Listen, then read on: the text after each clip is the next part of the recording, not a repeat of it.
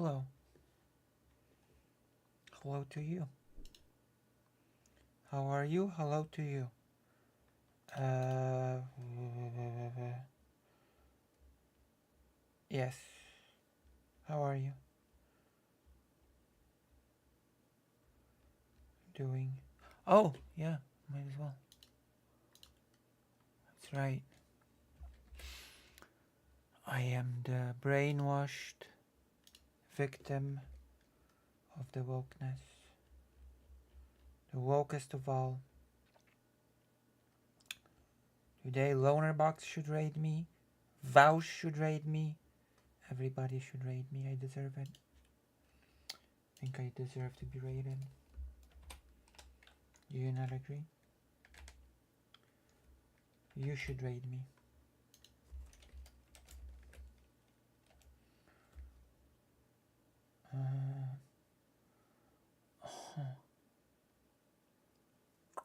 Anybody here? Anybody in the house?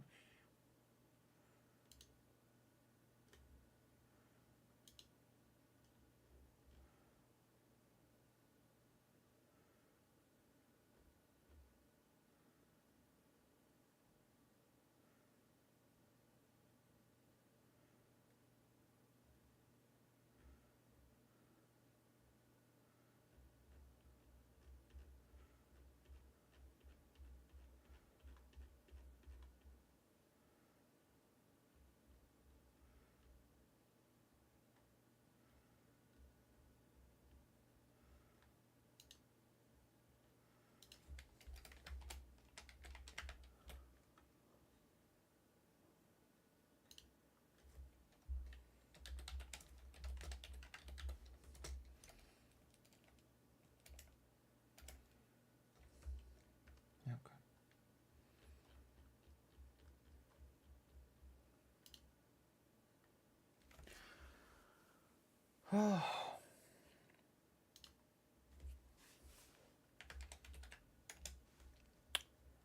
We're gonna undo our.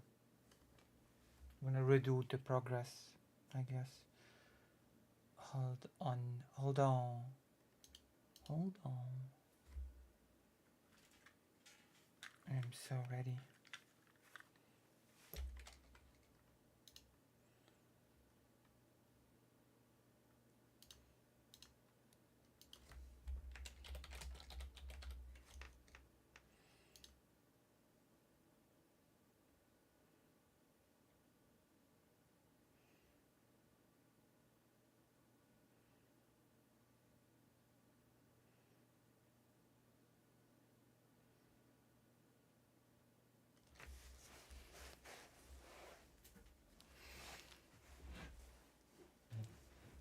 Nobody's. Oh, 5 people. Okay, never mind. Listen, make yourself known by telling me how everything is for you. Moose Watcher. Oh my gosh, it's been so long. Moose Watcher 123, and you're white. Tell me, explain yourself why you're white.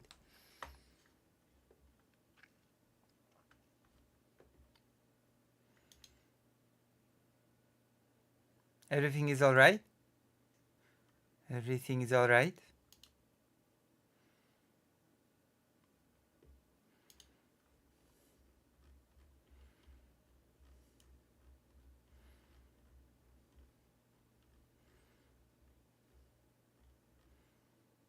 You sure? You sure everything's all right?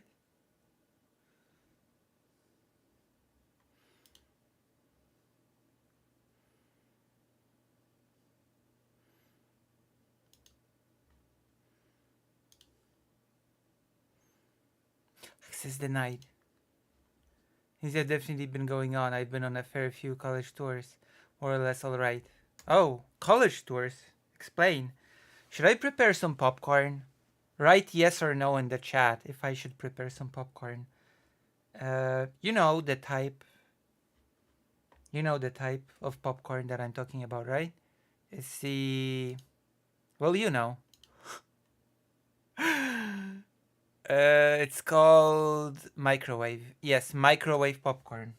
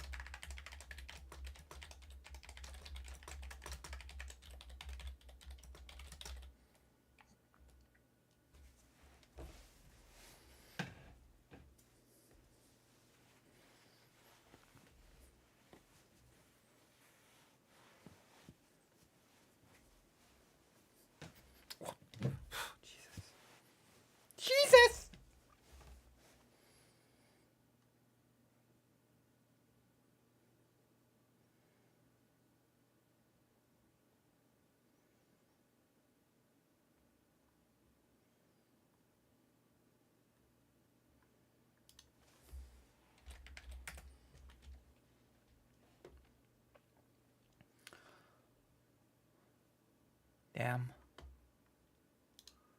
Oh, my access denied. Okay, let's read. If you're hungry, go for it. Oh yeah, I am hungry. I want to do some popcorn. In the meantime, you should subscribe. I've been looking into potential schools I want to apply to. I'm hoping to major in poly science or go for IR. Become join the join the join the international relations cult. Join. Wait, what other streamers do you watch, Moose Watcher 123? You should watch.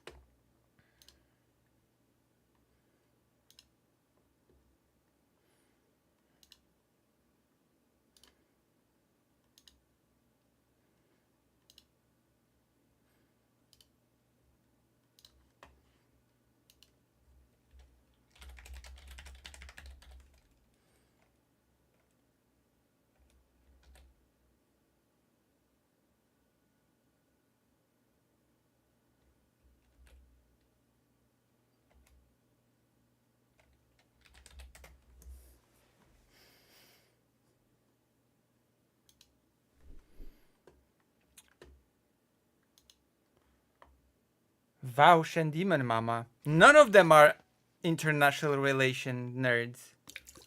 Don't you want to watch any IR nerds if you're gonna study IR? Shouldn't that be your calling? IR? IR baboon? I am Weasel, IR baboon.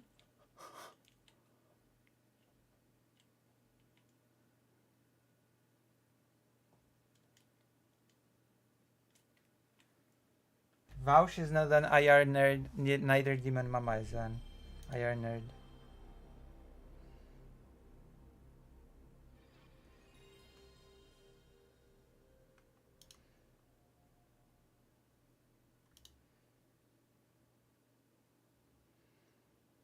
I'm a nerd, but are you an IR nerd?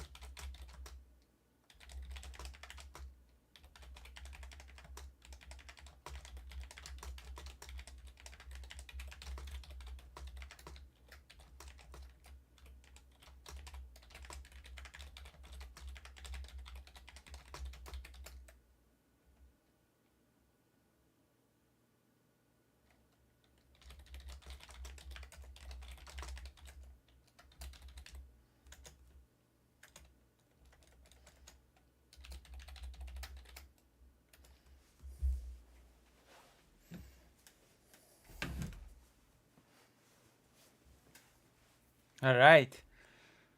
Maybe at some point I'll get around to it. I have been fairly preoccupied lately. Maybe. But now you're here to watch the stream. So I'll treat you to a nice stream. But first we're gonna play some Resident Evil, okay? I know the title has a bunch of politics, but you know what? I decided that we must, you know.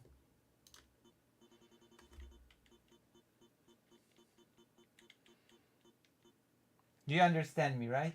We have to do some strides in Resident Evil first.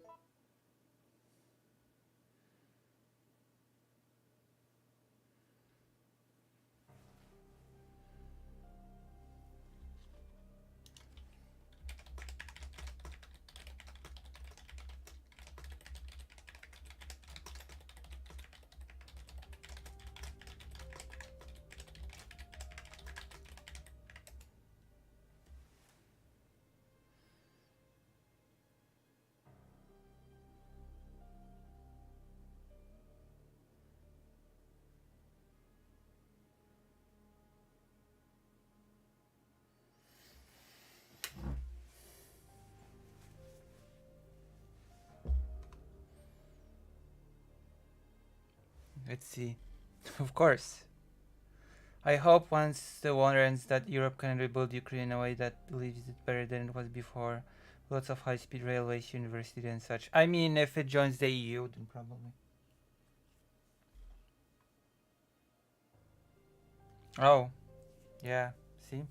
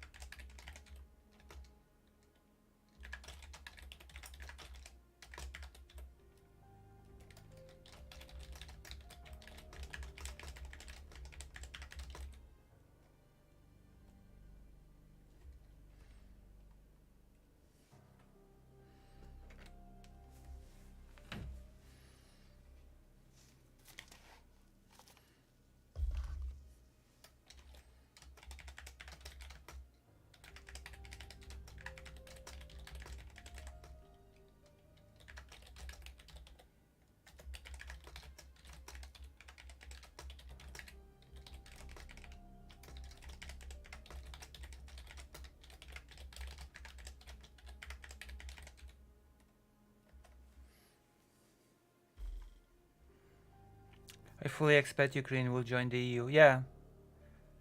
Poland and Ukraine were in a similar position economically in the 90s, early 90s, but then Poland joined the European Union and Ukraine didn't. So the gap became quite big. God. Polish zloty is a lot stronger than Ukrainian hryvnia at the moment. A lot stronger. Everything is so cheap in Ukraine compared to Poland.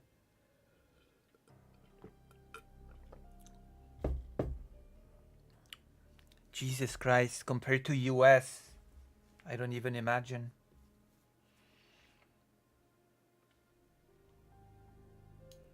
You know? I don't even imagine how cheap it is for a US citizen.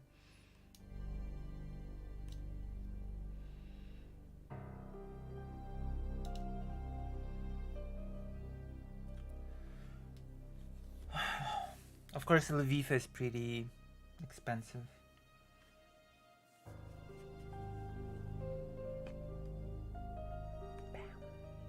Is this Resident Evil 3? It is.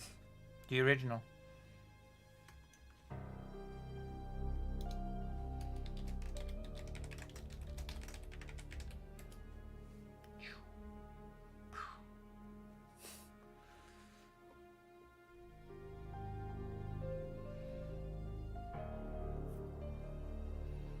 I can't believe Moose Watcher is white. It's bad to be white. I need to combat the white.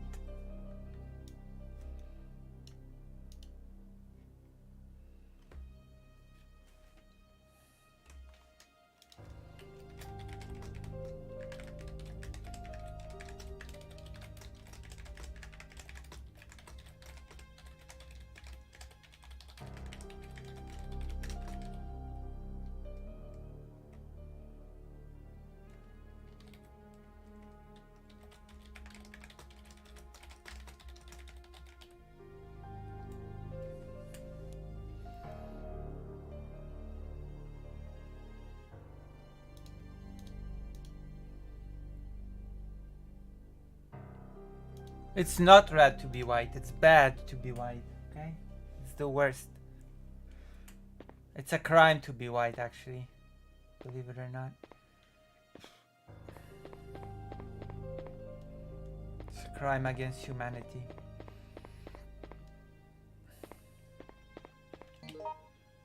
It's Carlos. This is Carlos. Carlos.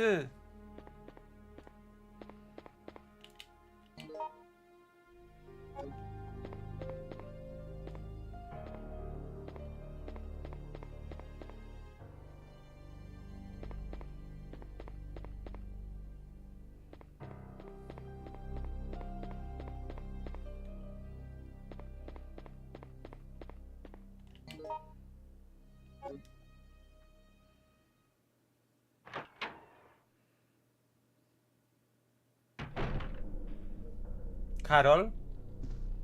Karol is a pretty common name in Poland. There is a tongue twister. Król Karol kupił królowej Karolinie korale koloru koralowego. Król Karol kupił królowej Karolinie korale koloru koralowego. Now try saying it fast. Jesus. Apparently the word król, which means king, comes from the name Karol because of the big historical figure.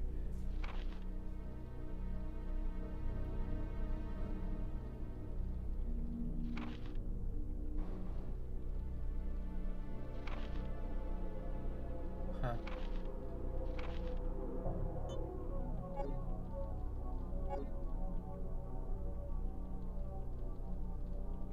It was? It would have been impressive if I did it fast, but I did it slow. You know? So the impression level sort of, you know.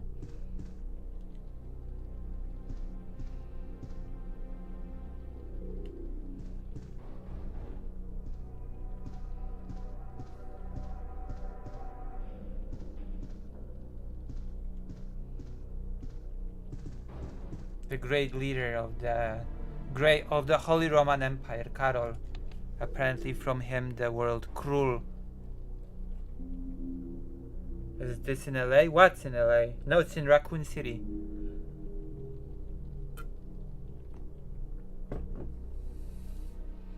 This is Raccoon City. There also appears to be a slight fracture in his right arm just below the elbow. However,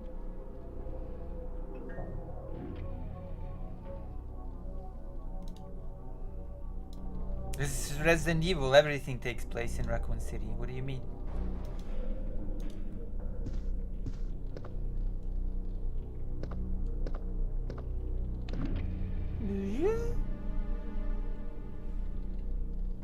Wow, 11 people watching.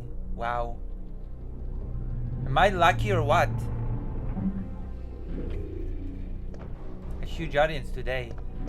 You're all Resident Evil fans. I think Charles. Never played Resident Evil? Damn. You've missing out. Been missing out. Been missing out on life.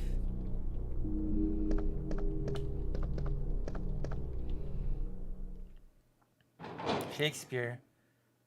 Have you... Don't shoot! No! Have you seen that tweet by Ben Gavir's Nikolai? associate who You're still said that alive? not all things that the Nazis did were bad? Saw what happened. What's going on? I'm one of the supervisors. That's all you need to know. Wait!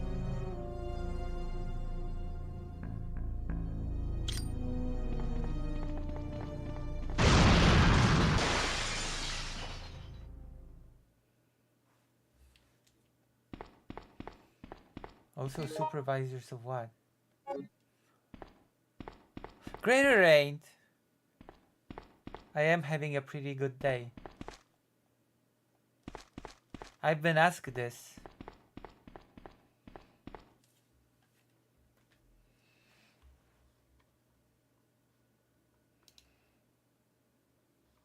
I've been asked this today if I'm having a nice day.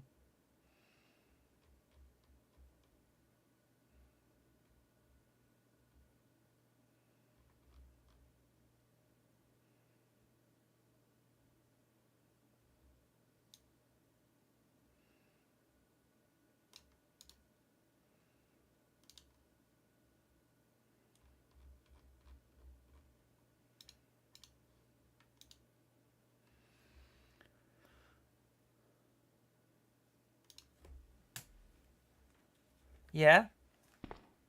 We're gonna have a long stream tonight because... Oh yeah, and the doctor wrote me. The doctor wrote me that he will be able to prescribe me my medication on Monday. You know? And then, minutes later, he sent me the code with the prescription and he said that he went to the clinic just for me to make me a prescription. Very nice doctor.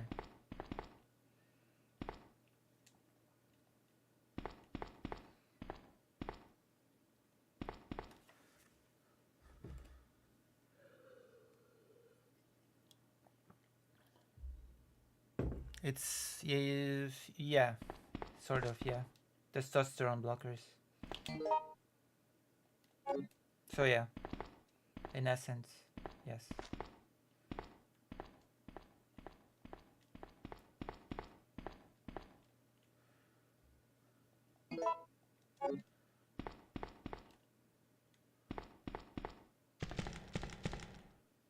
Anything here?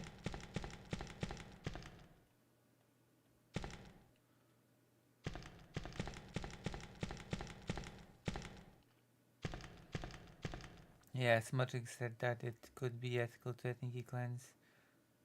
No, you're thinking of a different thing, Shakespeare.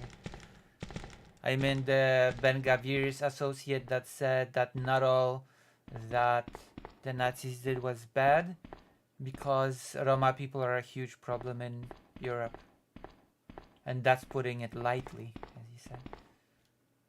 He basically said that the genocide of the Roma people was not necessarily bad, which is a very interesting thing for a Jewish person to say, I will say. Very interesting sentiment for a Jewish person to express.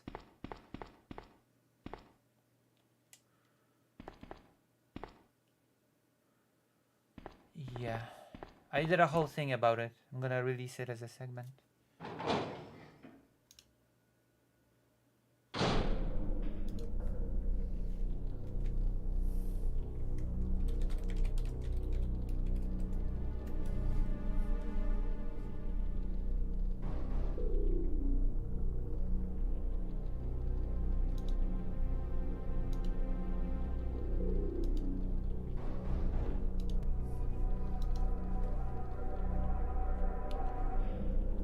Did a whole segment. We read the statement and then we went a bit through the history of the Roma genocide, you know, so that we know exactly what is it that the Nazis did that was not so bad. You know, it's always worth knowing what is being talked about, in my opinion. It's really helpful in general.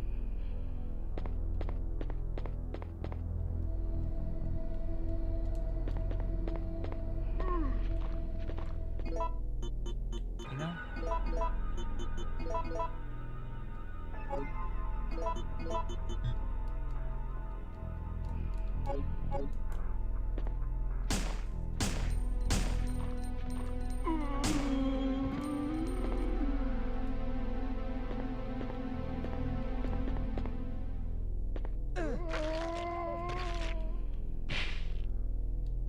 Could have sworn there were leeches here last time, and like I could have sworn.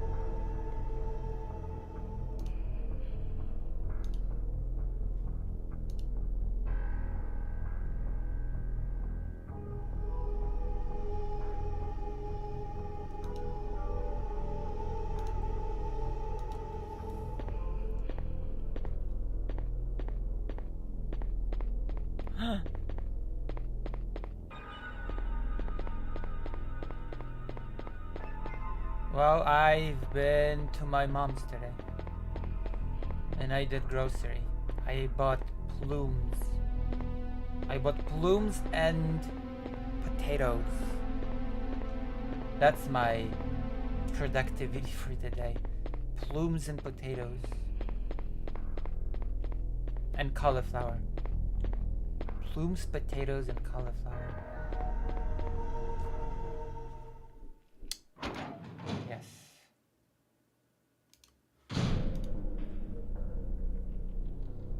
I do mean plumes. You know, the fruit.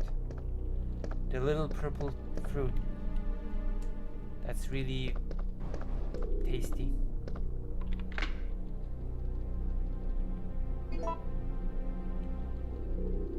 Wait, it's plums, isn't it? I say plumes, but it's actually plums. Whatever. It's whatever. Listen. Potato, potato. Data, data, okay? You say plum, I say plume. Plume because I am full of gloom.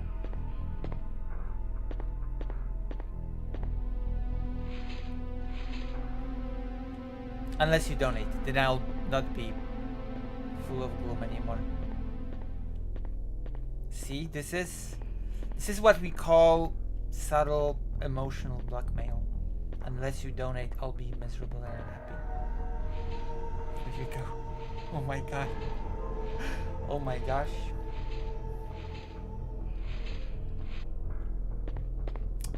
Oh my goodness.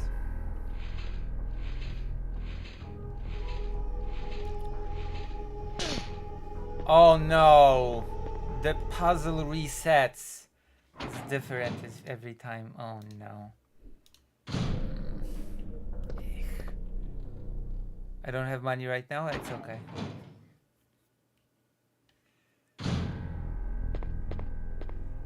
I mean, it's not okay not to have money. I do feel sorry. I have empathy for your position. But it's okay not to donate to me.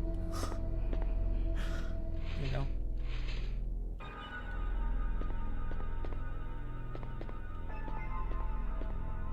I'm broke AF.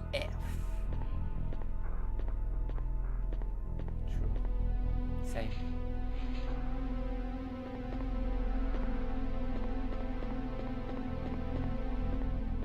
So I have to do better streaming.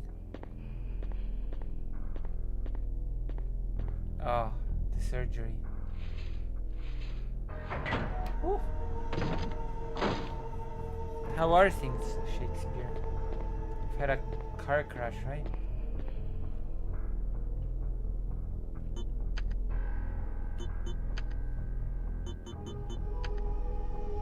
Uh-oh. I was afraid that would happen. Okay, never mind. We have to go to the doctor and...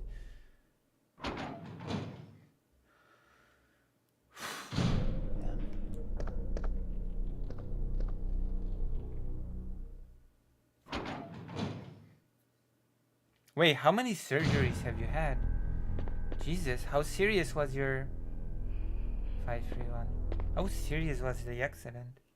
Jesus. More surgery? Jesus.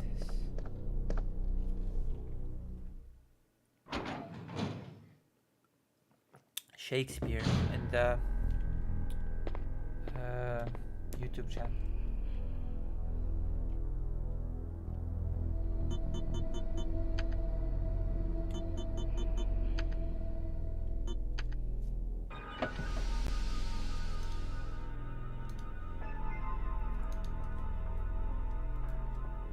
Vaccine based, which is very based vaccine based.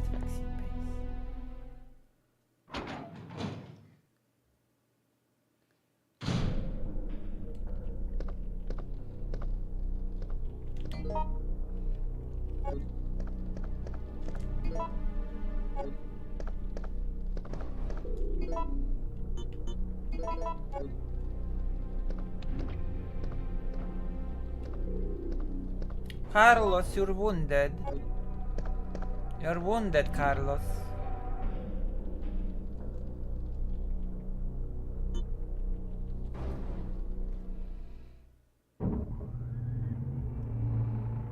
Damn. Imagine having dinner. Couldn't be me.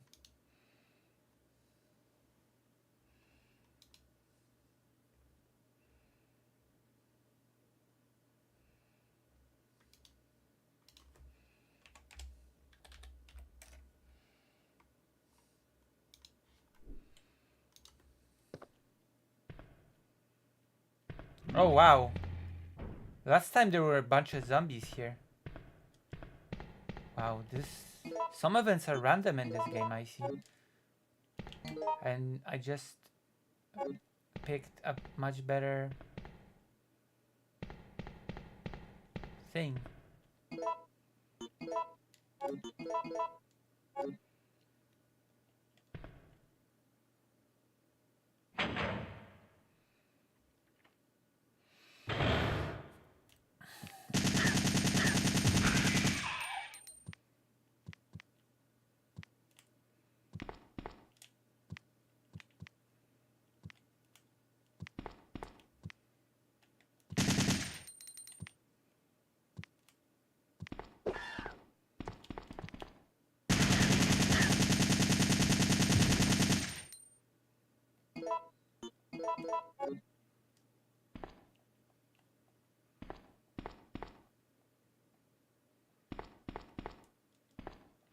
Caution is for weak things. Isn't that right, Gigglers? Whoop. There you go.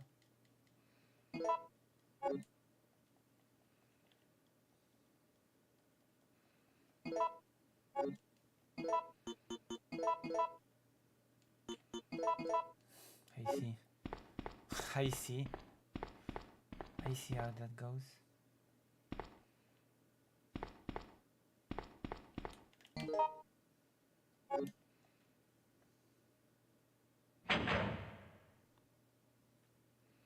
"11 people watching the stream."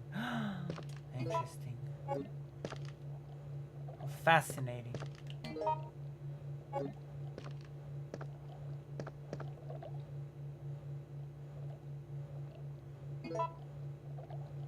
Based.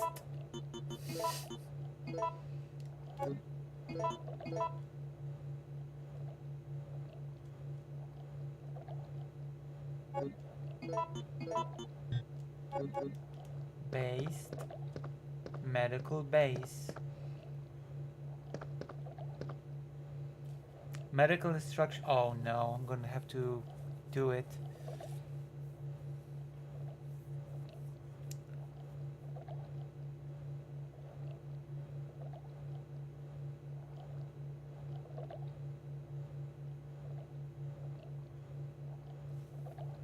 Whoosh, damn. Whoosh.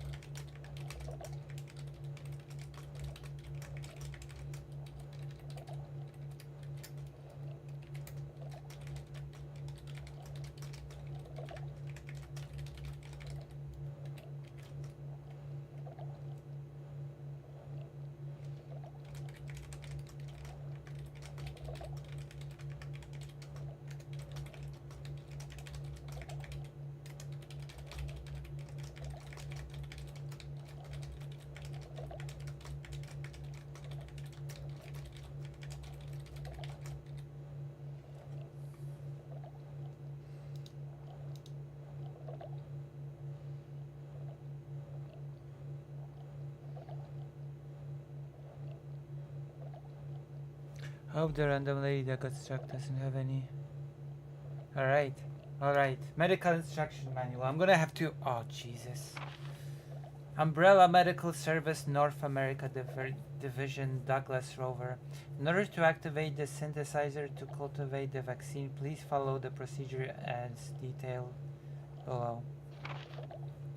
Supply enough energy to the system. Set the medium base to the device.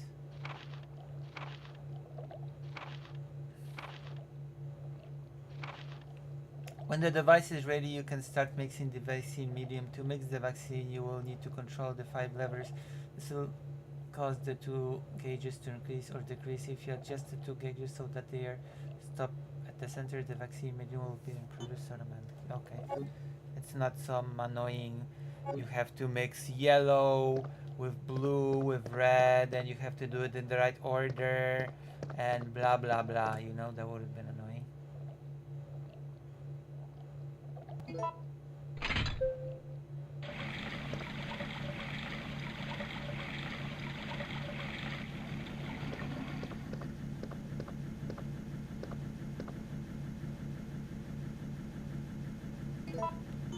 Based.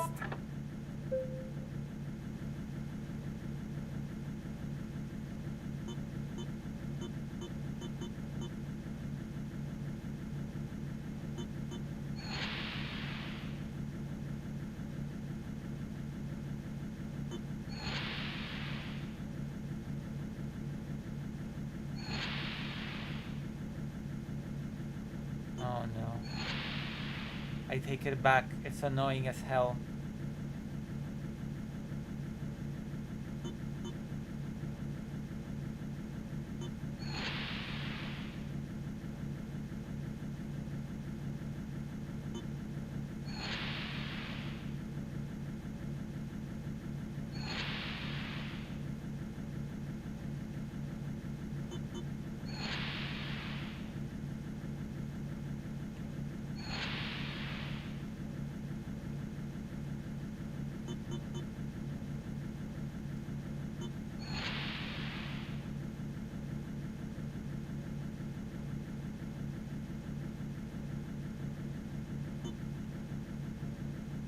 Aren't they in the middle?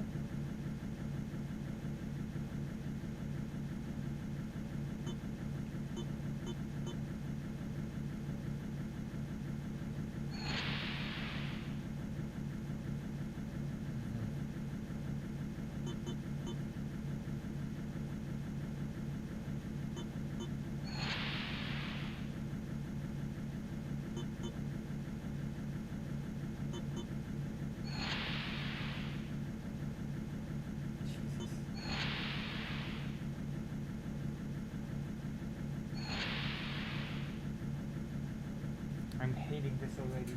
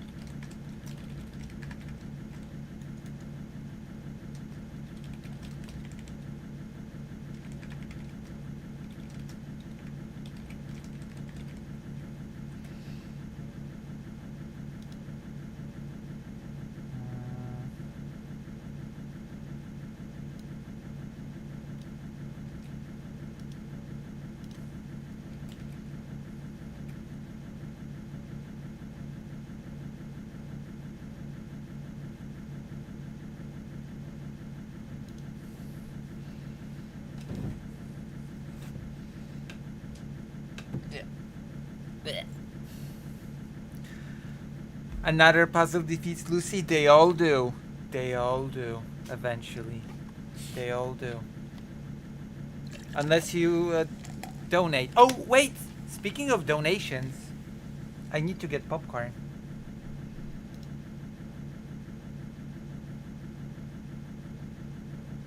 Speaking of donations, I'll be right back, okay? With popcorn. We cannot play Resident Evil without popcorn.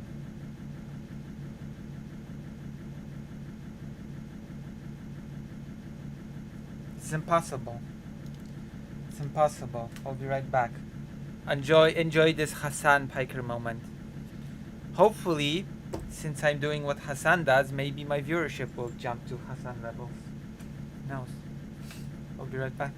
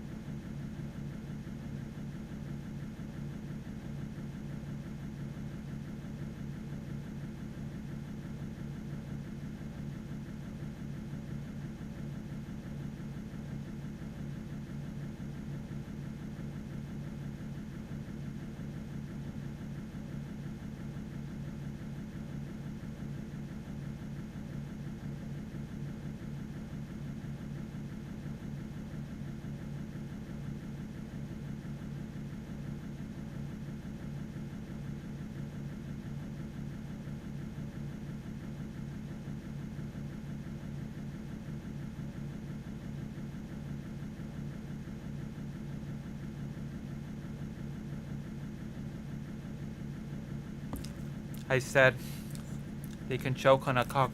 Okay, first I said I think I did not burn the popcorn. I said, oh my gosh. And then I said they can choke on a cock. I'm steering clear of that topic. And then I winked.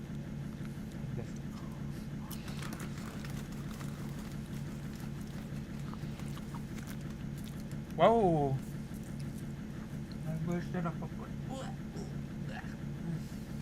My gosh.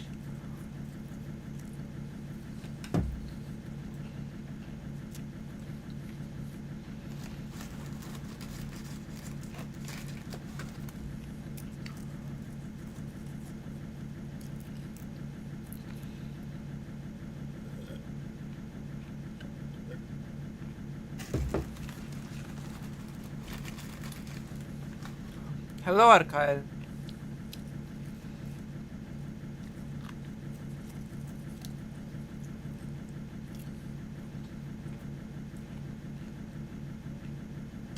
Arkael, are you here to give me the solution to this awful puzzle? Please say yes.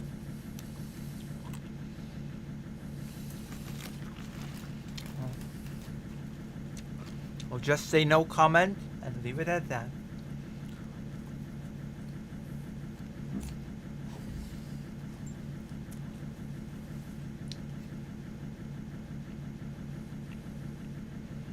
I remember brute forcing. Listen, I don't think if you don't want me to spend 5 hours on this part, then you better not expect me to brute force this puzzle. Okay? You better not expect me.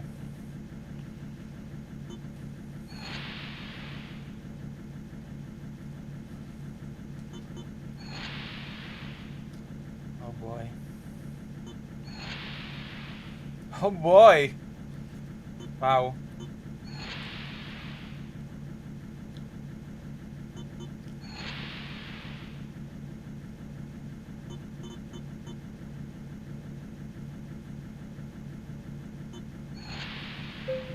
Oh wow, what the what?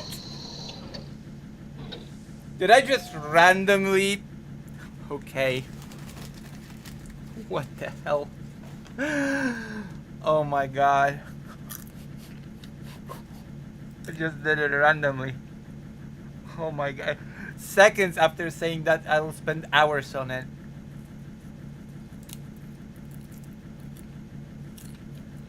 Oh my god.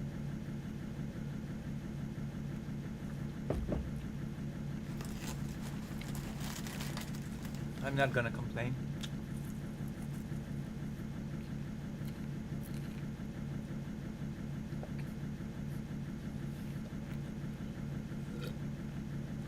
You are good luck indeed.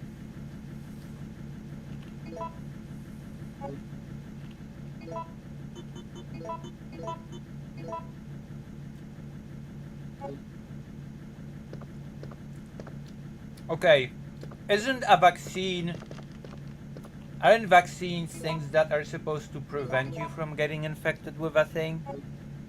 Once you're infected, isn't a vaccine worthless at that point?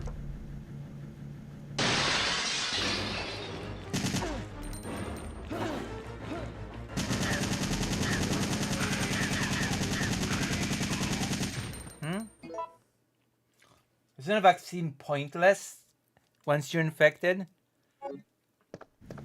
I guess Resident Evil flies in the face of logic.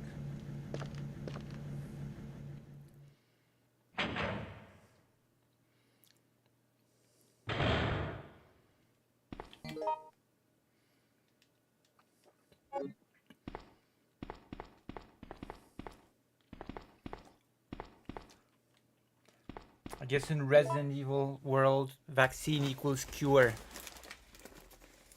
Because it should be called a cure, not a vaccine.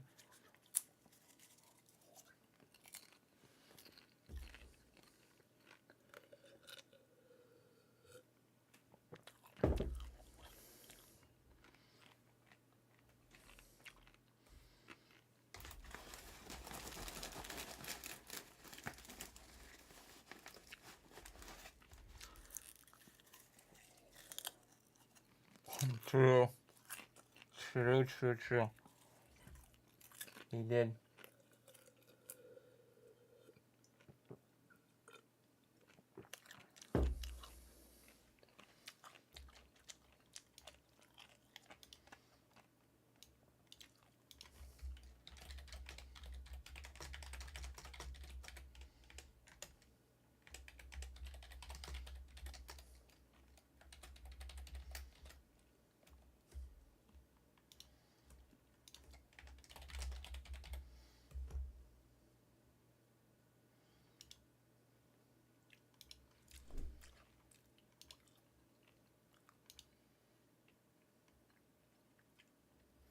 What is this?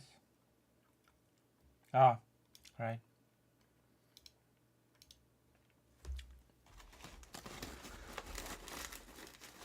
It's also viral, right? That's right. I'm a viral content creator. Wait, no? What are we talking about?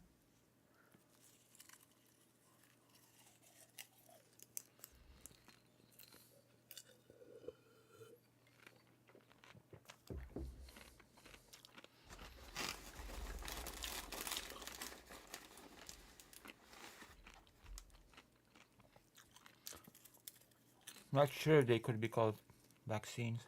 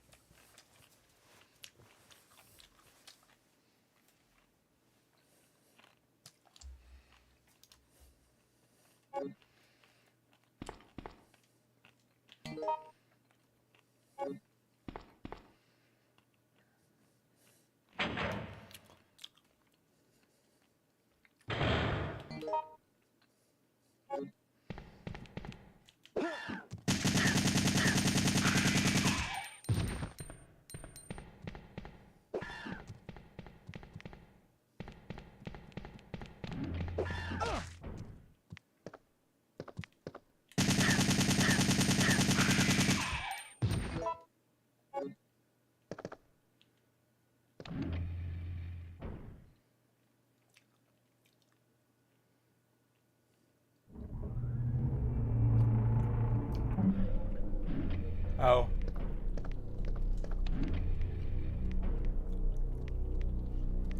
Jesus. Your mom punished you for being an artist. You said you make poems, unfortunately not.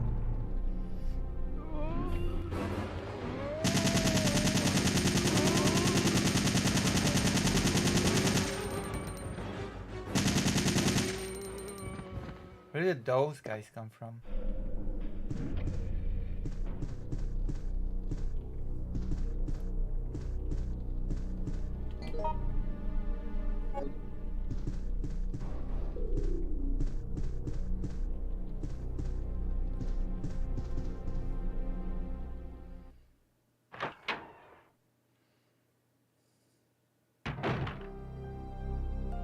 Resident Evil! Where's the box? I'm gonna do a oh, that's not over. I didn't put it away. Carlos.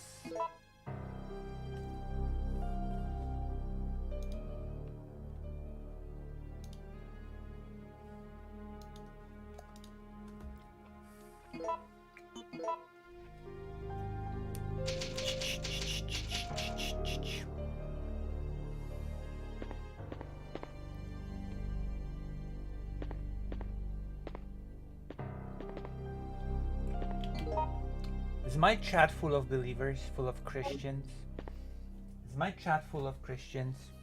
Born again Christians?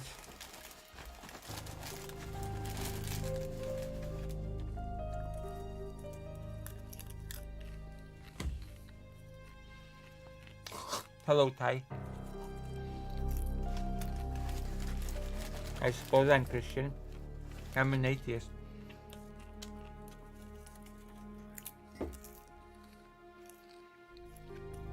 We're gonna fight God.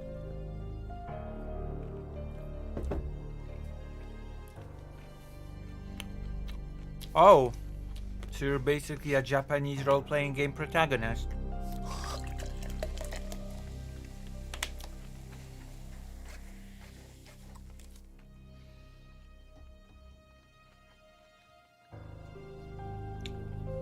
Satanist.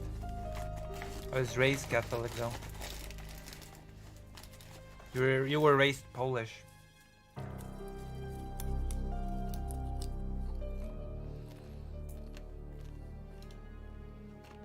Hardcore Polish.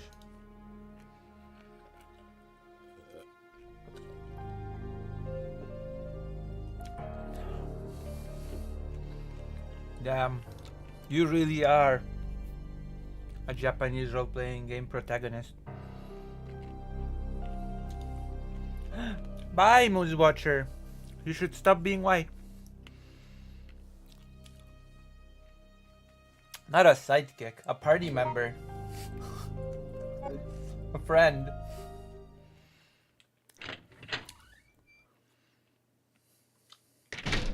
Uh-oh.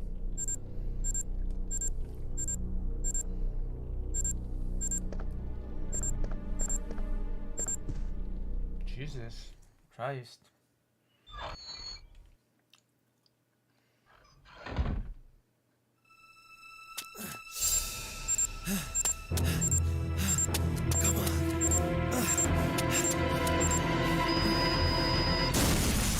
Do I need to remind you that this guy took a direct hit from a bazooka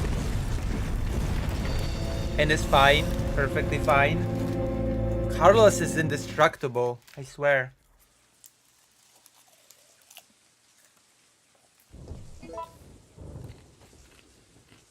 Why was he even running away from this explosion? He took a hit from a bazooka.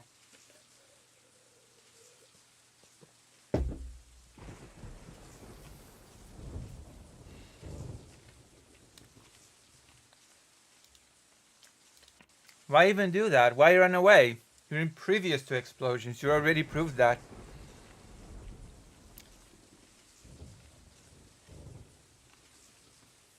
Wow. What a defeatist attitude. What a defeatist attitude you're showing to me.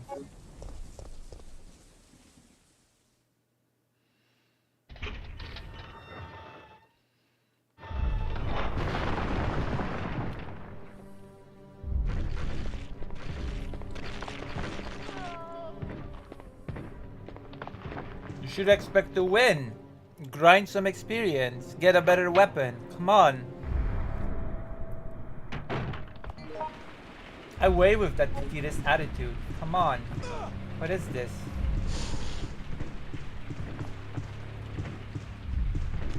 Oh my god. Stranger danger.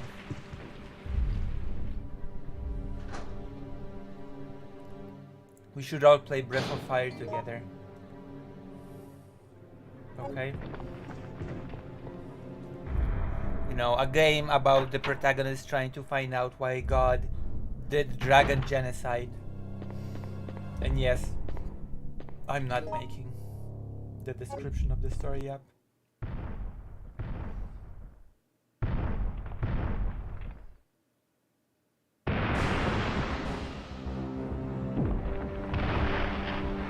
How are you? I'm not from stars. I'm not even from stars.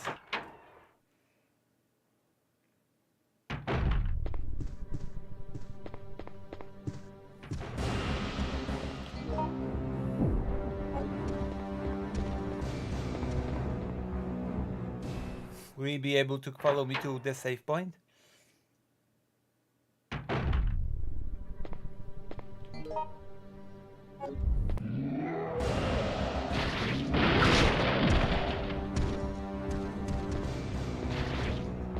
Will you follow me here?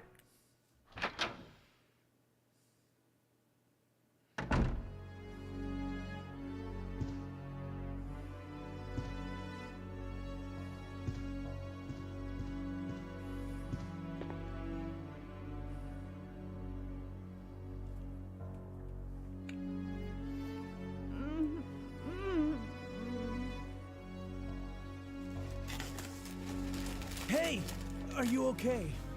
Yes. Barely. What's going on? No way! That monster just doesn't give up. What? I thought we killed that thing. No, it's been waiting for you. Amazing dialogue. He's playing with us. Carlos, do you think that it's unstoppable? No, I don't think so. I'm sorry, Jill, but I've got to go take care of a few things. Oh, and What? bad news. Nikolai is still alive. Nikolai? Are you sure? Yes. I don't know how, but I do know that he is our enemy. Remember, don't trust him. Very weird dialogue, I must say. Oh, this monster. It's unbeatable, isn't it? No, it's not. Oh, by the way, I gotta skip out. I'm skipping out. Bye. You're on your own against this possibly unbeatable monster. What? Carlos, come on. What the fuck?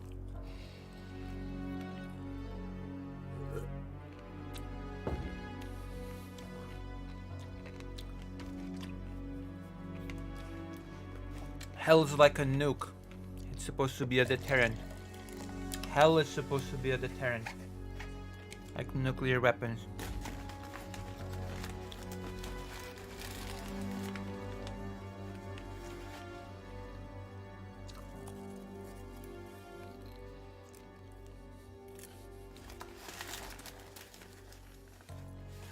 Want some popcorn too?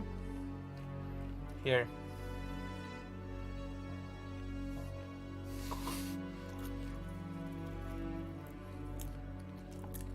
Just fed you some.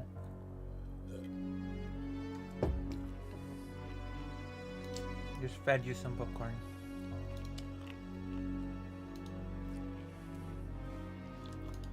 Also, you should join the page and throw a bone my way. A bone is a donation. Hold on. You should go to Vosh and tell him to raid me. Unless he's already not streaming. In which case I will be very sad. Let me see who is streaming. Who can raid me? Who can I... Nobody's streaming anymore. Well, Luke Xander could raid me. What?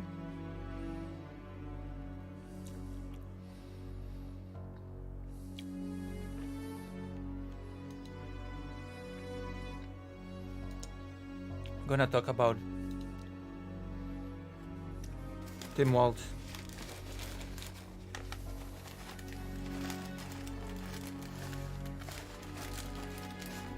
True.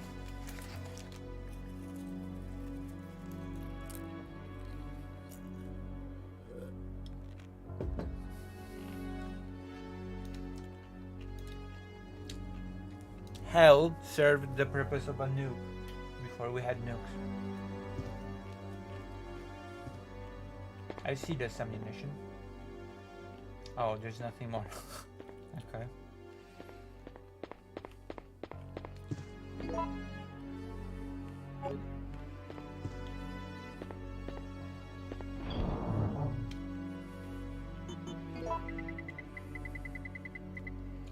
There should be a sort button.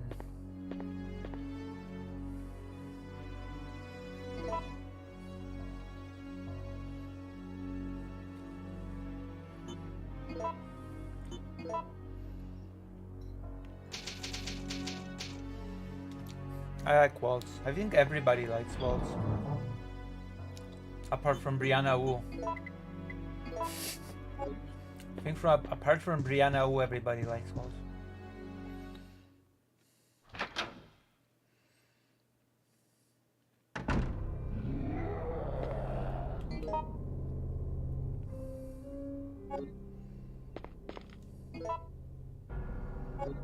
Oh yeah.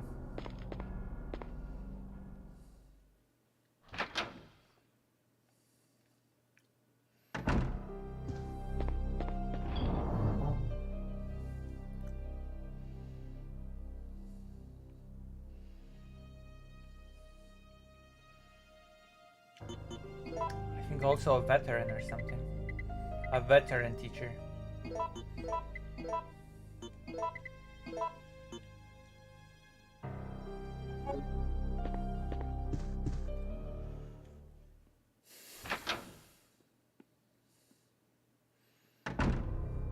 Apparently he's good on many issues.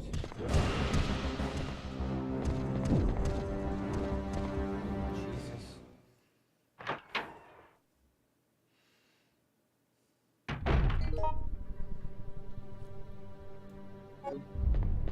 Do you agree that he's good on many issues?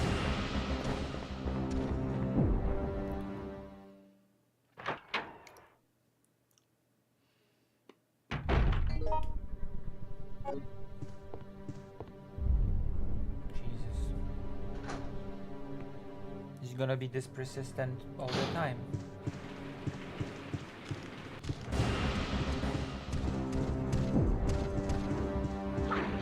Oh wow, that was nice. I canceled his head animation with my own going through the door thing.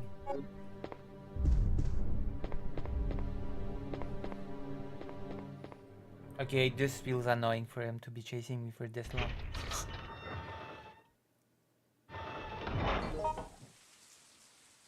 Now that's just annoying.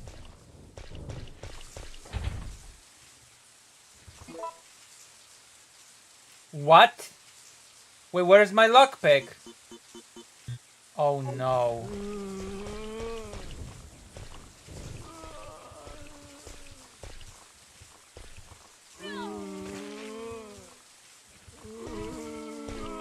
I'm just angry.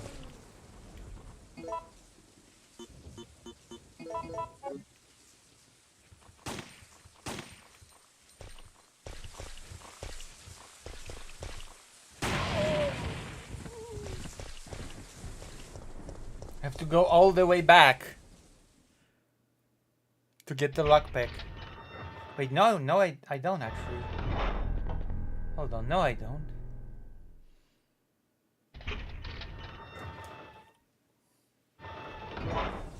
There's the save point here.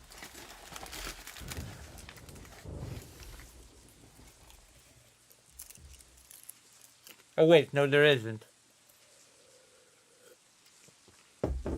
Never mind, I do have to go all the way back. Jesus.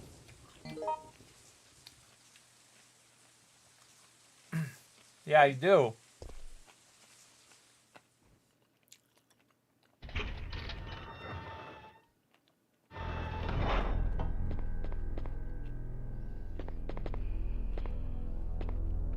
Ace Pro LGBT. And I believe he was very anti-homophobia when he was a teacher, football teacher or whatever, sports teacher. I was super anti-homophobia then as well.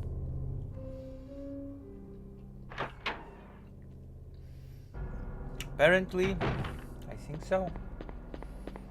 Apparently Tim Walz is like the best possible scenario pick for a vice president.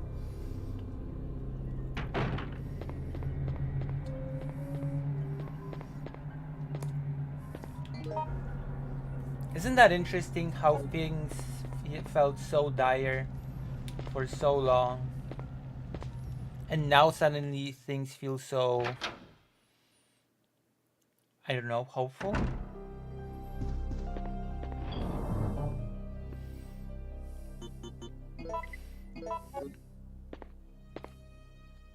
Isn't that interesting?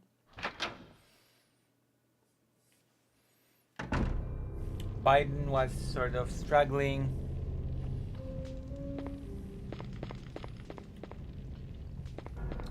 People were wondering what's gonna happen.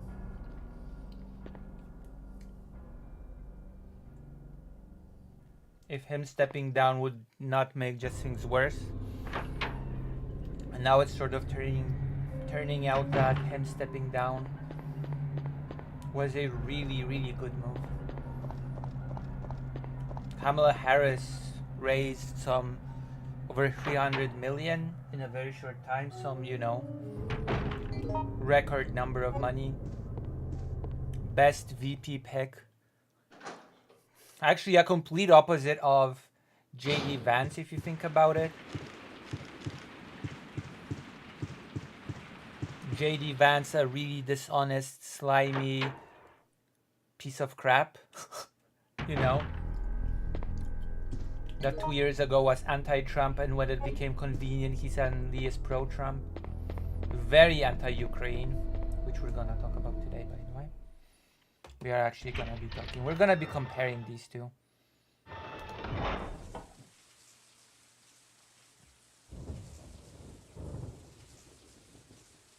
Oh.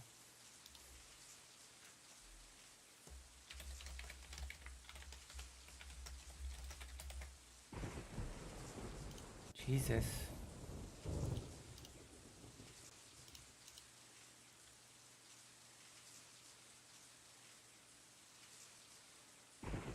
Wait. What?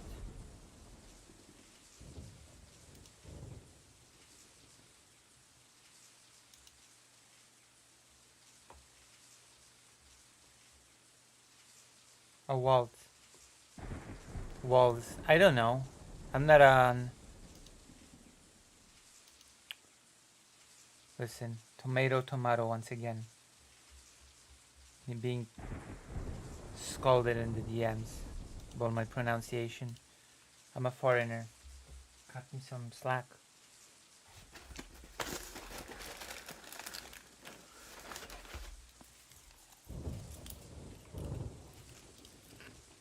Oh, well. Oh. Jesus, just change it. I think you can. There we go. I've changed it.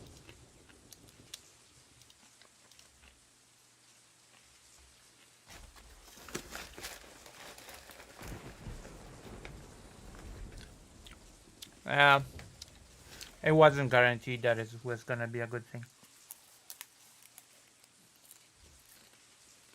Voters are very... Voters can be very finicky, so it wasn't a guarantee. They would just end up a net positive.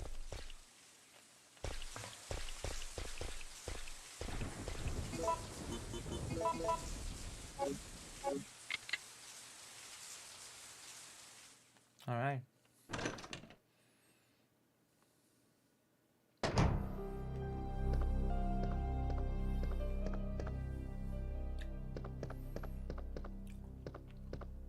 Safe point.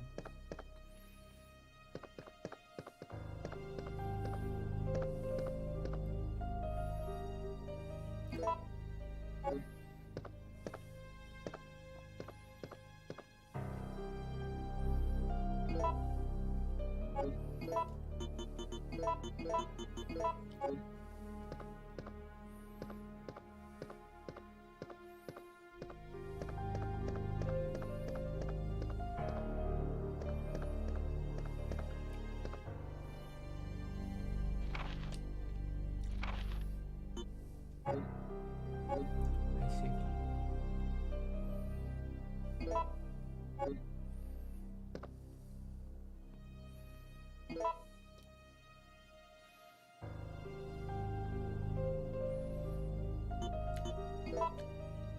Yeah, but it wasn't all. It wasn't the stepping down thing. Wasn't just about Biden. It was about whether or not people would not decide that the Democratic Party is just bad. No. You know,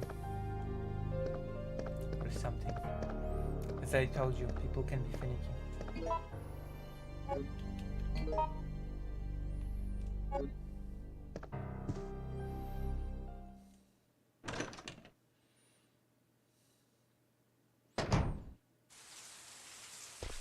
I mean, compared to Kamala Harris, he sort of does. Compared to Kamala Harris, Trump does sort of come across as pretty deteriorated.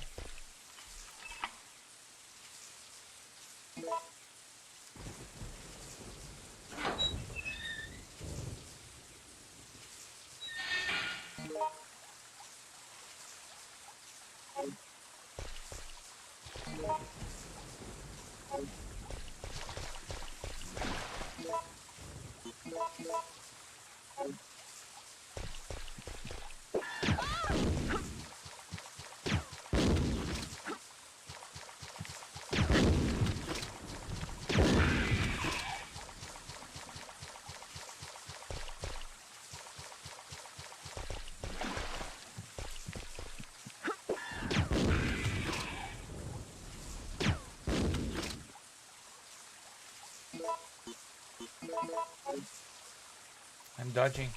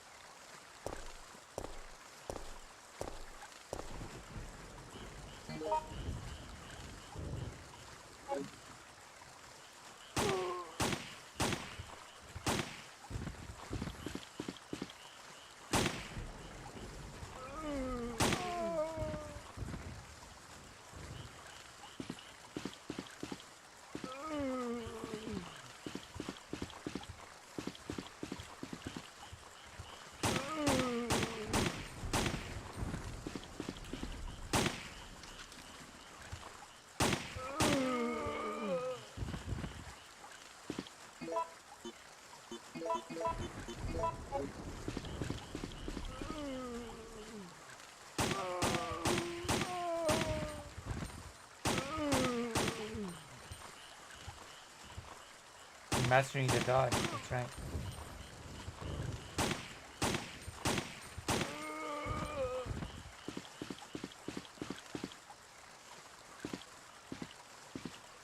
Damn.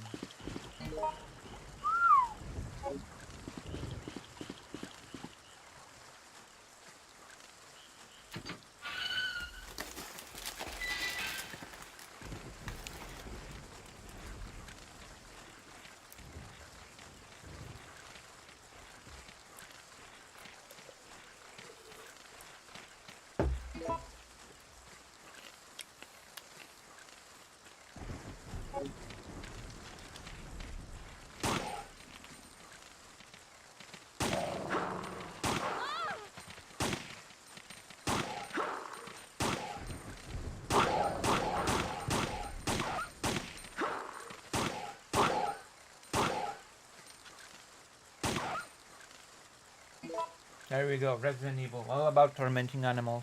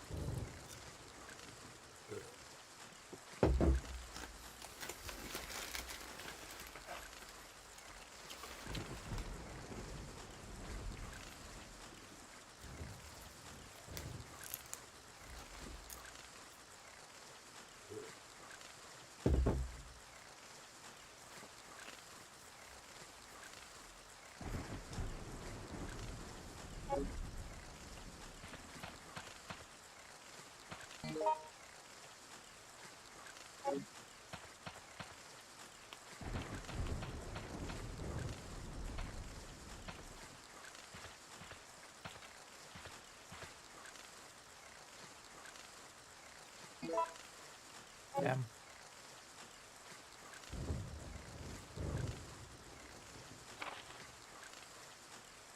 Mission requirements, Bravo 16. Obtain and secure a sample of all the information pertaining to this case. Observe and record combat data on the UBCS. Destroy all the evidence, including the medical facility that has the medical treatment data. Check the Guinea pig's ability to accomplish the mission. Once your mission is complete, evacuate the area. Remember that you must not help anyone who is not a supervisor, nor bring anything back that might be traced to where it belongs. Well, that explains everything. Sort of.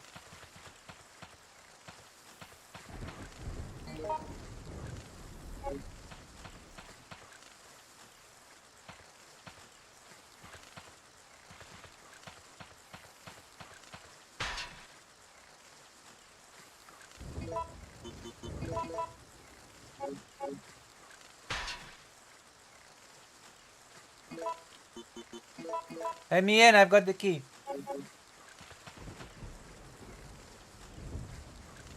Oh, finally. Some good news.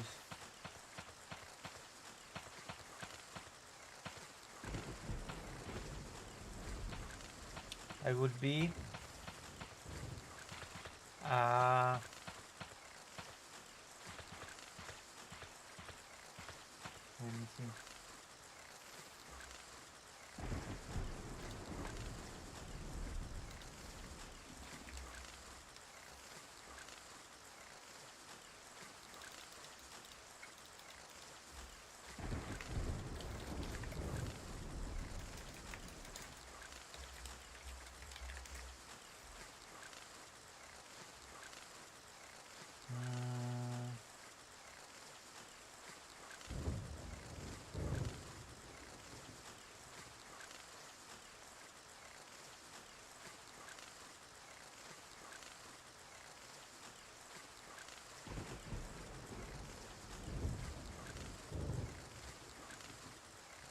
Oh wait.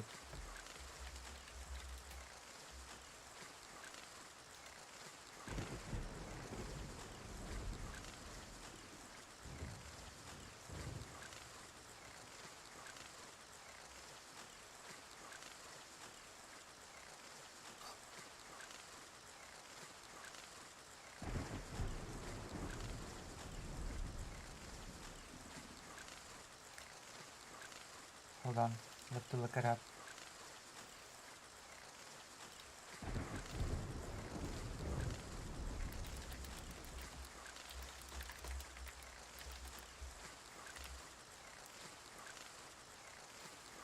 Never mind. I don't know. I'll be I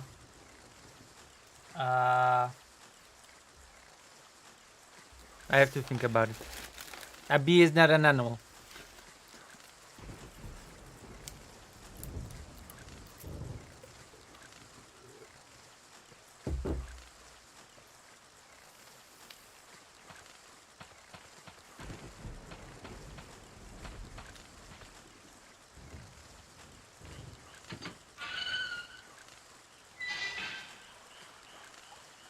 It's an insect. Insects are not animals, I think.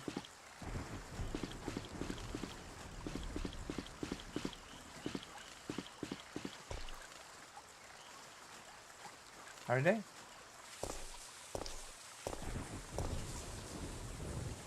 Like, are mosquitoes animals?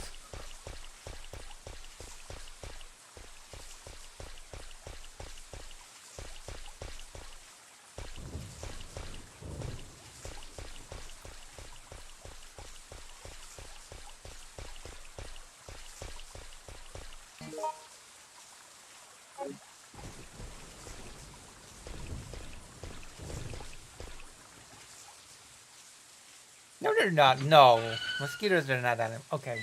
I feel gaslit. I'm being gaslit. I have to look something up again. Jesus.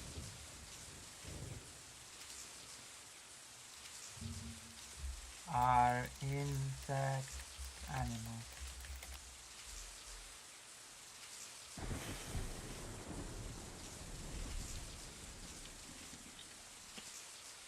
But did you know that insects such as butterflies, stick bugs, cockroaches, and bees are also animals? I guess they are. Okay, insects are animals too. I was wrong. Again, I keep being wrong in life. Hello, Moose Watcher.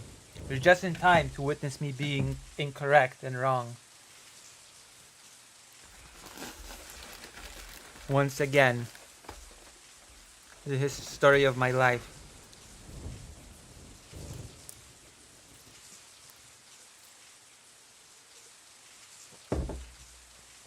It's okay. We all make mistakes.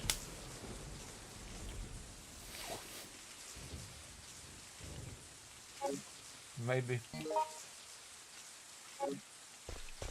I hope so. Oh no! Oh my god. More horrible puzzles. I've been rewarded for being wrong with more horrible puzzles. Oh my god.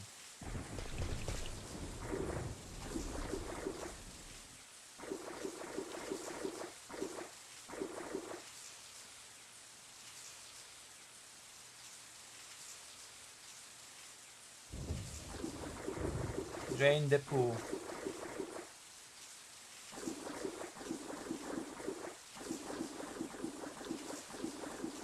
Wow, Moose Watcher, wow.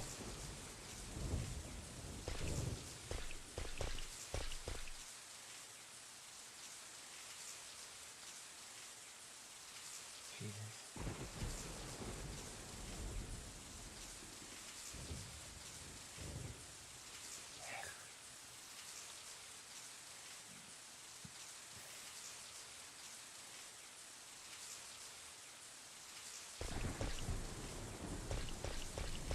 Let's drain the pool.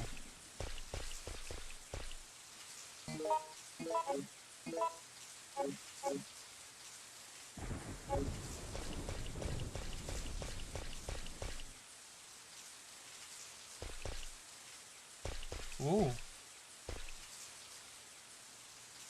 What's this?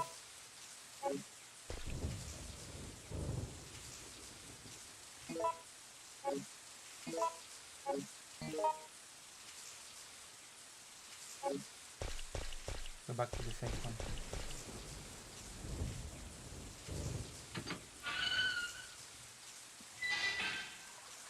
Apparently even fungi, etc. are animals as well. Toaster Cleaner. Toaster Cleaner, why not join the page and support your favorite streamer?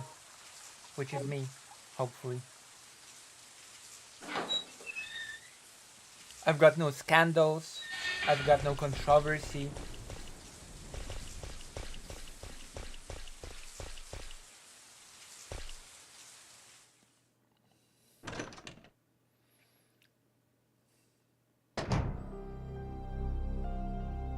You did? Why are you not there now?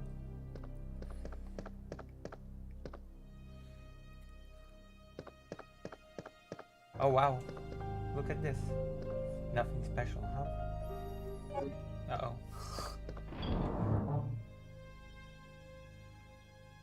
Oh my gosh.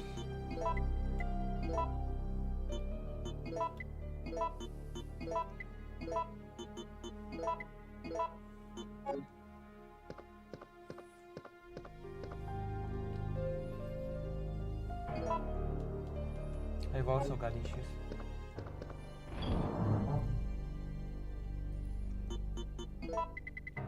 Yes, especially on the internet. Failures forever.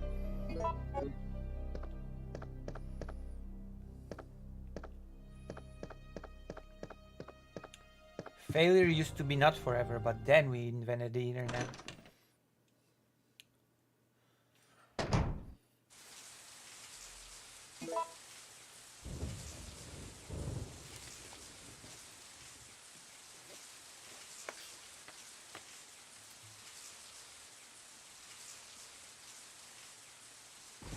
What? What do you mean?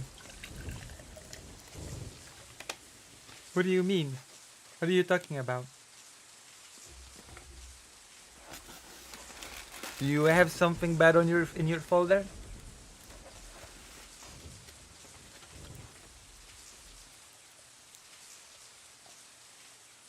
No.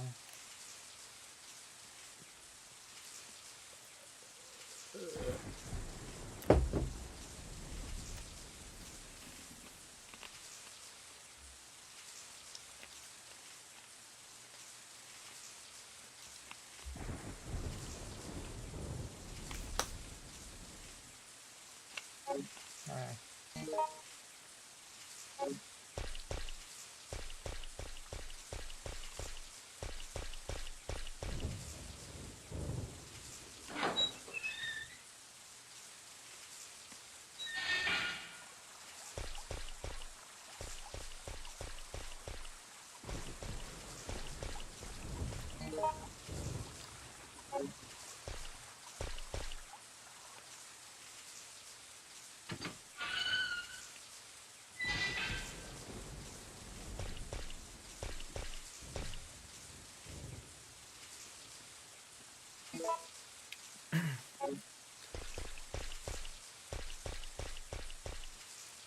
Only 9 viewers.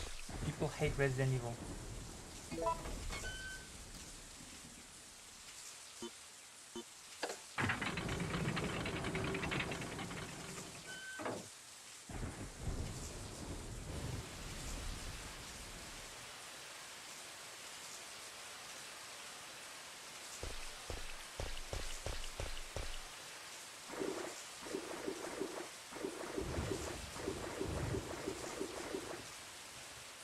I wanna drain the pool. Not to fill it with more water.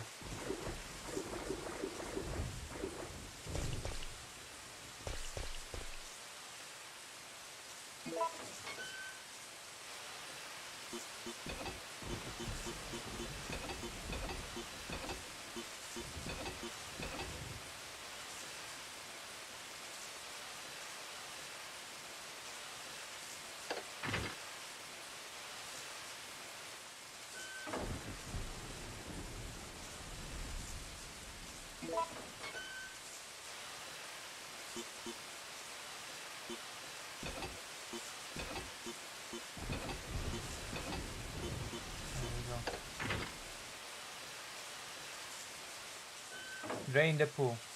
What? But it said that to drain the pool,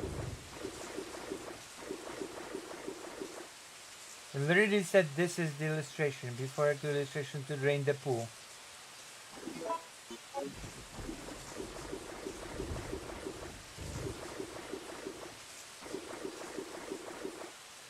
Lying piece of crap.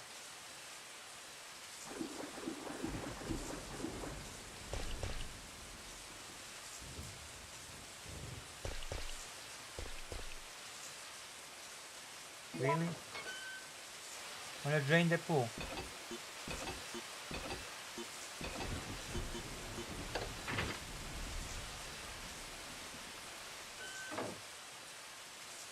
Wow.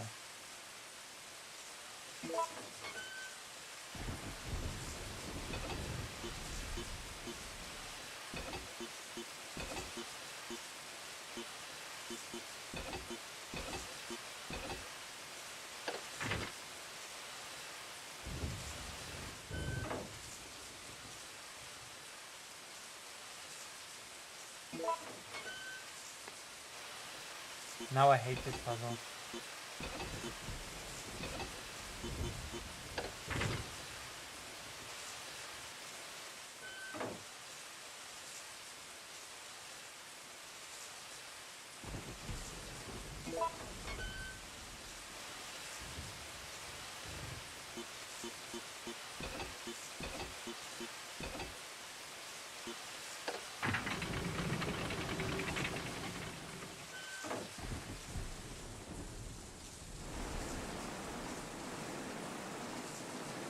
Oh.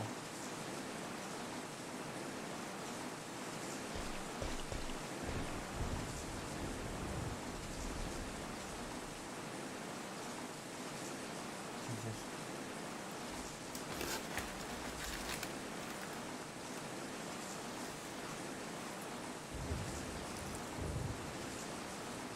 What number?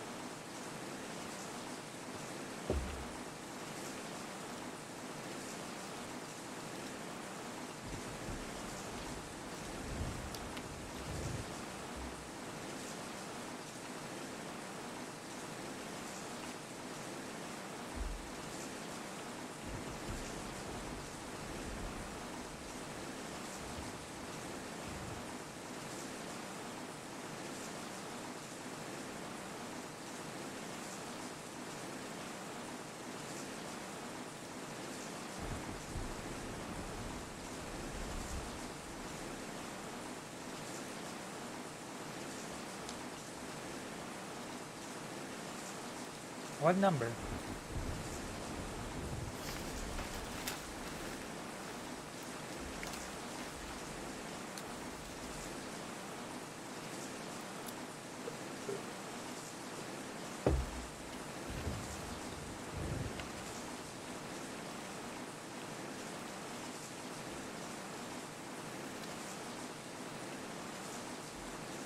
Second?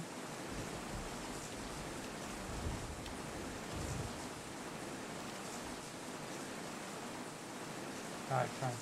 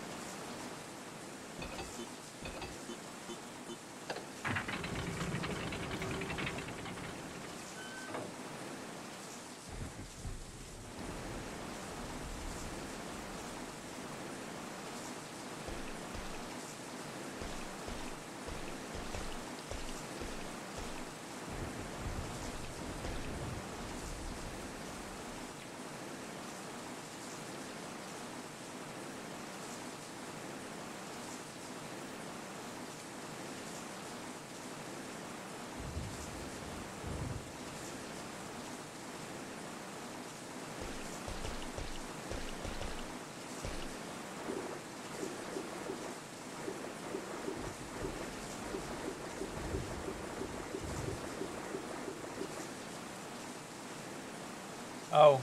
Oh, okay. Never mind. I think I get it.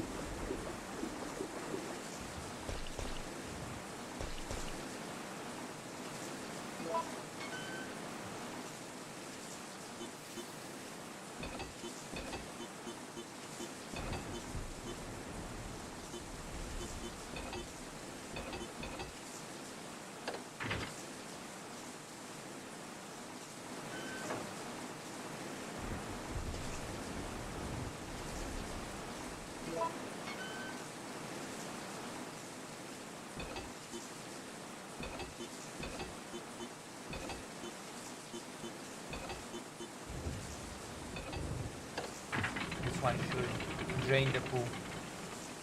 Drain the pool. There we go. We're draining the pool. We did it.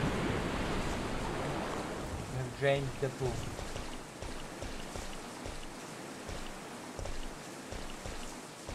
Successfully as well.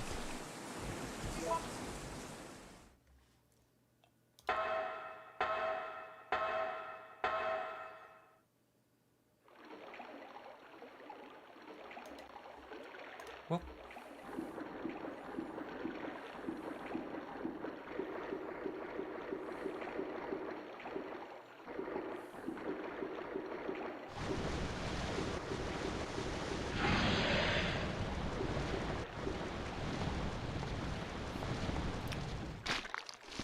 True.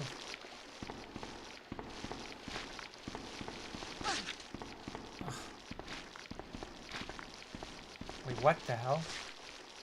Why can't I use the ladder? No, that's annoying.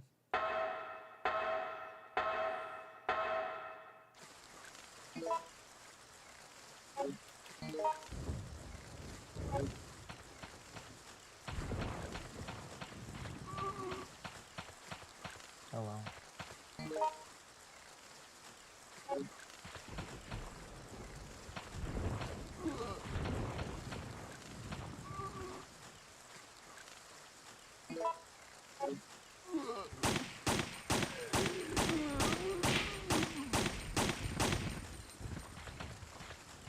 From the depths of the underground.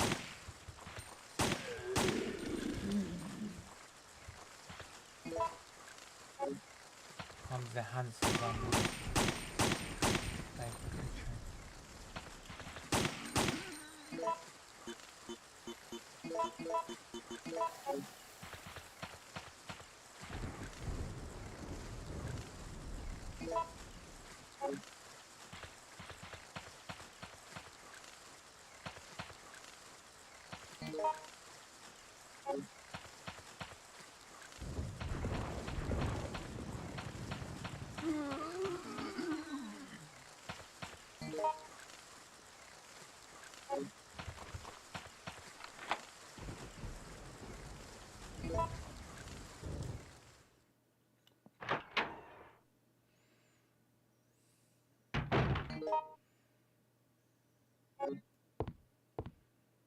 Oh wow, so many cool things.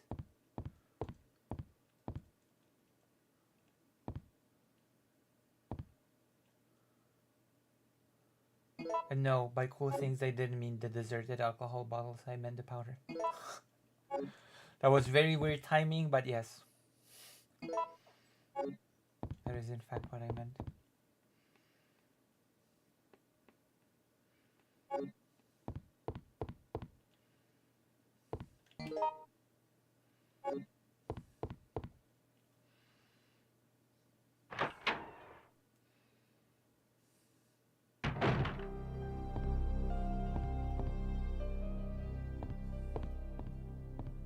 Spread. Now we're building resources for the last boss. Which, oh my god, I've got so many herbs. Wow. Okay, I don't think I'm gonna be running out of resources for the last boss, actually. I think we're good. We're shockingly good, actually.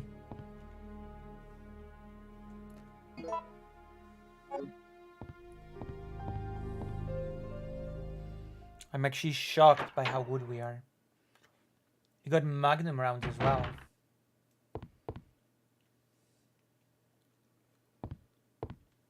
That Nemesis fight has not slowed us down at all. We're still very good on resources.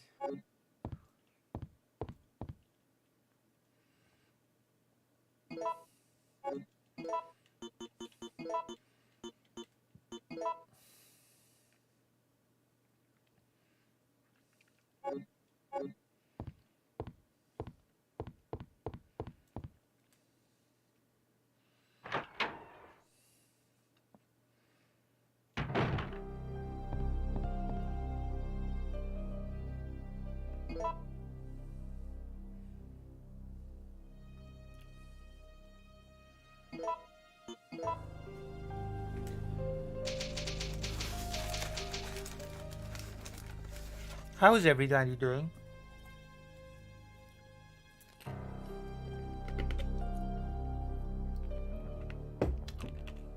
Hmm?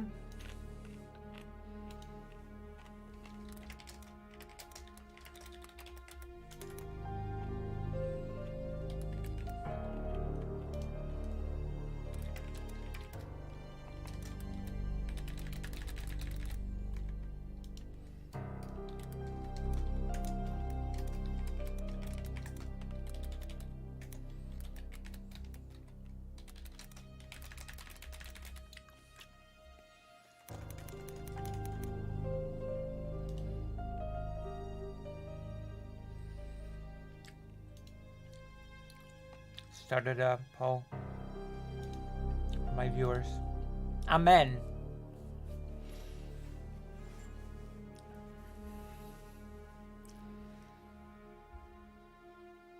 How are you, Lucy? Legitimately? Are you asking me how am I legitimately? Are you implying that I usually lie about how I am? Is that the implication, that I usually don't respond legitly?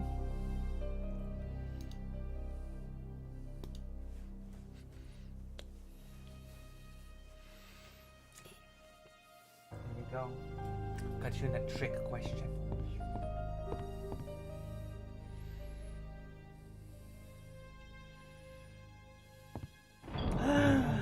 Dr. Johns! Still white. I'm noticing that you're still white, Dr. Johns.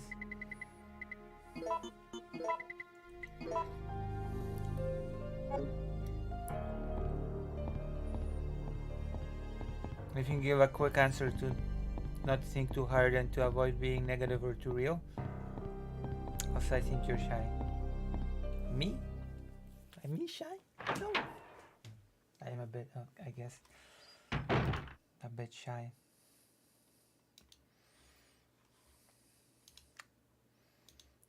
Oh, today is definitely better than yesterday, is my answer. My answer is today is better than yesterday. Is that a satisfactory answer? Oh, a fireplace. We must... Exactly. We should use a lighter.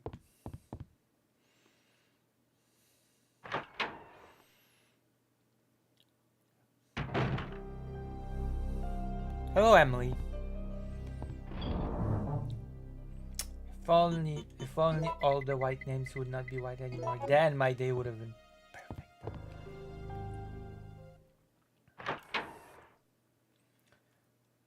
I could turn on that other game. You know, the other horror game.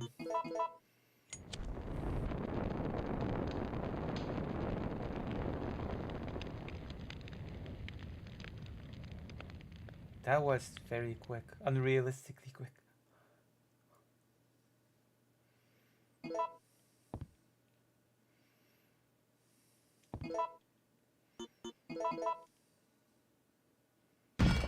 Oh, really?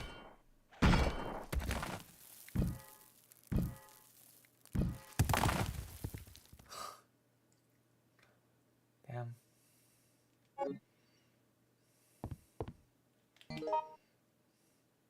Right away I did what I was supposed to do.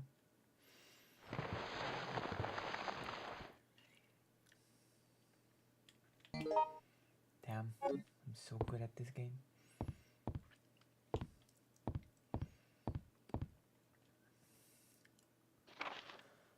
The endurance ability of the contaminated guinea pigs is truly incredible. Even when shot in a vital area, they can sometimes survive for several days without taking care of the wound.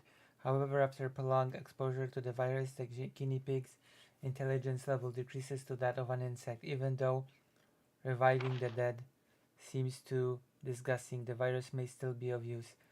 If we inject the virus into our prisoners of war and release them, they would return to their units and then turns into zombies. This plan may work well for us in the future. In certain areas, the virus seems to have caused the mutation of animals and plants. It may be difficult, but it will make a good sample for the bioweapon development. I've heard that there is a giant alligator, but I have only encountered a giant creature moving underground. I don't even want to imagine what creature spawned that monster. I encountered Nemesis. If I didn't know about it, I'd have been contaminated and would have become one of them by now. If it is still walking around in the city, its mission is not yet over. STARS members must be very tough since they have survived until this point. However, they cannot hold out forever.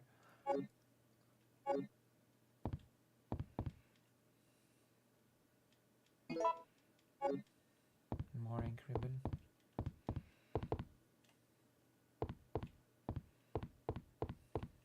Oh, more ammo.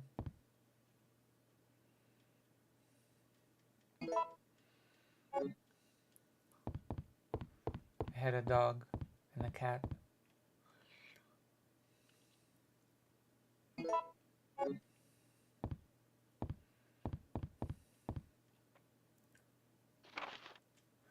Attention, the Raccoon City project has been abandoned. Our political maneuvering in the Senate to delay their plans are now futile.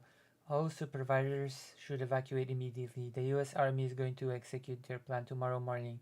The city will be obliterated at daybreak for sure. Wow.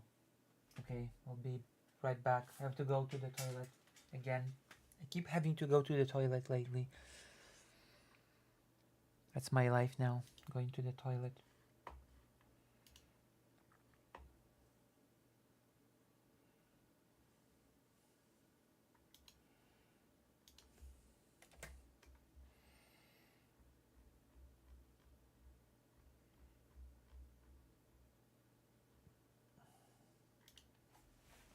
Be right back.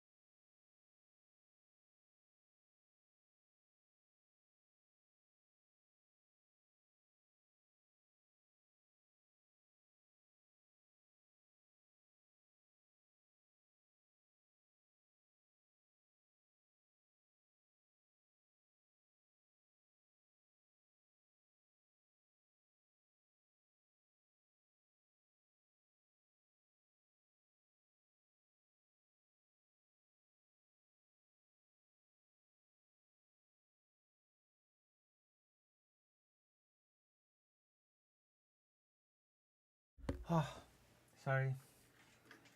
Oh, my goodness. Oh my gosh.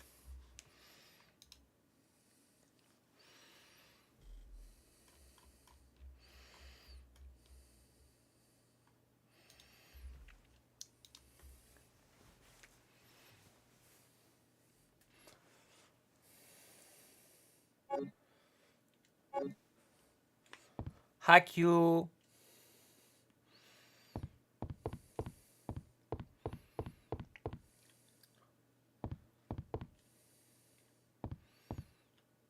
Computer.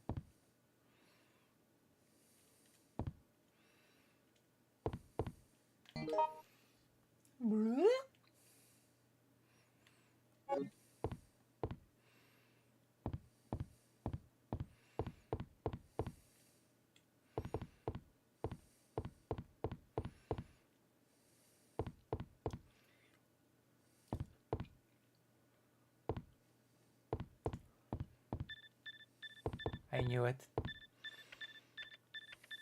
All supervisors, mission terminated. Return immediately. Repeat. All supervisors return immediately. Wesker. Over. Or something. Failing.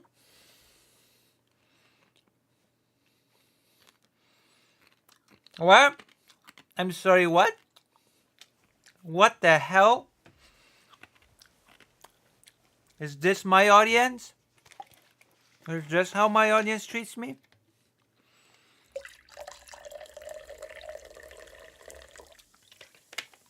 Not here just said, is Lucy still failing at Resident Evil 3?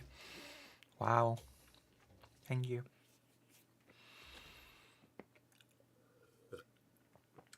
I wonder how many people have watched the new video that I've uploaded. Robocop? You mean the old one or the new one? I'm sorry. I'm just upset. I'm just an upset lady. You should all go and comment under my video. Nobody's commenting under my videos. I'm sad now.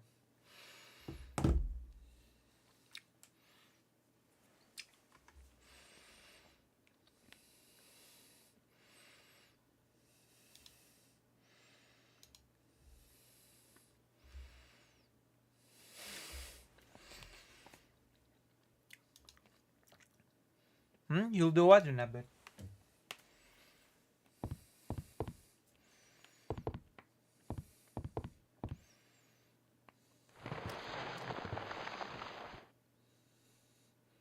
Yes, I'm it quite is. impressed you've managed to stay alive up until now.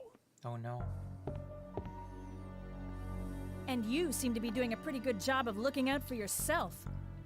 How about helping out? I have no intention of helping you. Because we're nothing but pawns in all this?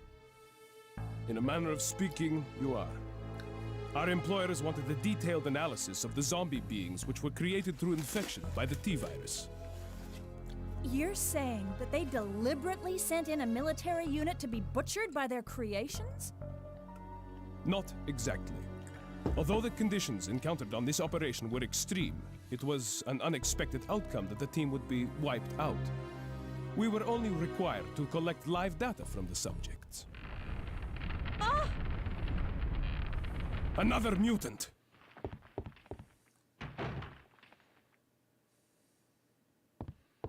Okay.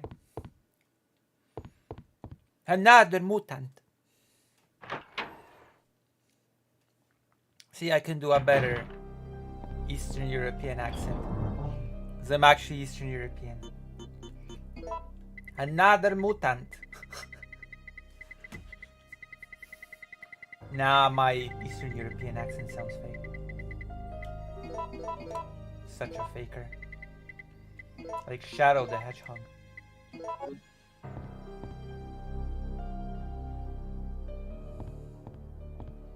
A Trump? What?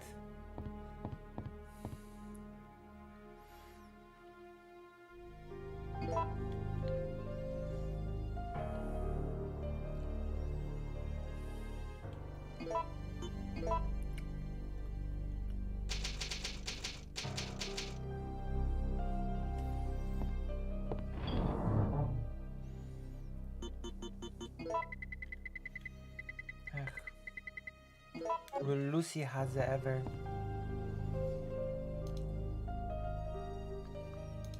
Reach an audience of 100?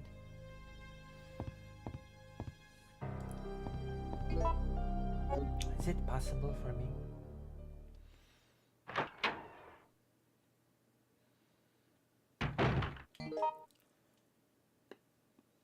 Oh, that's my fault. I've actually turned the ads on.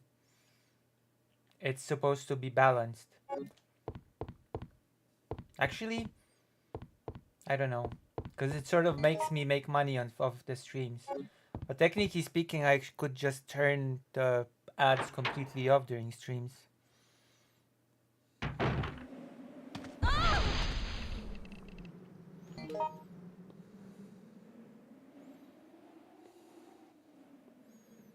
You know?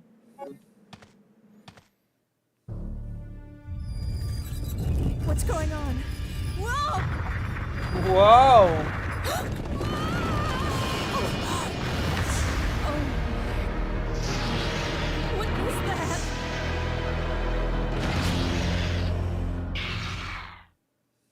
Just like...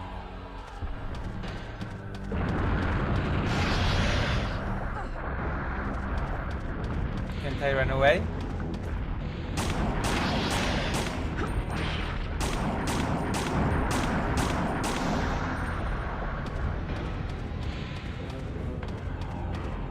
It's time to run away.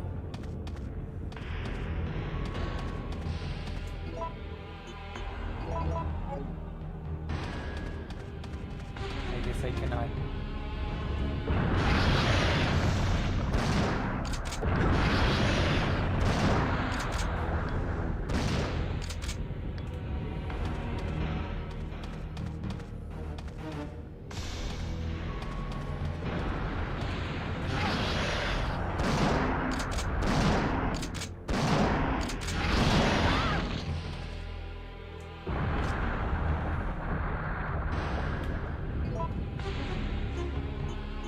Oh, I've got 0 herbs.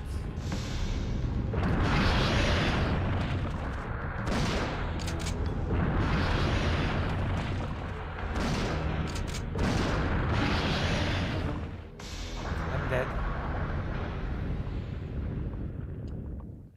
How do you add from ads? Well, people watch and I gain some small amount of money from every view.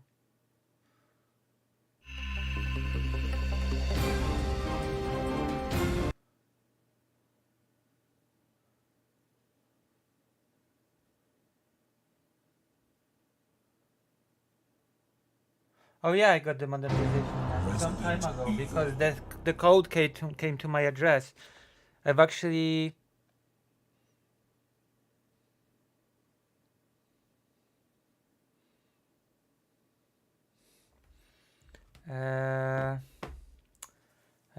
had like I have over $100 in revenue from YouTube, waiting for me to do some to finish up something to be able to get it. You could hold a seance and try to get ghosts to bulk up your total viewership. Thank you, Moose Watcher, for saying that only ghosts would be willing to watch my content. Thank you. Thank you. Thank you for what you're implying, Moose Watcher. Thank you. Only ghosts. The creatures that don't exist would be willing to watch your content. Thank you.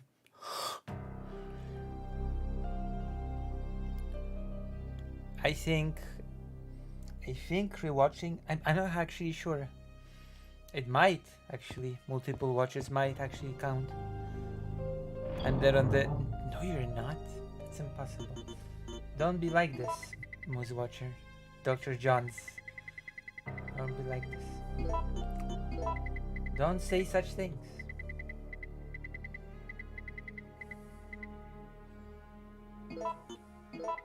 Only perverts say such things. You're not a pervert, are you, Dr. Johns? I didn't think so. I didn't have you pegged as a Perfect.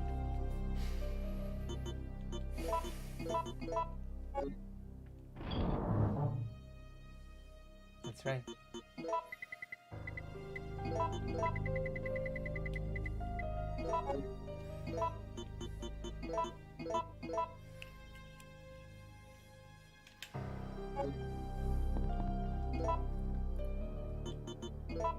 Only perverts are dead inside. I have decided this.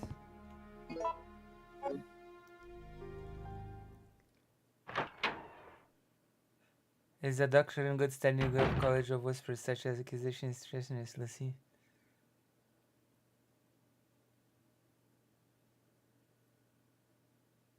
College?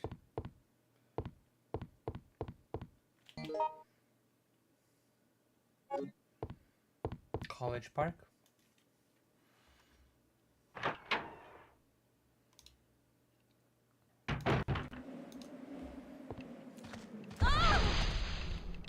I cannot believe. What's going on? Whoa! Maybe I should do drama stream. Maybe then I'd have a big audience. Whoa, did you see what this dude do? What is that? In the DMs with that person? Crazy. Crazy drama. Then he lied and said, oh God, I got the receipt for that, by the way. That the dude said this. Whoa, god damn. And all this time he was saying that he said that. But instead he said this. Can you believe it? Holy crap. Oh man. Holy moly. We're gonna have Jeff call in a minute to tell me all about it. Woohoo, it's gonna be exciting. It's gonna be super cool. Just you wait. It's gonna be so worth it. Whoa. Whoa. Let's see how's the viewer count now.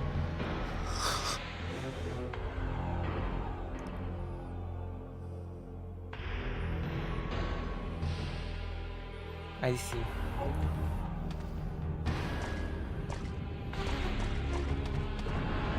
Sure. Call in and watch it. You can gossip.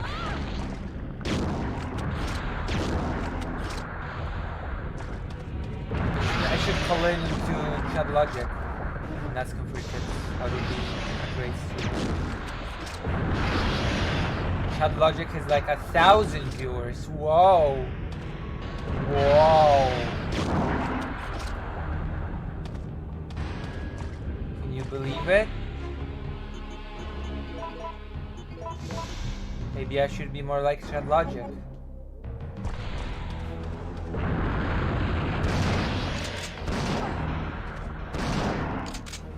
Should I be more like Chat Logic?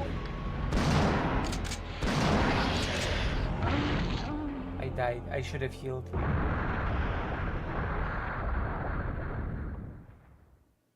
You're angry for a bunking? Is it because I didn't heal and just died?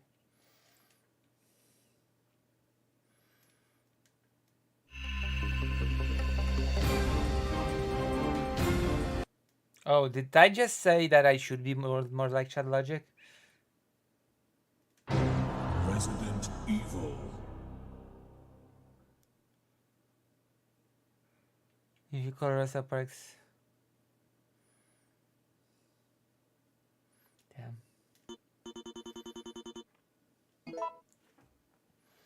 I'm giving you professional Resident Evil gameplay and, you know.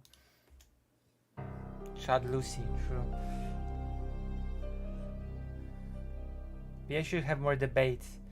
Should I have more debates? Answer in the chat if you think I should have more debates. Who should I debate? Write the name of the streamer that I should debate and the topic while you're at it. Let's make the dream come true. Who should I debate and on what?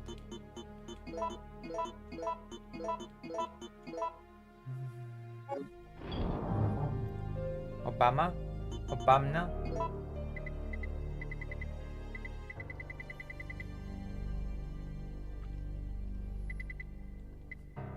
should debate Obama.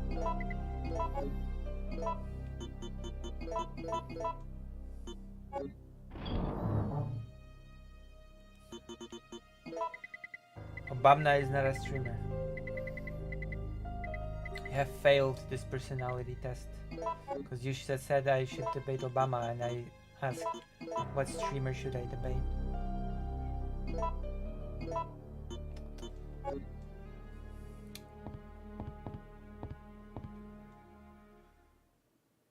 You know? You're not answering me seriously. I'm very sad about that.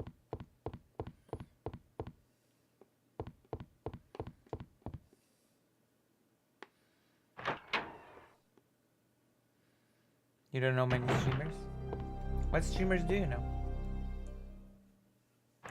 What about all the others people watching?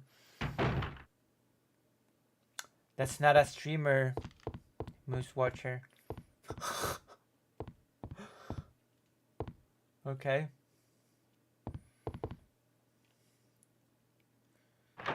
That's not a streamer. Wow.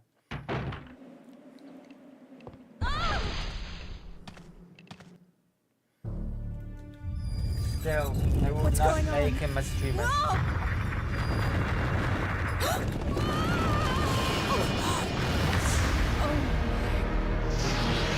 What is that?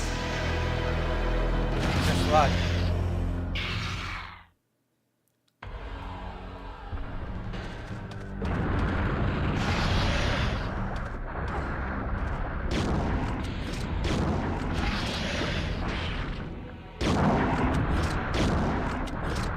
What?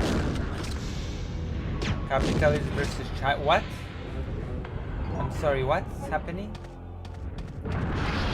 What do you want me to debate? Capitalist versus what?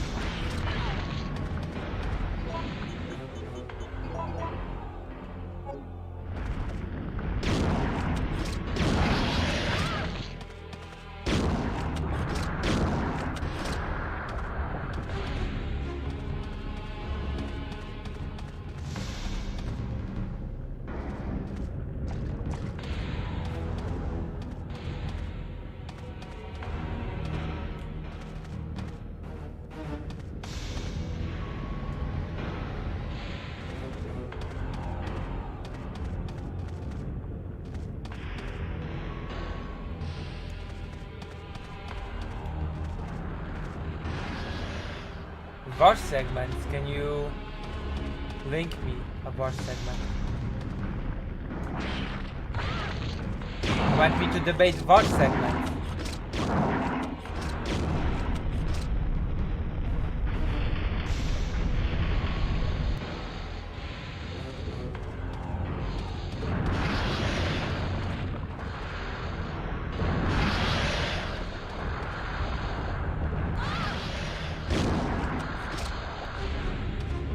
You want me to debate the evils of pot? Is that it?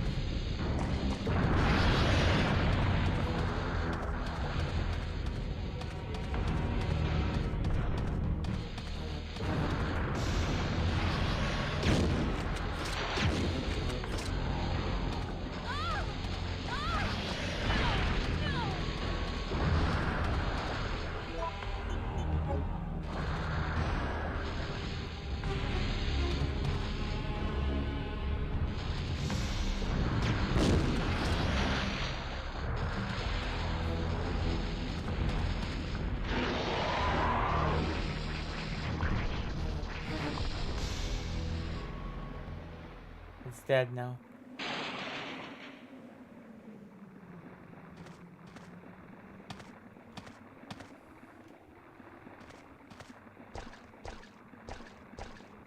He did?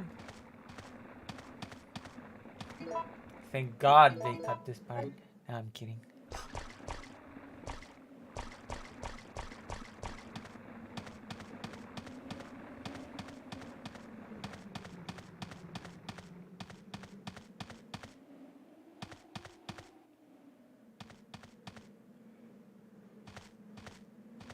All streamers do is debate, insist, capitalism, and lie. Oh, thank you.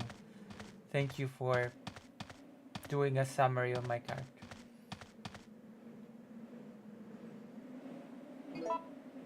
Is that all that I do? Lie and debate capitalism and incest.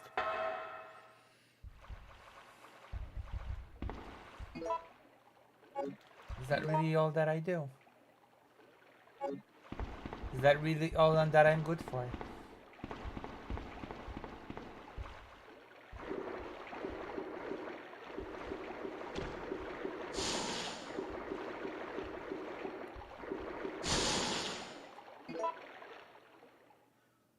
Hot chip?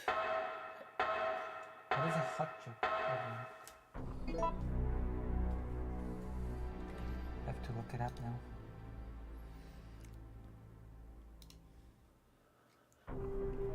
Hot chip.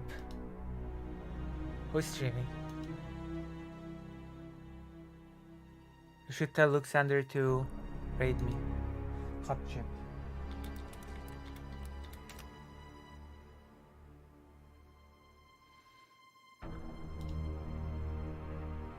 I don't think I've ever eaten a hot chip. No.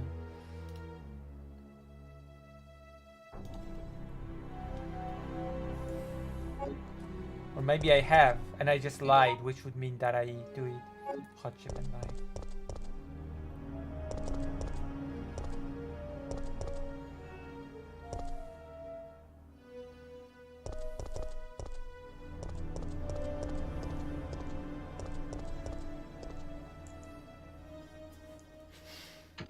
Oh. Now your meme?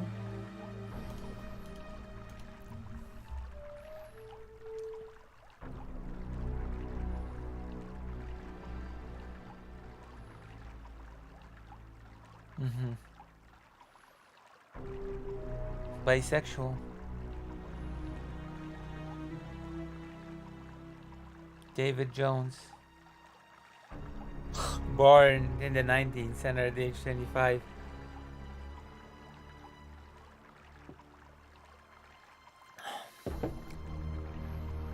I see, okay, I understand. David Jones.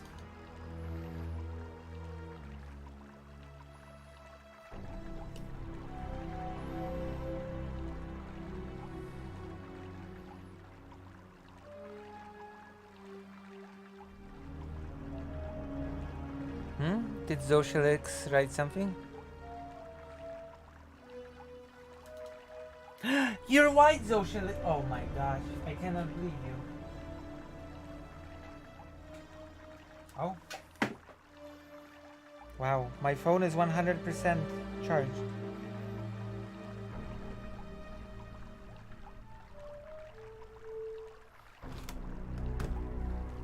I cannot believe you, Zoshalix. You're white.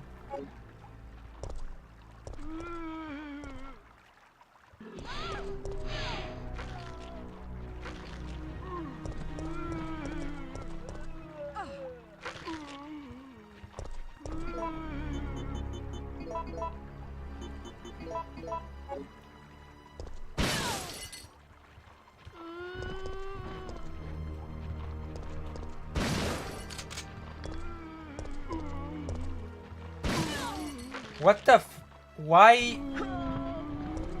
Okay, this is just stupid. I'm sorry. What am I even shooting?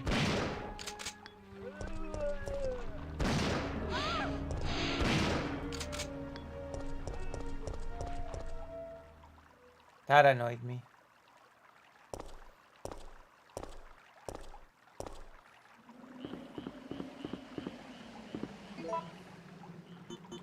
Let's go.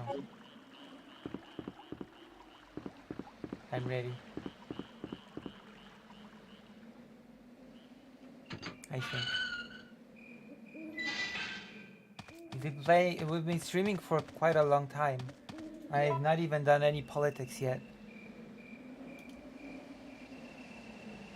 Over 2 hours of stream and no politics yet.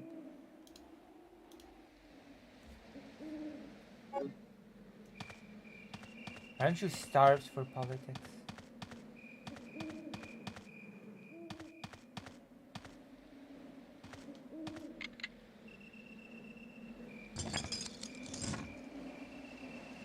you crave the politics? Yes.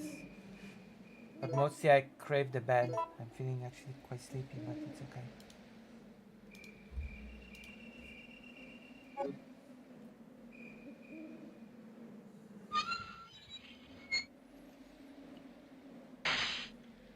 You should all go to my newest uploaded video and comment and like so that there's any engagement.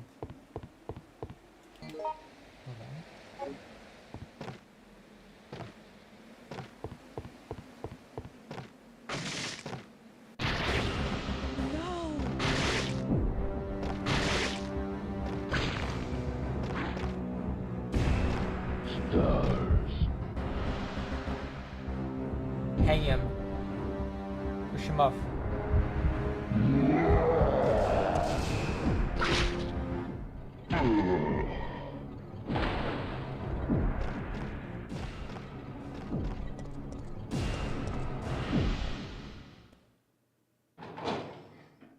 Oh, thank you, Greater Rain. Push him off.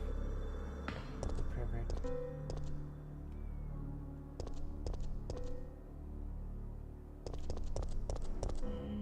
It feels like one of the last locations in the game. Type of deal.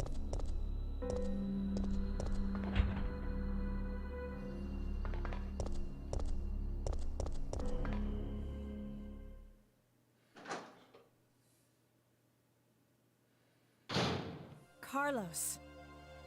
Well, Jill, listen very carefully. They're planning on launching a missile directly into the city as soon as day breaks. The explosion will be powerful enough to destroy everything. Are you sure about that? Positive. I heard it straight from a supervisor. They'll go this far to cover their tracks? Come on, we have to hurry. There isn't much time left.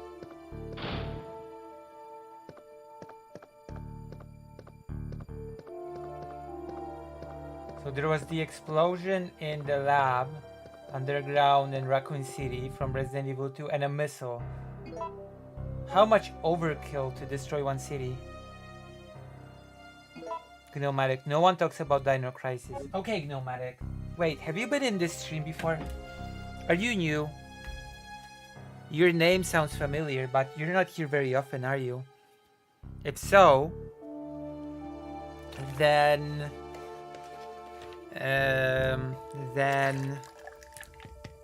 how did you find this stream? What do you like about this stream? What do you dislike about this stream? And what other streamers do you watch? And of course, once you answer, I will make you a deal. A deal with the devil, occasionally. So then you can answer the questions, and then I'll make you a deal. Thank you, Greater Rain. Let's make a deal. Nomadic.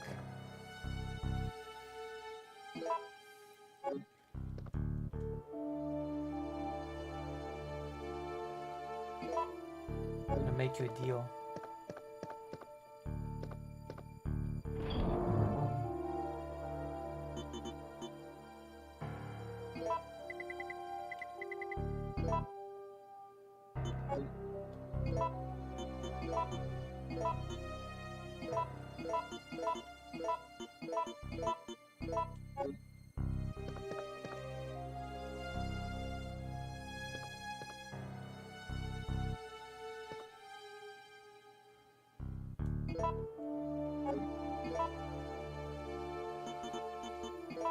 Comment's a comment.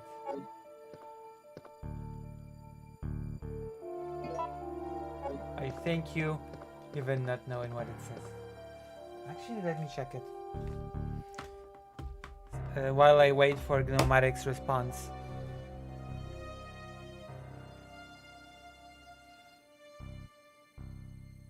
Her whisper from Demon Mama, I remember right. Oh, nice, thank you.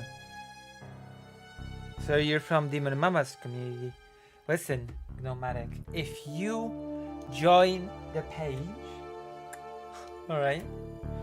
If you join the page and subscribe, then I'll play Dino Crisis tomorrow on stream. The first one, not the second one that was basically an arcade shoot 'em up.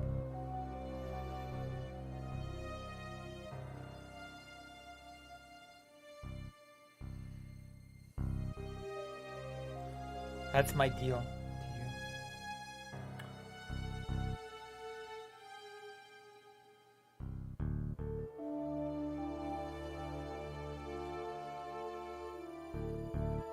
Pro. I'm replying to your comment.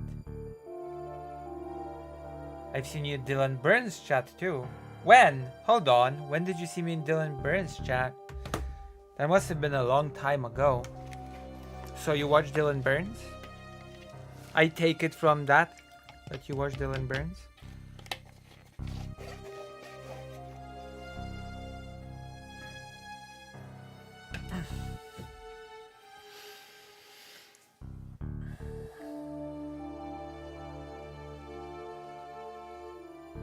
I never answered that question. I found this channel from my YouTube algorithm. Wait, really? You didn't learn about me from any other streamer?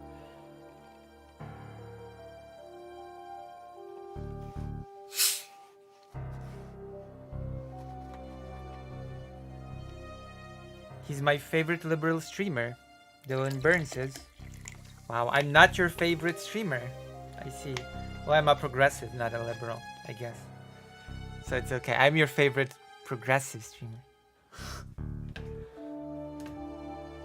It'd be interesting to know, Gnomadic, that during my latest visit to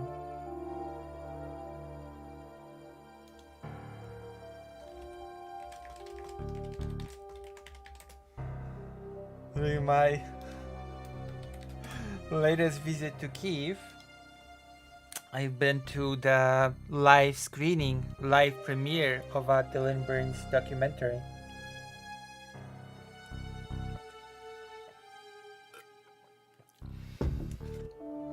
The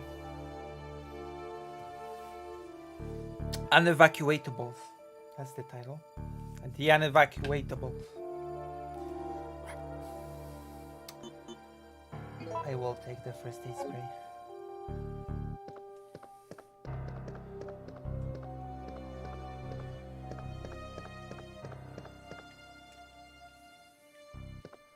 I actually go to Ukraine pretty frequently.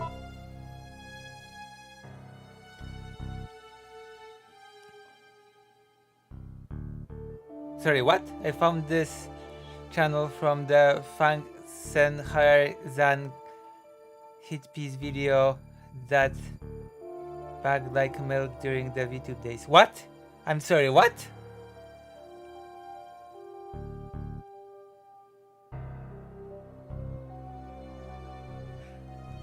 It didn't age like milk. DJ Mule is still a bad guy, okay?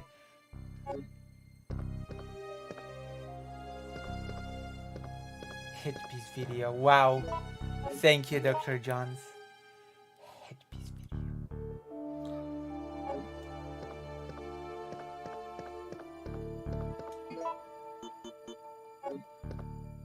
How can you say this about me?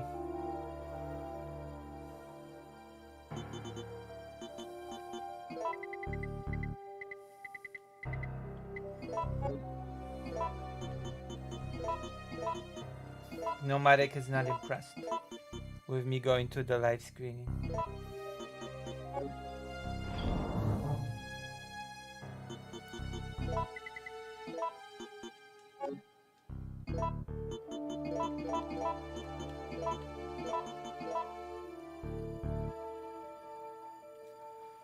I'm gonna see some title and register of what?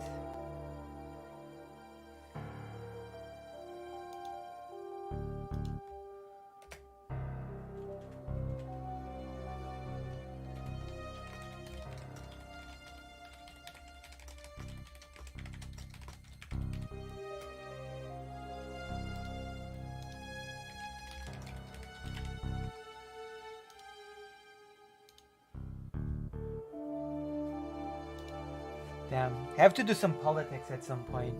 How's the poll? The poll's still up, you can all still vote, you know.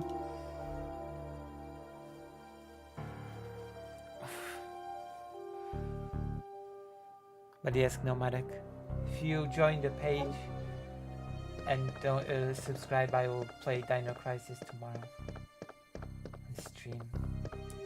Dino Crisis always felt more difficult than Resident Evil to me, by the way. Today is my 30th birthday. I was transferred to this facility today. I am very happy because the work environment is very different from life in the university. The disposal system has been completed using a special kind of gas. It can decompose the cells of the guinea pigs. We have to try this out before beginning practical usage of the system since it's not 100% stable yet. I was checking the treatment room, the door shut and I was locked inside. I couldn't get out of for 1 hour. I guess even if you have the key card, it's useless when you are locked inside. The guinea pig we have to dispose of are increasing. The system are not working smoothly. The laboratory staff doesn't listen to my opinions and I am getting extremely frustrated. You can't dispose of all the bodies and the quality of the liquid medicine is not good enough either.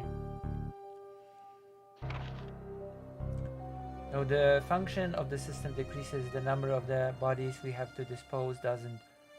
The infection level has increased and the antibodies we are using is not much for the new mutation of the virus.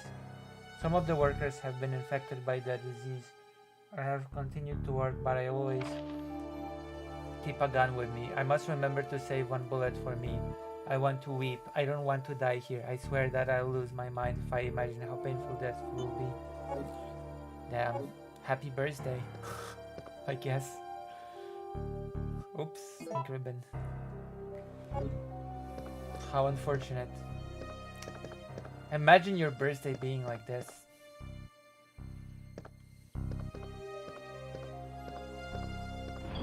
Imagine this being your birthday.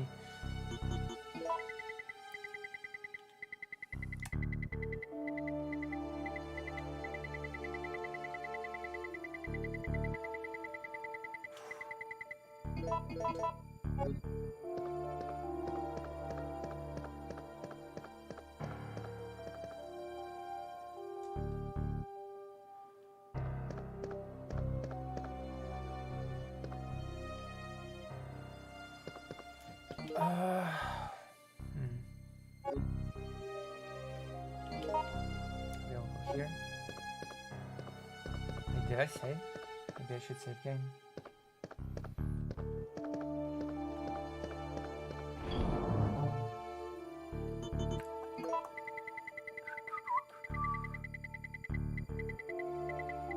Huh.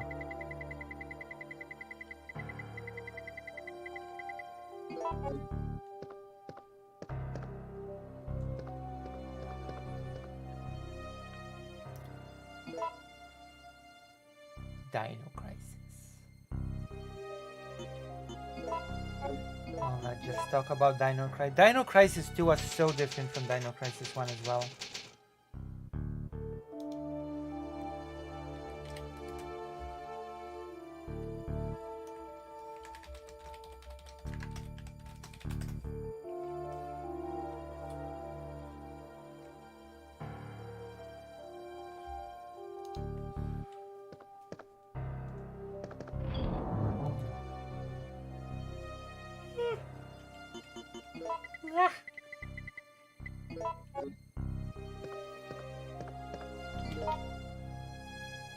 Okay, let's go to the door.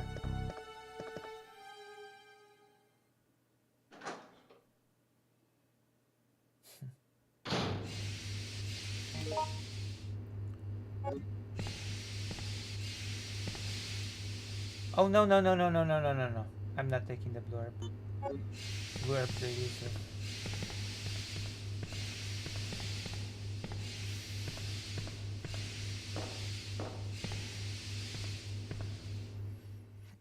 I assume I cannot pass.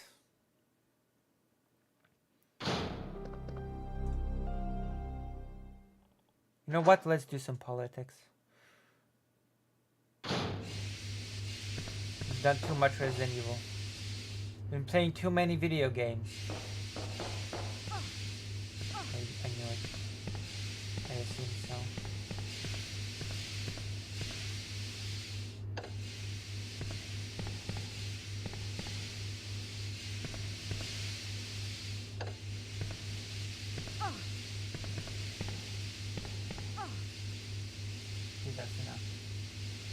Enough video games. Enough game. Now you're gonna be looking at my face. How's that? For a video games pay for the political, like Sunday drama, Squid. Listen, nobody donated when I was playing a video game, so no, I cannot say that video games pay for the political. If someone donated, that would be the truth. But today, nobody donated. And I've been playing a video game. And as we all know, correlation equals causation. Making me want to load Resident Evil up on DuckStation. I use RetroArch. RetroArch is like this hub for different emulators. Once we finish Resident Evil 3, we'll be playing Code Veronica on the Dreamcast emulator. Okay.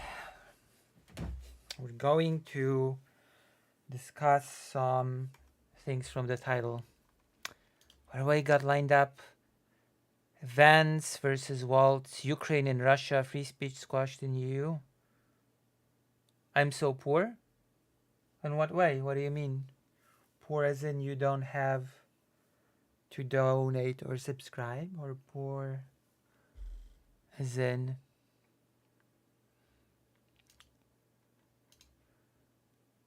are strippers dressed like what? What is what? I'm sorry? Okay. I'm ready.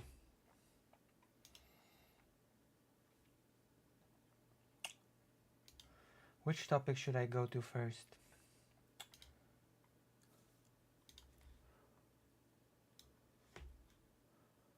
Oh, no dollars. That is sad. I'm in the same position.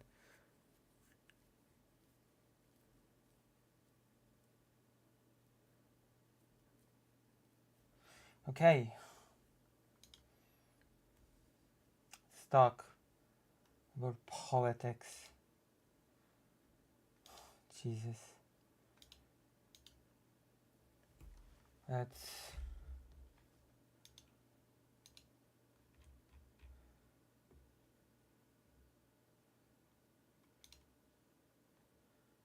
you know how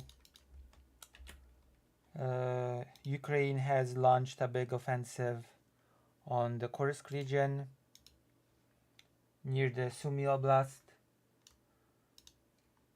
How there's been a total information silence from the Ukrainian military. How there's been a lot going on. Everybody's wondering what exactly the purpose of this attack is. Nobody knows.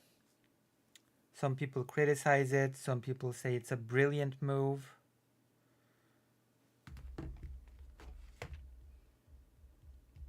I'm gonna have to put on some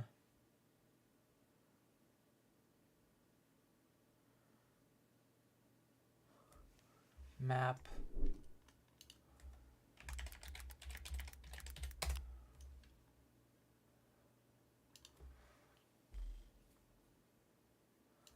Ukraine.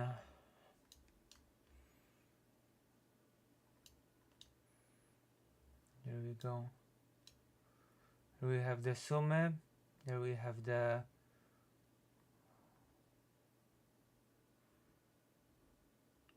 might as well make it the English one, so nobody will be able to read the Ukrainian one apart from me.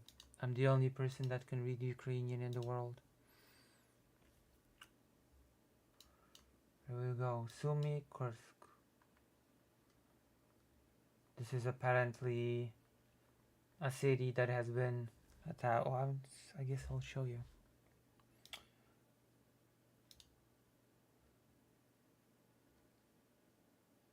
What? There we go.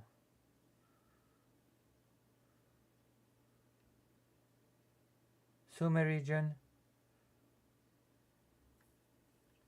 Ukrainian forces have reached here. Alright?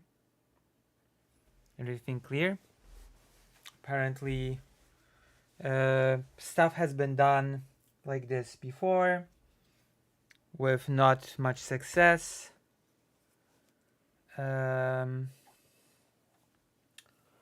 Usually it was done by the so-called white Russian forces, the Russian sort of separatist or whatever, you know, the Russian units that are against Putin. Usually those people did attacks on Russian territory proper. But this time, this operation is being conducted by Ukraine military proper, with artillery support, with tanks, with all the equipment. So the question sort of is, why is Ukraine even doing this? You know? Why is Ukraine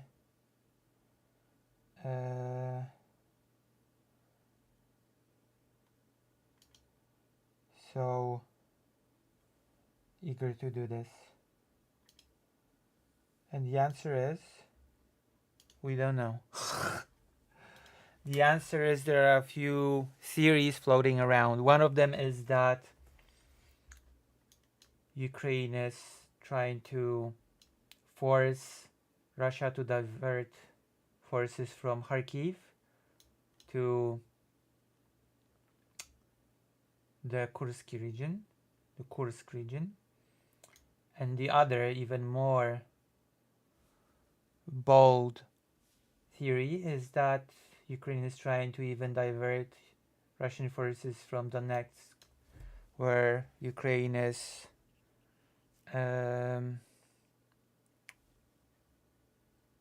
struggling a bit. That's basically where we're at. Well, not really being an armchair general. I'm just saying what theories are being floated around. The other theory that is being floated around is that Ukraine is trying to capture some territory to try to be in a better position for negotiation. That's another thing that is being floated around. And of course, Russia has reacted. Putin is not happy.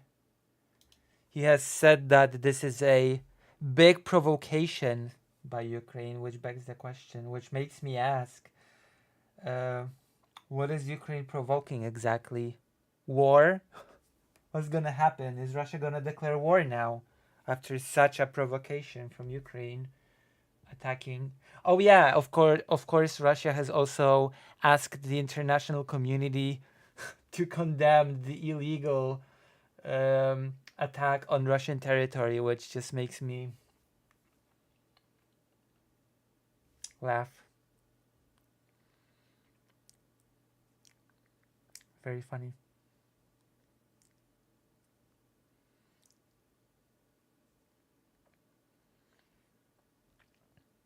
Also, what do you mean? Historically, most of Western Russia was run from Kiev. What period of history are you referring to? Okay. Let us read an article now. Let us read an article now on this whole thing. Putin meets top Russian officials over Kursk region situation as more battles reported. The situation is ongoing, by the way. Russia claims that the Ukrainian offensive in Kursk has been stopped, but more and more videos and material sort of surface indicating that's not necessarily the case. More prisoners of war on the Russian side are being captured.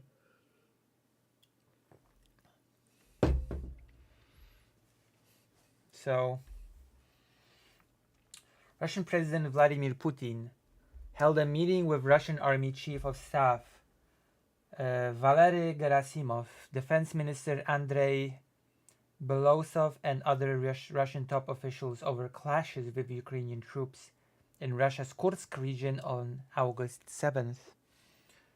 Moscow claims that Ukrainian forces crossed the border into the Kursk region on August 6th, which basically that's already confirmed, resulting in clashes on Russian soil that were described by Putin as a large-scale provocation, whatever that's supposed to mean. Like, we're over 2 years into a war between Ukraine and Russia. What do you mean a large-scale provocation? Imagine if 2 years into World War II,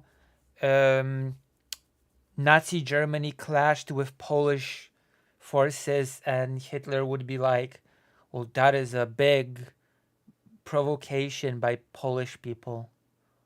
Wouldn't that be pretty ridiculous? Wouldn't that be a pretty ridiculous thing to say 2 years into the war? I have to say that this war between Ukraine and Russia is very bizarre in this sort of regard, that there's a full-scale war happening, and yet statements are being put up. This is attacking us, fighting back against us is a large-scale provocation. Only in this war such a bizarre statement could be made.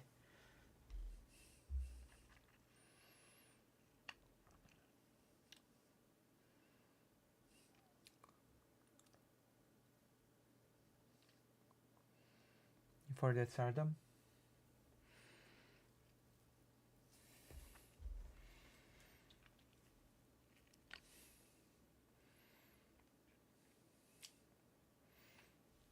Kyiv used to be a part of the Polish-Lithuanian Commonwealth.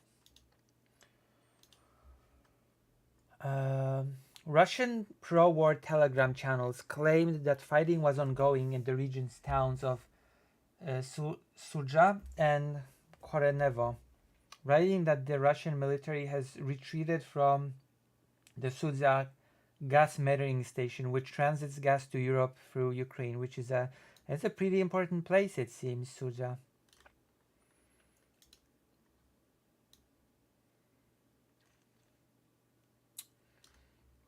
Let's look at it. Here. This is the place.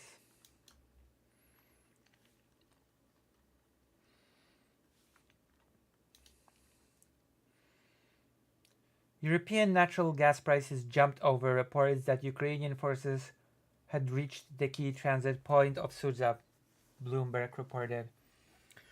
Vitaly Slashkov, the town's mayor, claimed that the situation in Sudzha, which is located some 10 kilometers, 6 miles from the border with Ukraine, is very tense.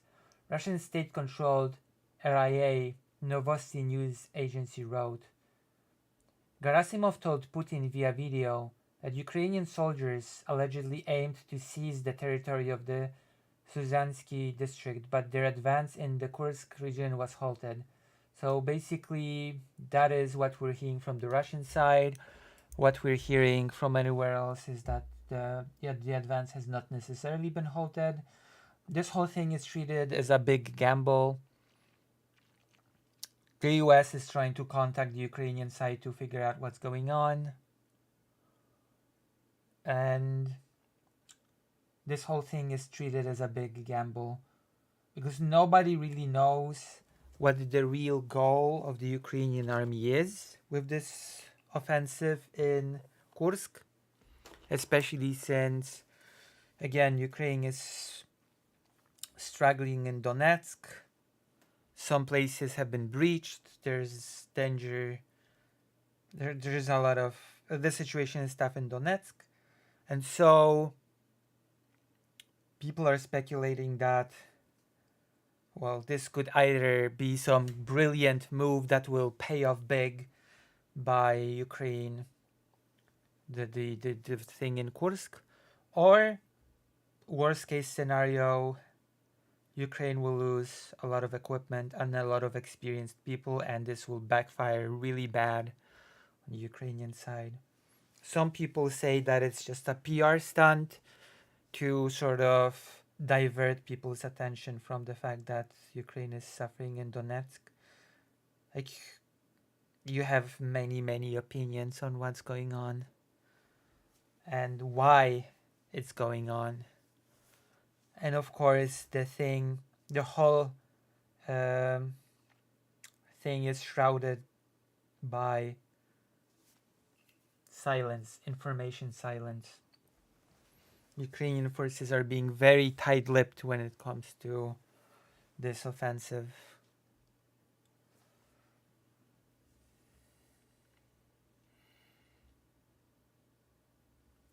These claims cannot be verified independently.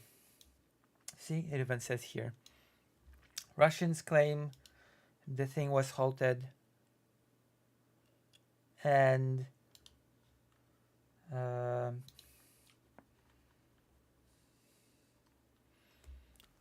sure. Question is, will it work? That's the big question that everybody's asking now. Will this sort of pressure work? Is this the right time to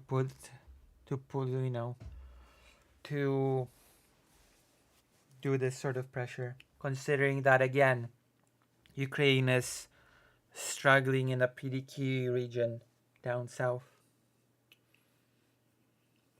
You know?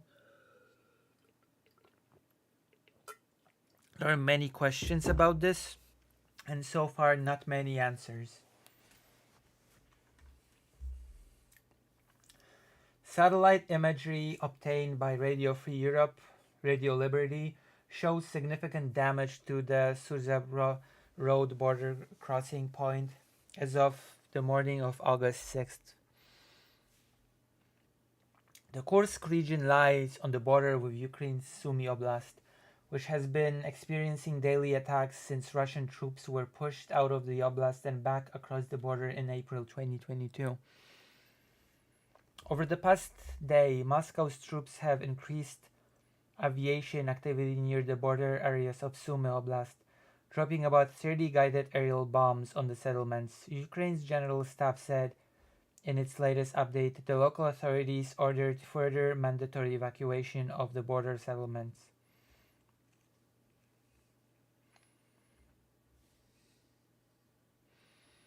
So this is where we are.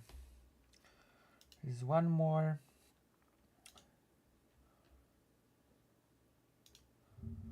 I wonder.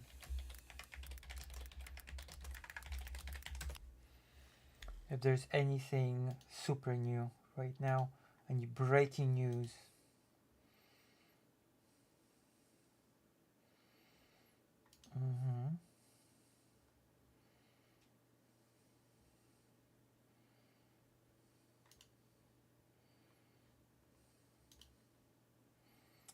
Let's look for something really fresh.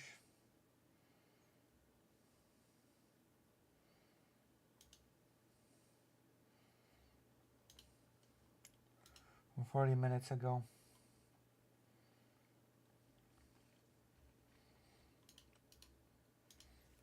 It seems that the US is pretty much in the dark as well, because they're asking Ukraine what's going on.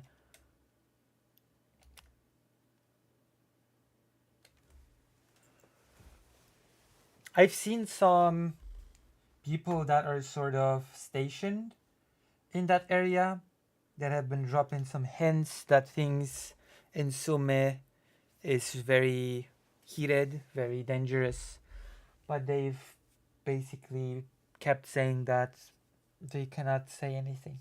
They cannot write anything. It's like all information silence.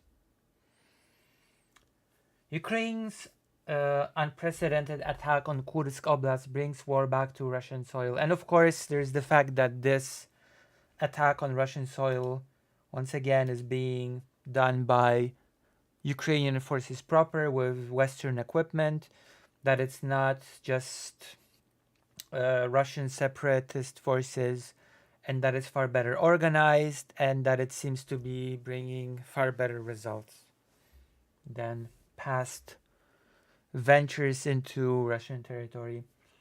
In a rare example of maneuver operations at this stage of the war, Ukraine reportedly managed to advance up to 15 kilometers into Russia's Kursk Oblast. Russian sovereign territory is once again under attack after Ukrainian forces launched an ambitious operation across the state border in Kursk Oblast in large numbers on August 6th. Like, it was right. There's also the matter that I think the initial thing was launched with 300 people, but then it was supplemented with maybe even 2,000 people, and that Ukraine sort of has some people in the lanes to supplement this offensive with. Ukraine is throwing not a small amount of resource into this attack, which again makes people sort of worry that while Ukraine is diverting pretty significant force into this attack in Kursk, Donetsk is suffering from lack of personnel and from not necessarily always experienced people fighting there. So, because there's been a rotation. This time the attack is led not primarily by small units of pro-Ukraine Russian nationals and other assorted foreign formations like in the numerous incursions conducted over 2023 and early 2024, which I've already said. As of the second day of the incursion, a mix of sources, including the Russian Defense Ministry itself, have reported a large offensive involving a Ukrainian force likely numbering hundreds of troops and dozens of vehicles strong. Some Russian helicopters have been shot down as well. Videos have surfaced of Russian helicopters being shot down. The attack comes at a tumultuous stage in the war, as hundreds of kilometers to the south, Ukrainian forces continue a desperate defense against relentless Russian attacks on multiple sectors of the front line in Donetsk Oblast. So far, basically, what I've been saying. While previous incursions focused on other sectors of the border, this push is centered on the area around Suza, a small town in Kursk Oblast with a population of just over 6,000 that lies around 10 kilometers from the Ukrainian border. As of the early hours of August 8th, very little independently verifiable information is available on the specifics of which settlements in the area are currently under the control of Ukrainian forces as fighting continues. Apparently Ukraine is seizing settlements and fortifying their positions. Kyiv has so far refrained from official announcements on the offensive, with President Volodymyr Zelensky simply saying in an evening address that he had spoken to his commander-in-chief Alexander Syrsky and that details would follow later. Requests for comment sent by the Kyiv Independent to Ukraine's military intelligence agency and the general staff of the armed forces have so far been declined or left unanswered amid a countrywide policy of silence. Yes, there's a big policy of silence around this particular offensive, which some see as a good thing and some see as a bad thing.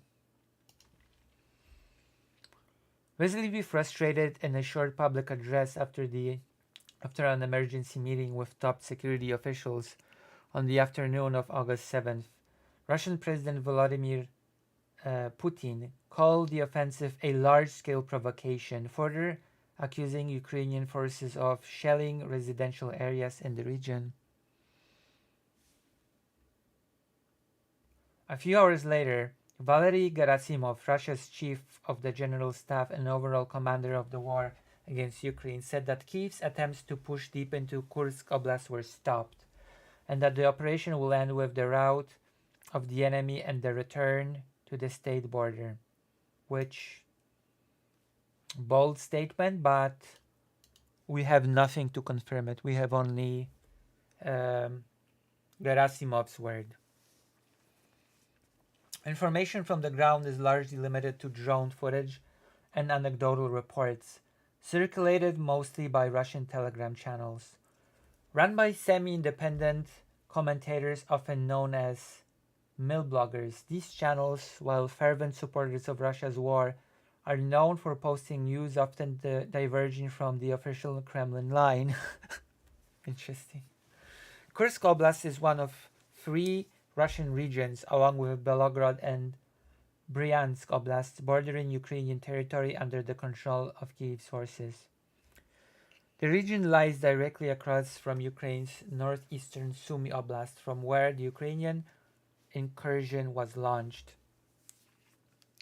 The attack comes at a tumultuous stage in the war, as hundreds of kilometers to the south, overstretched Ukrainian brigades continue a desperate defense against relentless Russian attacks on multiple sectors of the front line in Donetsk Oblast. And this is where people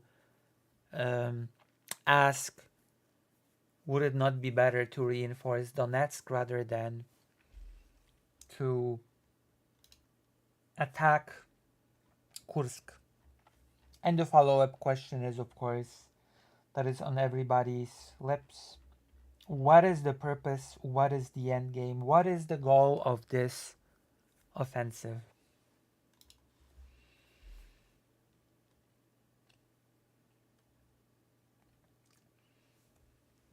This, combined with the little tangible gains of Ukraine's previous raids into Russia, has raised questions about whether the resources committed and potential losses suffered by Kyiv in the incursion will ultimately be justified by its possible strategic achievements, control, and losses. Towards the end of August 7th, more Russian sources varyingly reported the occupation of Suza, or at least the presence of Ukrainian forces inside or nearby the town. Video footage posted on social media showed the streets of the town empty, with considerable damage visible from what was claimed to be recent Ukrainian shelling. According to Russian mill bloggers, fighting was reported in a number of Russian villages south and particularly northwest of Suza, where the main push of the offensive took place. One map posted on August 7th by Rebar, one of the most popular mill blogger channels, showed a large blue bulge shaded in to represent alleged Ukrainian control of territory. However, in this early phase of the offensive, where front lines are yet to crystallize and attacking forces are often led by vanguard of reconnaissance or sabotage troops, the reports of fighting alone do not necessarily correspond to such control. Here you go, that's the map. That's the map, that's the bulge. Now we've got it. As has been the case throughout the full-scale war, each side's estimates of the personnel or equipment losses on either side are not independently verifiable, which means they're not 100% believable. Although I would say, just as a side note, that Russia certainly has a history of lying. Oh, there's one more, by the way. There's one more hypothesis. The wildest hypothesis, okay? Because the two hypotheses that I've presented so far are pretty sort of, you can see how there might be viable, right? One hypothesis was that Ukraine is trying to force Russia to divert forces to this region from other places, which would make it easier for Ukraine to fight. The other is that Ukraine is trying to seize some territory to be in a better sort of situation to negotiate maybe later down the line. Better negotiating position. But Russia has given us their own sort of theory. And that is that Ukraine is targeting the Kursk nuclear plant, that Ukraine is trying to attack the Kursk nuclear plant, which is the most sort of wild theory. But of course, we would get it from Russia. So I just wanted to note that this is also a theory that exists as to why Ukraine has done this offensive in the first place. That it's to attack the nuclear reactor that is in the Kursk region.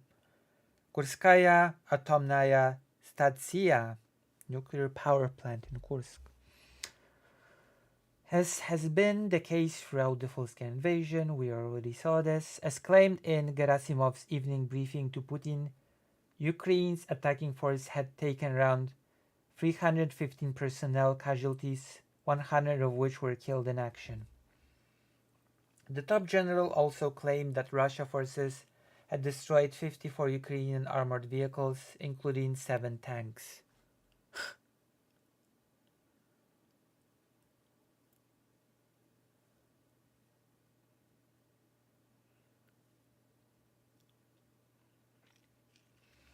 In reality, the only verifiable losses for equipment are those with geolocated footage, the quantity of which circulated online does not come close to reflecting Gerasimov's claims.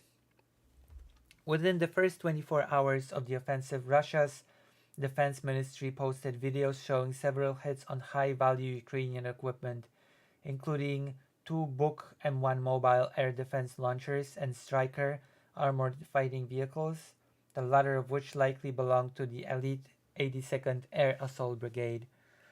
On the Russian side, imagery posted to social media over August 6th and 7th showed a small but diverse selection of destroyed Russian equipment, including a Ka-52 attack helicopter allegedly downed near the village of Nijiklin. Apparently 2 Russian helicopters at least have been downed during this offensive.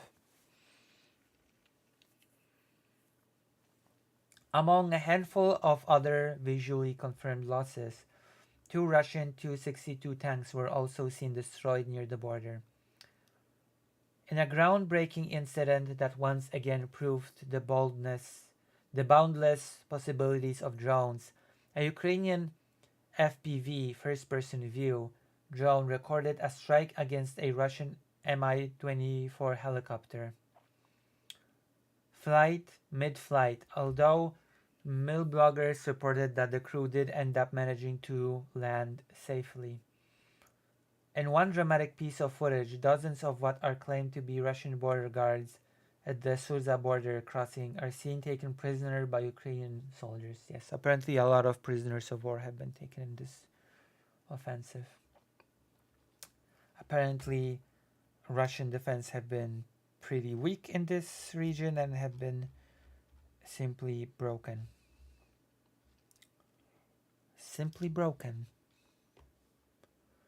Far away from the saturated, contested front line that runs across southern and eastern Ukraine, the border where Ukraine launched its incursion in Kursk Oblast has so far proved much more vulnerable. Russian forces remain committed in large numbers to the ongoing battles in Donetsk, Kharkiv, and Zaporizhia oblasts, and though reserves are being prepared in the rear parts of the border, are ultimately left with a thinner, lower quality defending force on the ground. Exploiting this less capable defense, the Ukrainian attacking force, and apparently Ukraine has been preparing for this attack for some time, has found tactical success in a rare example of maneuver operations at this stage in the war, piercing distances allegedly up to 15 kilometers into the Russian rear in a short space of time. On top of the border guards taken prisoner at the Suza crossing, Ukrainian telegram channels also reported the capture of Russian conscript soldiers, by law not allowed to be sent to Russia's war, but who are often given border guard duty instead.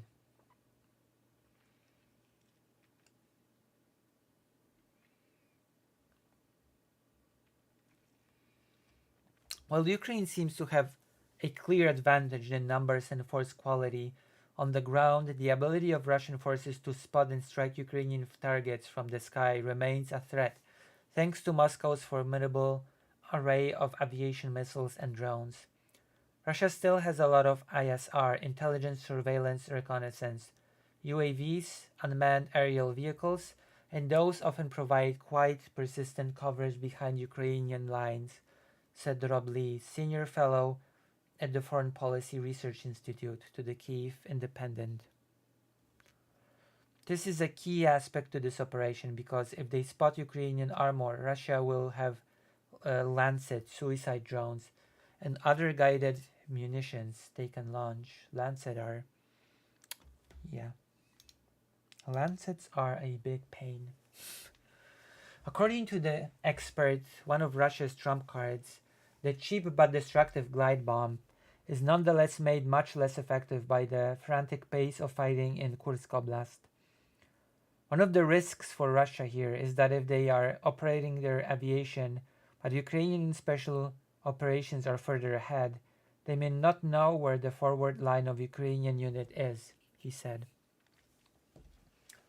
That could give Ukrainian special operations units an opportunity to shoot down helicopters or other things with man-pads, man-portable air defense system, or even FPVs, as we have seen, first-person view drones. Unclear aims. That's the big thing, right? What is this all about? What is Ukraine hoping to gain? That is the big question throughout all of this. With Ukraine's offensive into Kursk Oblast still in its early stage, it remains difficult to say with certainty what the larger strategic aim of the operation is. The regional capital of Kursk is over 81 kilometers from Surzha, and although some Russian mill bloggers floated the idea that Kyiv could be aiming to capture the Kursk nuclear power plant, the plant itself, still a daunting 60 kilometers from the Ukrainian border, is almost surely out of reach. In Ukraine and among observers in the West, the debate on social media has not been about far-flung territorial goals, but more about whether the operation was motivated more by military sense or a desperate need for positive PR, which is a thing that I've mentioned as well. That's one of the floated hypotheses as well, that Ukraine is looking for a PR win considering what's happening south. Although they grabbed headlines, previous incursions into Russian border territories led primarily by anti-Putin Russian units such as the Freedom of Russia Legion, far-right Russian Volunteer Corps, and Siberian Battalion have been criticized in the past for the unnecessary loss of valuable personnel and equipment, including T-64 tanks and US-made HMMWV armored vehicles. Given the repeated decision to conduct the raids several times despite similar predictable results, especially the most recent incursion launched in spring 2024, amid an already worsening overall battlefield situation for Kyiv, the operations have been described as carrying more of a political character than much military value. With the greater scale and complexity of this attack, the fate of the Kursk incursion likely depends greatly on whether Kyiv intends to dig defensive positions and attempt to hold Russian territory in the long term. Of course, the question also remains if that's even possible. If Ukraine can even afford to, to sort of give so much resources, to sort of commit so much resources to this, while again the South is suffering. Losing territory inside sovereign Russia comes with inherent political embarrassment for Moscow, and the Ukrainian hold on part of Kursk Oblast could be used as leverage in future negotiations. Without that, argued Lee, Just the fact of localist chaos in Russia's borderlands would be unlikely to provoke serious political strife. There are a lot of Russian Telegram channels who were critical of the lack of preparation and maybe the effect previous raids had on Russian civilians in the area, he said. Maybe Russian forces get pushed back, but it doesn't seem as though they had a really significant domestic political ramifications for Putin. Beyond politics, Ukraine's plan could be similar to Russia's cross-border offensive into Kharkiv Oblast, which is diverting forces, to force Russian forces to divert some of its manpower from Kharkiv, as well as from, hopefully, Donetsk, which was eventually stopped after advances up to 10 kilometers deep. But it failed as an offensive on Kharkiv, but it sort of succeeded in diverting Ukrainian forces from other regions. That operation was widely seen as designed to divert Ukrainian forces away from their defense of the front line in Donetsk Oblast, and online commentators have argued that Kyiv's aim could be comparable, to force Russia to dial down their offensive in Donbass in order to stop the Kursk incursion. And now the question is, if that's the goal, the big question is whether or not it'll work. Whether or not Russia will actually divert any of its forces. At this early stage, there is no publicly available evidence of Russia moving significant battle-capable units away from Ukraine's east. Ultimately, the question is, can Ukraine translate tactical successes into future gains? Said Lee. That's possible, but when you look at what happened in May 2023, that operation was tactically successful, and I think it was an effective kind of economy of force operation, but it didn't really draw many Russian units away from the front line.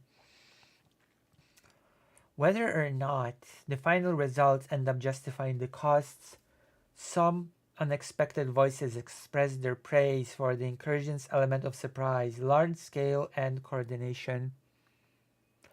I don't know the operation's goal, but damn, this is how it should be. Finally, we're growing up, read an August 7th post on X by Bogdan Krotevich, the chief of staff of the Azov Brigade, who had launched a public attack in June against high-ranking General Yuri Sodol for, among other incursions, a careless approach to the lives of his soldiers.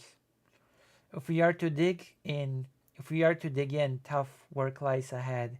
If it's just a raid, it will be just as challenging to withdraw without significant losses. So this is it. This is basically where we're at. More questions than answers for sure. What are the goals of this? What will be Russia's reaction? What is the current situation? Even that's not completely known. Russia claims that this has been stopped. A lot of evidence sort of shows to the contrary, that it's not been exactly stopped and that it's ongoing. Is Ukraine trying to divert Russian forces from the south and from Kharkiv to Kursk? Is Ukraine trying to gain territory for a future negotiation? Is Ukraine trying to seize the nuclear power plant? I guess all of that remains to be seen. We just have to wait. We just have to wait for more information, because I don't think at this stage anybody can make definite statements about what's about to happen and what the goal of this whole thing is. I don't think anybody can just make a sort of confident prediction. But I still thought it was sort of important to at least talk about the thing happening, right? It's a pretty big deal. Nevertheless, what's happening now in Kursk? In fact, why don't we take a look at some footage? Why not take a look at some footage? That might be an idea as well.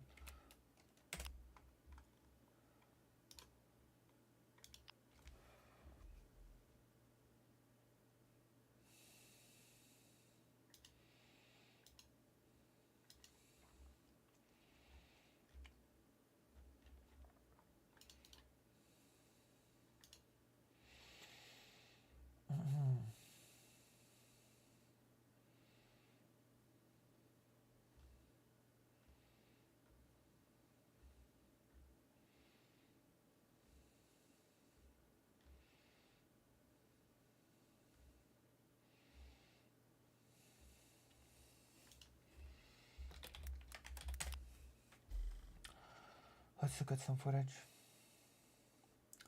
There are several images and videos of dozens of Russian soldiers being captured by Ukrainian forces in the Kursk region of Russia in the past 2 days. Well over 100 Russian soldiers are reported to have surrendered in Kursk.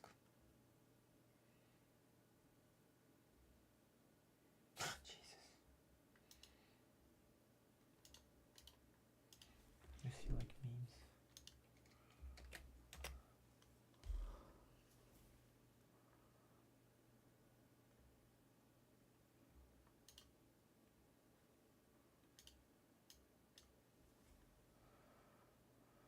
I guess we got this footage.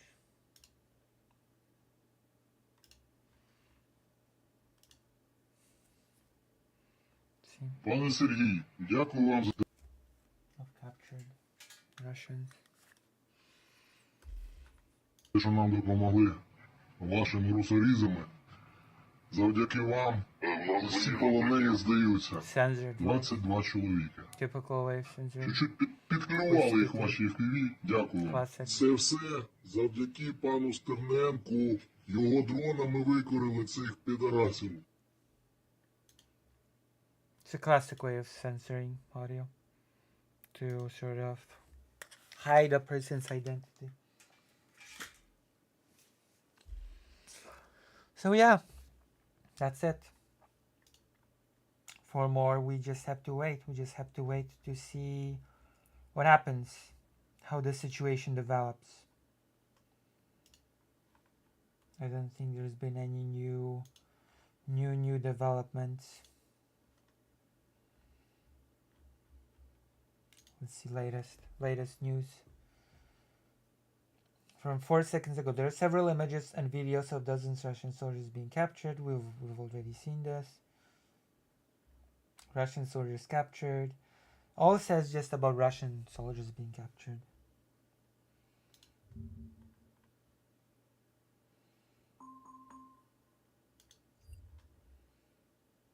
Yeah, it's all just Russian soldiers being captured. The Institute for the Study of War has compiled key details about the reported breakthrough of Ukrainian forces into Russian Kursk Oblast, pointing out inconsistencies in Russian sources' accounts. I mean, Russia's lying. That's not really breaking news. That Russia's lying about its numbers and what's happening. One moment, I'll be right back to go to the toilet again.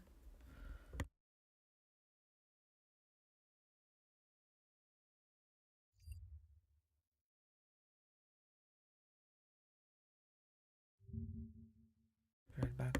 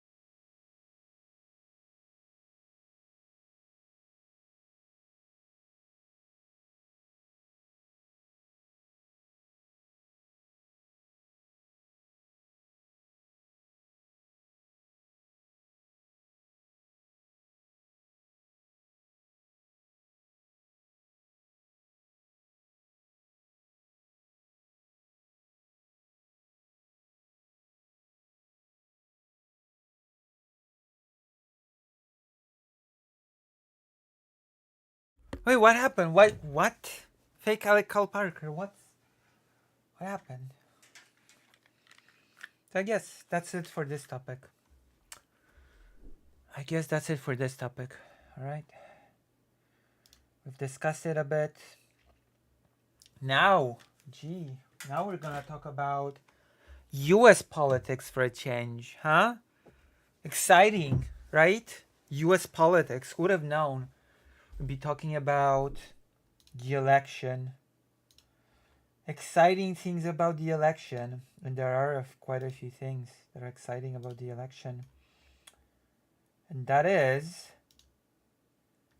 the battle of the vice presidents. Vice president wars.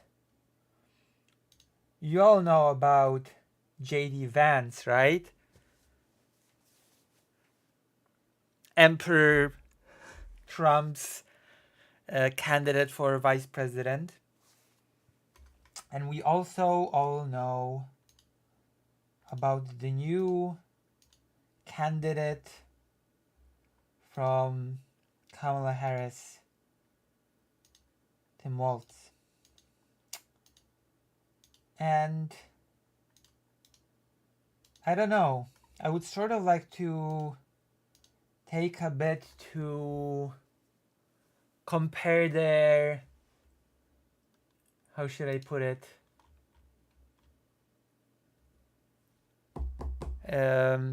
What do you call it? Achievements. Let's compare their feats.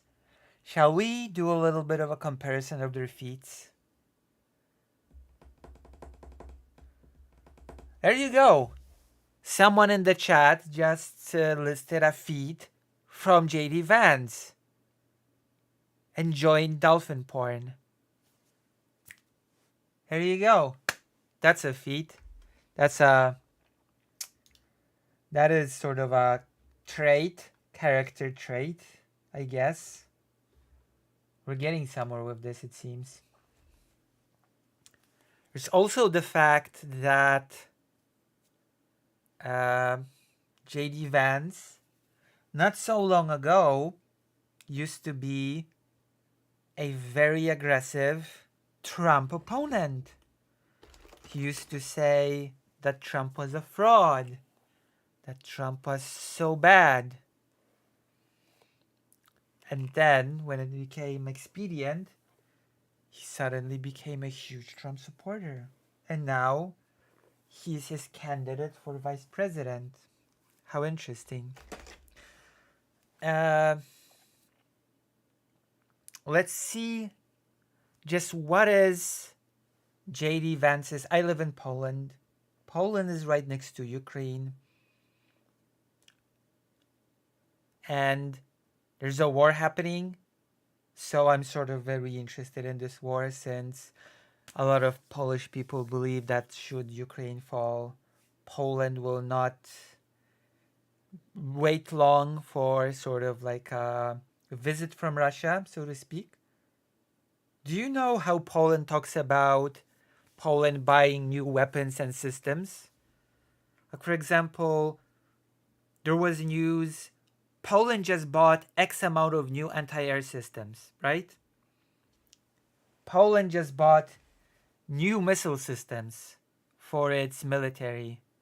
And already sarcastic voices say, sure, yeah, Poland bought new missile systems, but does it have enough missiles? Or will we end up in a situation where Poland will have to ask for missiles for its systems, and the countries giving the missiles will say, sure, here are your missiles.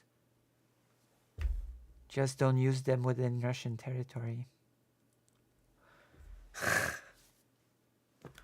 That is unironically the discussion that is happening when Polish purchases of weapon are being mentioned.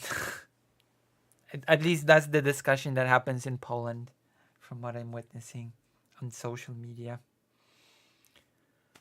So, I want to know, what is the stance of Trump's little pupil is on Ukraine.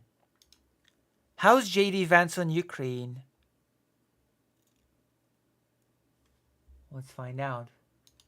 Because as it happens, we actually have a pretty detailed response to the question of what is JD Vance's stance on Ukraine.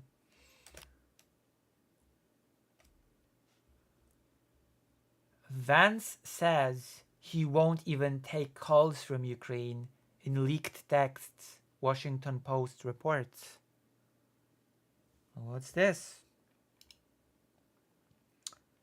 What's this?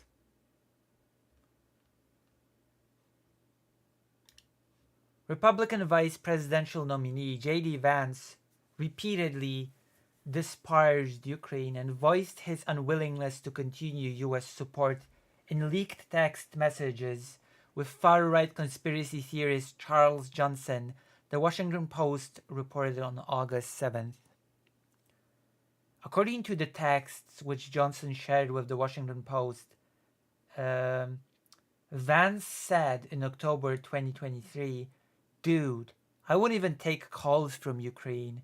The exchange came as congressional Republicans began blocking an aid package for Ukraine, an impasse that continued for several months.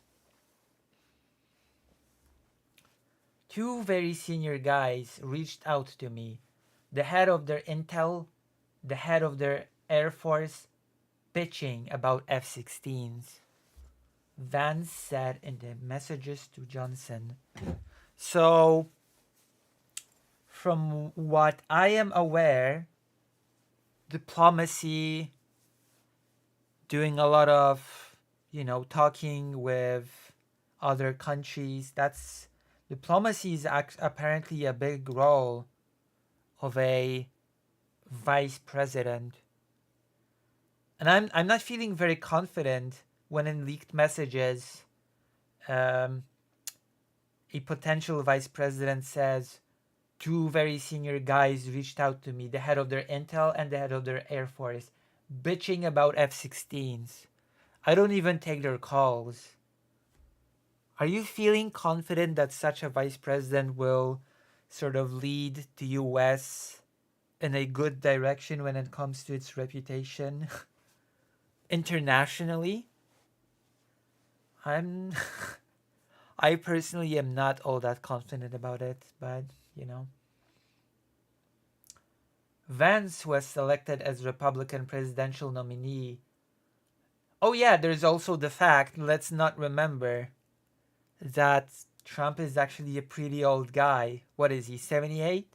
Is Trump 78? So what if Trump sort of, let's say, leaves the scene and J.D. Vance just becomes the president of the United States?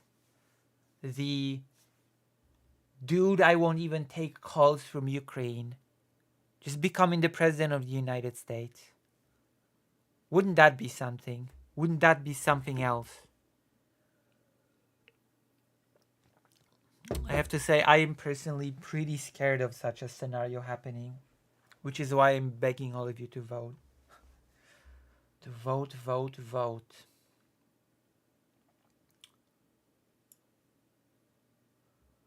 So Vance has been outspoken about his opposition to US aid for Ukraine.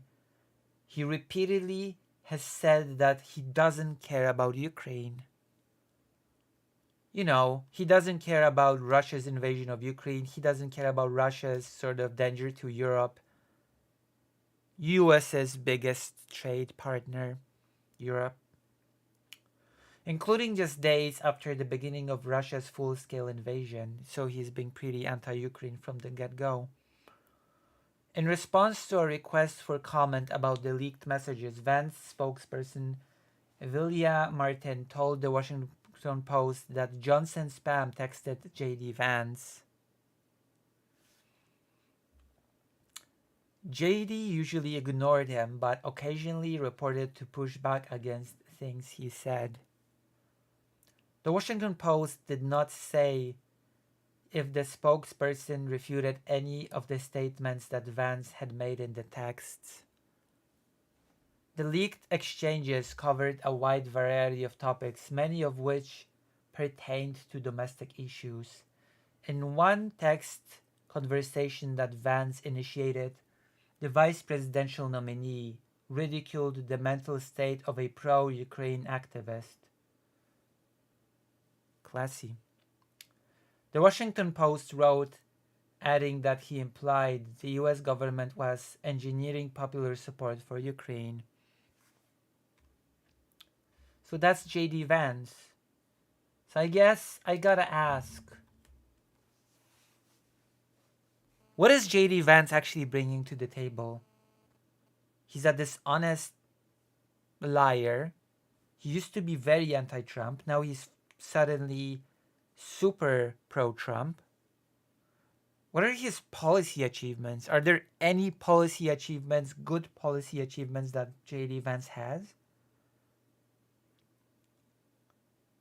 Has there been any good achievements by JD Vance? Anything? From what I'm seeing here, he's gonna be a disaster for international relations of the US. If Ukraine is any indication, and I have no reason to believe that he would be better on any other international issues. So why was he even chosen as the vice president? Apart from the fact that he is now a loyal sycophant of Trump. I guess that would answer my question, wouldn't it? He's loyal. He's loyal and will do whatever Trump tells him to do. I guess that's the only thing that I can think of. Unless someone in the chat will now promptly prove me incorrect and send me a link to a list of great, significant achievements that JD Vance has gathered under his belt as a politician. But so far, I've not encountered any. And dolphin weirdness does not count as a political achievement. Right? Does it? JD loves seed fans. Okay, now let's take a look at the other candidate. Let's take a look at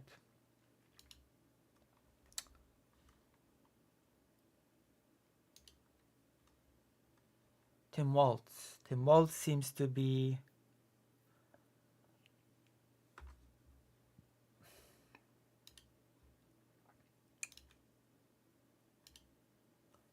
in a far better position here. Harris VP picked Tim Walz and his views on Palestine, Israel, and Gaza protests. Minnesota governor is lauded by pro-Israel groups while being targeted by Palestine solidarity. I've heard that he is actually not bad on this topic. I'm proud to announce that I've asked Tim Walz to be my running mate, Harris said on Twitter, making the announcement ahead of a rally in Philadelphia, Pennsylvania. As a governor, a coach, a teacher, and a veteran, he's delivered for working families like his. The choice to bring Walz comes after Pennsylvania Governor Josh Shapiro had been seen as a top choice for the Harris camp. Shapiro has been heavily criticized in recent weeks for his volunteer service on an Israeli army base and for comparing pro-Palestinian student protesters to the Ku Klux Klan. Walz, who is lauded for his progressive views and his pro-labor stances, as from what I understand, even as a teacher, he has been extremely pro-LGBT, and he's been sort of very progressive.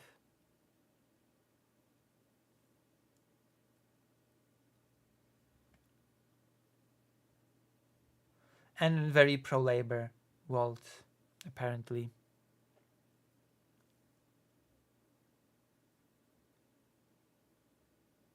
So, Walz has appeared to straddle the line between maintaining a clear pro-Israel policy stance while not drawing the ire of some pro-Palestine progressives. Apparently, Walz is like just the best case scenario when it comes to a vice president candidate. I actually heard that he is pretty good on Ukraine as well. I heard that he has been pro-Ukraine from the beginning, so the exact opposite of J.D. Vance. While while serving in Congress, he was a reliable um, co-sponsor for a number of pro-Israel measures, including one in favor of renewing a 10-year memorandum to send billions of dollars in U.S. military aid to Israel. He has also previously met with Israeli Prime Minister Benjamin Netanyahu and was notably not on the list of 58 Democrats who skipped Netanyahu's speech to Congress. The Walz pick was celebrated by pro-Israel groups, including the Democratic Majority for Israel. Not only is Governor Walz an accomplished and beloved leader in the state of Minnesota, having been elected 6 times to the House of Representatives and twice to the governorship, but he is also a proud pro-Israel Democrat with a strong record of supporting the U.S.-Israel relationship. As governor, he has been a steadfast supporter of the pro-Israel community. Over the past few months, the governor has appeared to show more openness to hearing the demands of protesters demonstrating against the war on Gaza, and contrasted to Pennsylvania's Shapiro, who compared the student protesters to the KKK and condemned UPenn for not doing enough to quell the protests. When the uncommitted campaign, an electoral campaign calling on the Democratic Party to call for a ceasefire in Gaza, racked up to 19% of the vote in the Democratic primary election earlier this year, Walz applauded the voters for being civically engaged. Governor Walz has demonstrated a remarkable ability to evolve as a public leader, uniting Democrats' diverse coalition to achieve significant milestones for Minnesota families of all backgrounds. He apparently helped to install tampons for free in schools, which is very interesting considering that the Republican Party has tried to make it into a criticism and made mocking graphics. But I'm not sure why the Republican Party would think that someone installing free tampons into school could be framed as a negative thing, but I don't know. The minds of conservatives are very difficult to decipher. Let me just say that.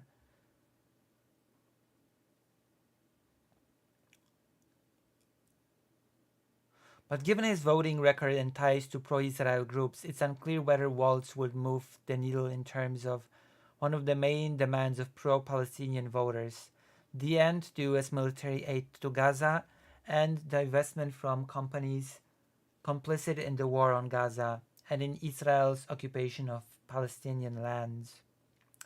Pro-Palestine protesters have been demanding that the state of Minnesota divest its financial stakes in Israeli companies and bonds, which they are worth around $119 million. Activists have also for years been urging the state to repeal its anti-boycott legislation, which forces state contractors to sign a pledge that they will not engage in a boycott of Israel. The law was first passed in 2017 prior to Walz becoming governor. However, he has made no moves to try to repeal the law. In December, a group of 1,000 Palestinian solidarity activists in Minnesota disrupted Walz's Christmas party, demanding the government commit to divesting from Israel. Governor Walz has ignored our calls for the divestment of taxpayer dollars and public pensions funds from Israeli apartheid, but he will never stop hearing from us or seeing us until he finally ends Minnesota's complacency in genocide. So that's an article. But let's look for something that we can directly compare the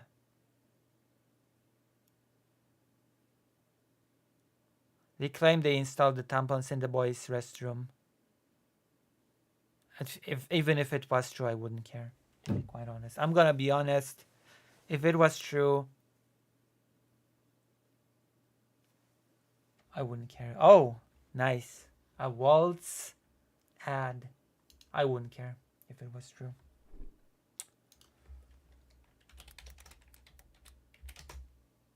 Trans men exist. And Waltz is pretty pro-LGBT. So I wouldn't care. I mean, I would think it's a good thing, to be quite honest. So, Tim Waltz, Ukraine. One day ago, Governor Tim Walz is Ukraine's reliable friend, Ukraine's ambassador to the US. It seems like Tim Walz, when it comes to Ukraine, is the exact opposite to JD Vance. From Ukrainska Pravda. Ukraine's ambassador to the United States, Oksana Markarova, considers Minnesota's Governor Tim Walz, who will be the vice presidential candidate from the Democrats, a reliable friend of our country, which, as we have just witnessed, just cannot be said about J.D. Vance, no matter how you slice it. No matter how you slice it, that is not something that you could say about J.D. Vance, who, once again, I will remind you, said, dude, I don't even take calls from Ukraine. Markarova said that among the American governors who actively support Ukraine, Governor Walz is definitely one of the leaders of such support and a reliable friend of our country. The ambassador added that Minnesota is one of the states where the governor's active support helps Ukraine to conduct its advocacy campaign. When I visited Minnesota in December as part of our whistle stop tour for Ukraine with the German Marshall Fund and Howard Buffett, the governor and I met with the Farm Bureau and actually joined him in convincing them of how important Ukraine's victory is to the U.S. national interest, the ambassador said. It is also known that Tim Walz was one of the first governors to order the termination of all contracts of state-owned companies with the Russian state in year 2022. So basically, cutting ties with Russian business.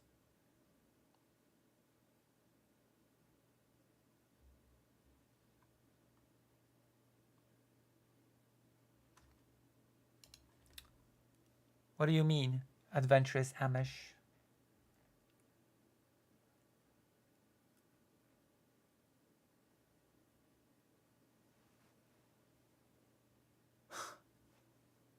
Crazy? No way.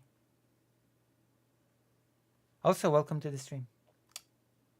All right. And on 22nd February of 2024, on the eve of the second anniversary of the full-scale invasion, Walz and Vyacheslav Haus, the head of the Chernihiv Oblast State Administration, signed a memorandum of cooperation between Minnesota and Chernihiv Oblast. Kamala Harris announced her choice of Tim Walz as their vice presidential running mate on Tuesday morning.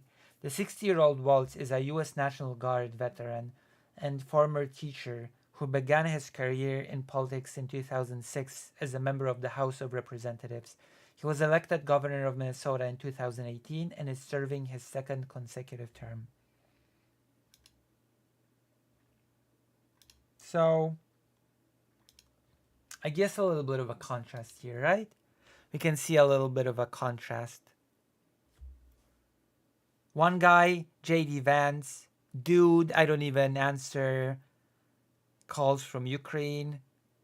They've been bitching about F-16s. Other guy, Tim Walz, support of Ukraine from day one, cutting ties with Russian business, Russian state, tightening ties of friendship with Ukraine. I don't know. One of these fellows seems to just be a better candidate.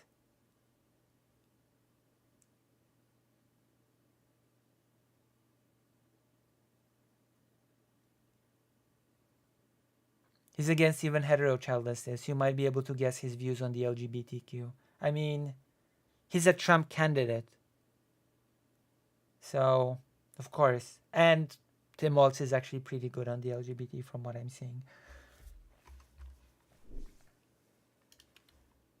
So I'm sorry, this is like, I'm talking about Ukraine, right?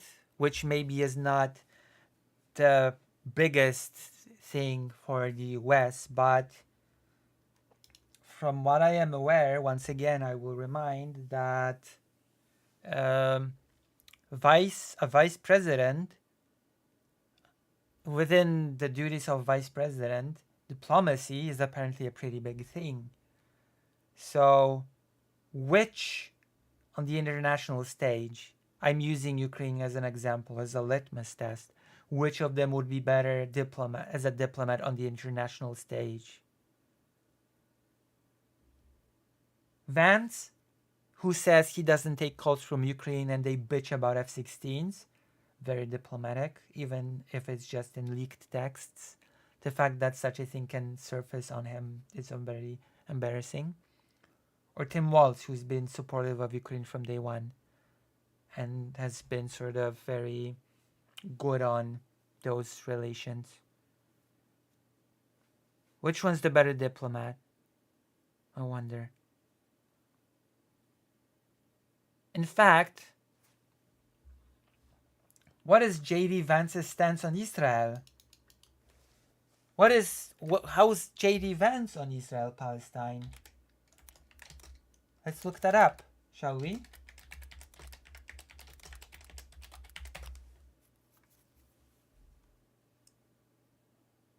I'm actually pretty curious.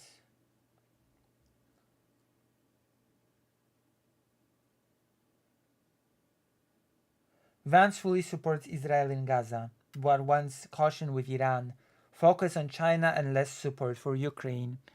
That tells me everything that I need to know, really. Former US President Donald Trump wasn't the only leader who received a rockstar welcome. Vance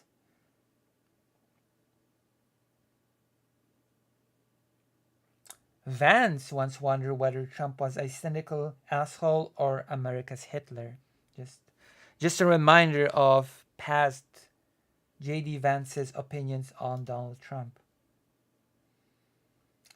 He is now poised to serve as Trump's wingman and potentially next vice president. Vance's foreign policy can be surmised as America first with an Israel exception. So, is this really a foreign policy that the US wants to pursue? America first with an Israeli exception?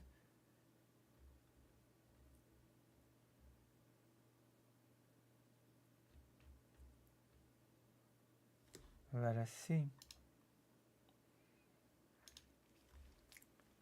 When Hamas carried out its attack on October 7 last year, Vance pinned blame on the Biden administration for enabling the Palestinian group because of course. Americans must face a stark truth. Our tax dollars funded this. Yes, J.D. Vance said that American tax dollars funded Hamas in its attack. He said hours after the attack, according to media reports. Vance's staunch support for a strong U.S.-Israel relationship rests on his view that the country is essential to protecting U.S. interests in the Middle East, according to Seth Eisenberg, CEO of Pears Foundation, a U.S.-based organization. Vance supports continued military aid to Israel, emphasizing that a secure Israel contributes to regional stability and aligns with American strategic interests. He advocates for close diplomatic and defense cooperation according to Israel's role as a democracy in a volatile region. Indeed, Vance has rejected any limits on aid to Israel, but is against any aid to Ukraine, just so you know.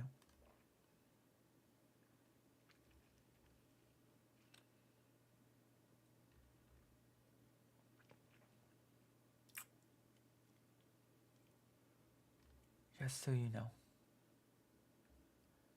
Vance is against the US providing funds to Ukraine amid the war with Russia.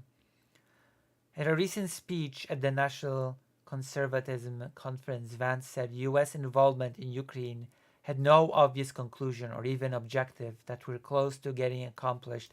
That is very ironic considering the endless goal of destroying Hamas. Just gonna put it out there. I'm sorry, but the endless, vague, elusive goal of destroying Hamas feels far less tangible than the pretty concrete Ukraine wants to repel Russian forces from its territory. I'm sorry.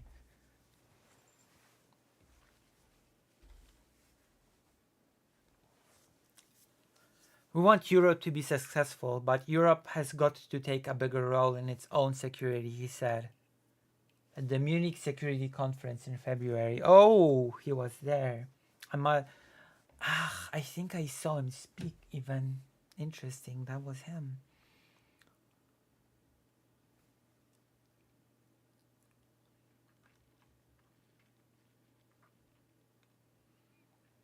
He deflected accusations that both he and Trump were soft on Russian President Vladimir Putin, stating that Putin's preferred candidate is Biden because he's more predictable.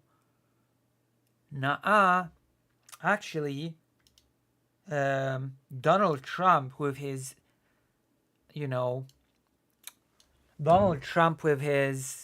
contributing to blocking or actually being the main force behind blocking Ukrainian aid for 6 months.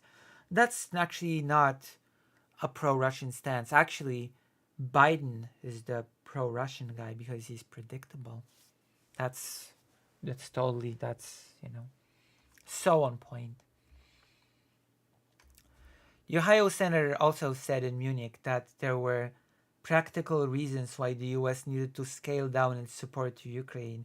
The US, he said, does not make enough munitions to support a war in Eastern Europe, a war in the Middle East, and potentially a contingency in East Asia.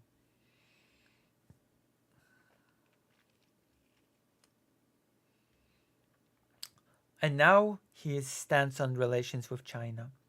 According to Eisenberg, Vance views China as a primary strategic competitor and has called for a more assertive US stance to counter Beijing's rising influence. So I assume he would at least be pro Taiwan, at the very least.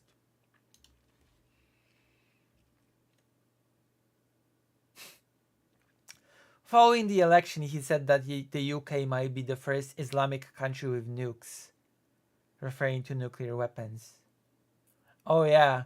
That's JD Vance. What is the first truly Islamist country that will get a nuclear weapon? Maybe it's Iran, maybe Pakistan already kind of counts. And then we sort of finally decided maybe it's actually the UK since Labour just took over, Vance said. I remember that. Jesus.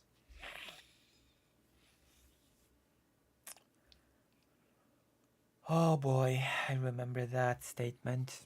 That was a doozy. There we go. We did some comparisons. We have it.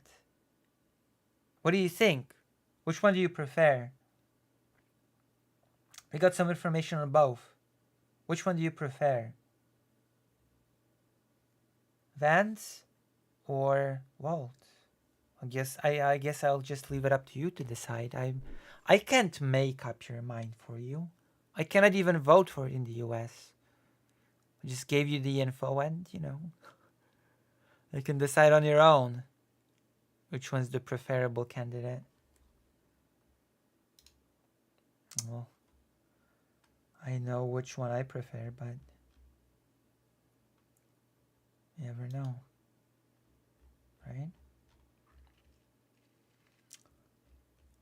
I know who's my vice president, even though I cannot vote in the US.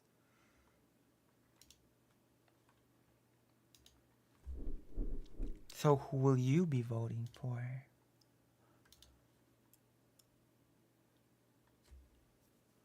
Here you go. We've done the US politics segment. How do you feel? How do you feel? We've done 2 totally cool segments. Waltz makes me politically erect. Jeez. Jeez Louise. So Nomadic, you tell me, since you're very active in the chat right now, how are you and what is your feedback to the stream so far? Kent Waltz through Waltz. Damn, so true. What is your feedback for me, Nomadic? If it's okay to ask for viewer feedback.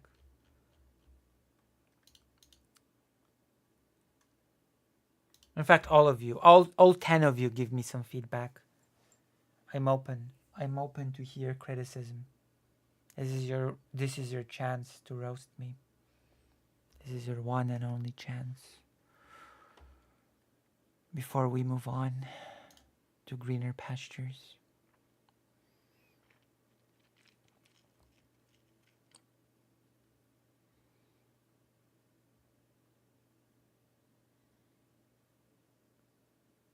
Vibes are great. Yeah? Damn. All right. I've discussed Ukraine, so now I gotta ask the inevitable question. How do I compare to your favorite... How did you put it? How do I compare to your favorite liberal streamer? There you go.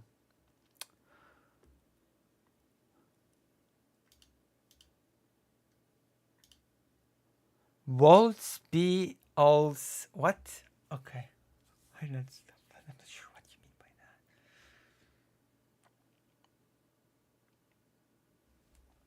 that. It is nice to see that the vibes are good on the stream. Also, I've got all the books. Look, all the books. There's so many books here. So many books to read.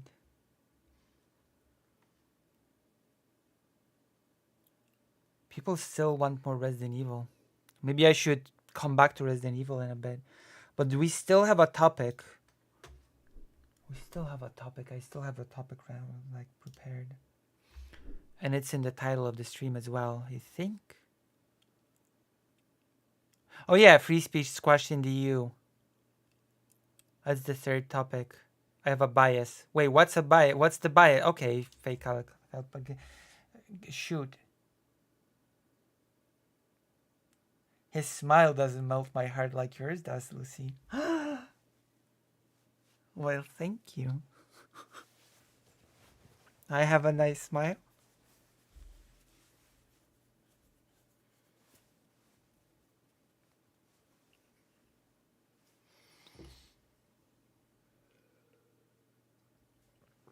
Well, thank you very much.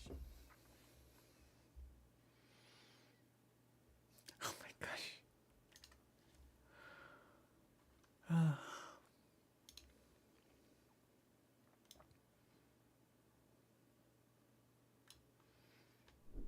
My gosh.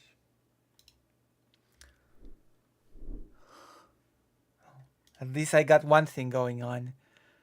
Other streamers have substance and things to say, but at least I have a nice smile, you know? We all have our strong points. Some people have knowledge, good analysis, and, you know, and good work. and some people have a nice smile, you know. It's like all things are needed. Whoops. What? What the?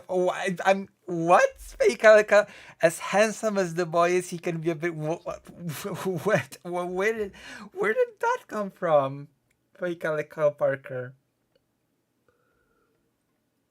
Sheesh. Where did that come from? Come on, don't be like that. I know. No. Where did that come from?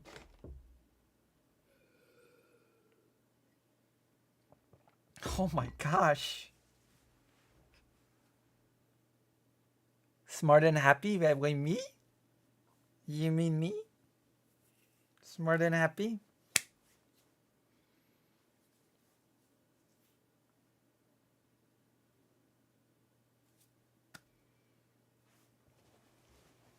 Oh, thank you. Oh my gosh.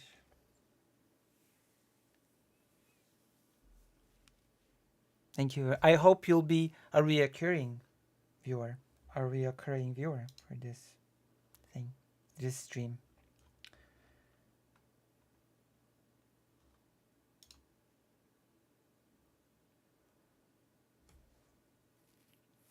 Speaking of, you should actually watch that whole documentary that I went for the live viewing of. It's actually really good. The Unevacuatables.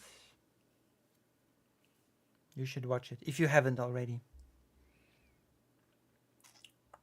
It's actually really, really good. Okay, shall we do the next topic? I've been fed with compliments. Thank you very much. I've been shocked with some opinions.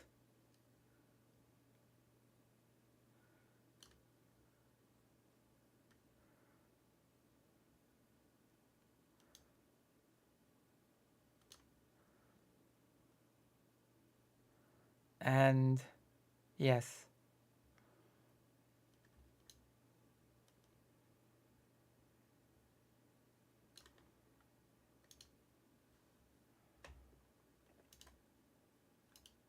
Okay.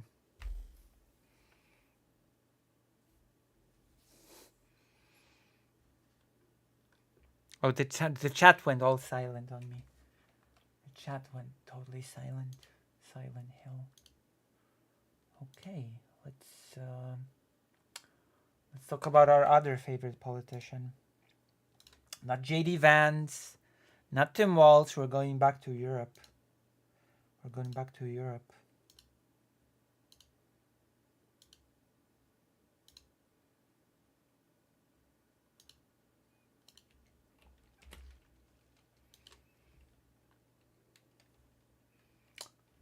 gonna give you a pun.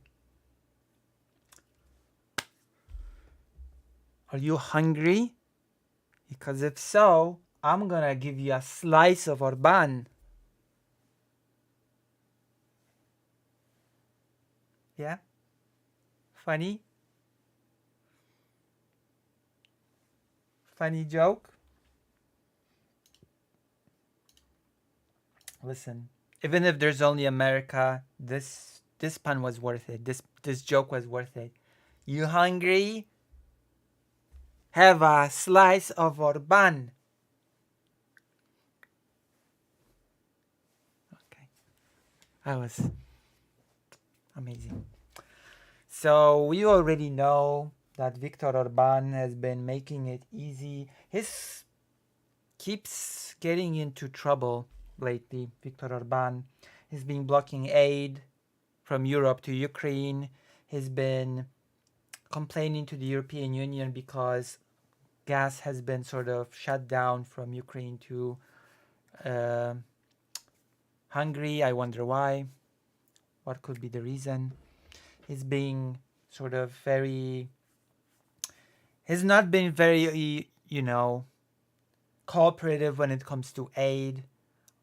Has I think Hungary has received refugees from Ukraine, but I don't think Hungary has contributed any military aid to Ukraine itself. So that's also a thing.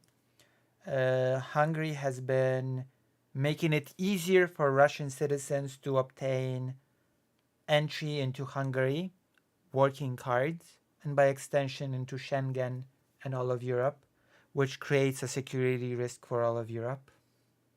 So that's also been a thing very recently, that there's been talks of Hungary being even excluded out of the Schengen zone, which one could argue is sort of a form of collective punishment against Hungarians themselves, but that's neither here nor there.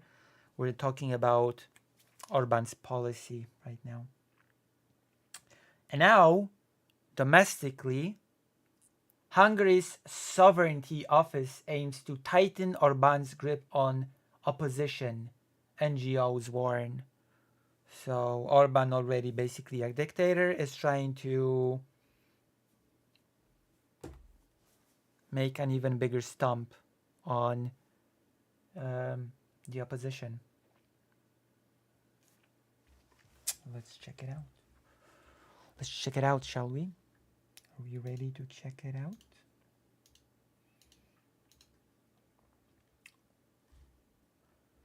We are, aren't we? We're so ready. React. By the way, for people that are new here, I fancy myself a bit of an animator, an artist. Apart from doing history, politics, and I also do languages very rarely. Sometimes you might catch me doing some language related things. And I also do art. And I fancy myself a little bit of an animator. This little sprite was done by and animated by me. This little sprite was also done and animated by me. I will draw your picture today, I promise. All right, let's read the article. I've been criticized. You potato. Harsh words. Established by the Hungarian parliament last year, the office is tasked with monitoring political circles that receive unauthorized financial aid from abroad. However, critics of Prime Minister Orban's government argue that the office is used to silence the opposition and stifle free debate in a country where Fidesz, Orban's party, has been in power for over a decade. The office is headed by Hungarian political scientist Thomas Lanci, a close ally of Fidesz. I'm not entirely sure how I should be reading these things, and unfortunately my strong Hungarian associate is not on stream. The whole thing is so absurd that I would put it between Orwell and Kafka somewhere, which is funny because the person that I've just mentioned has Kafka in her name.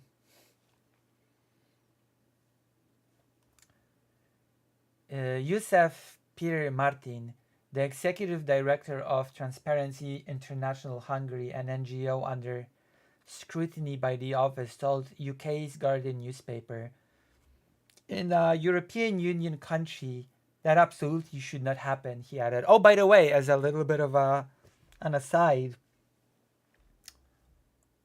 Hungary has also, the Hungarian government has recently also openly attacked and criticized Poland.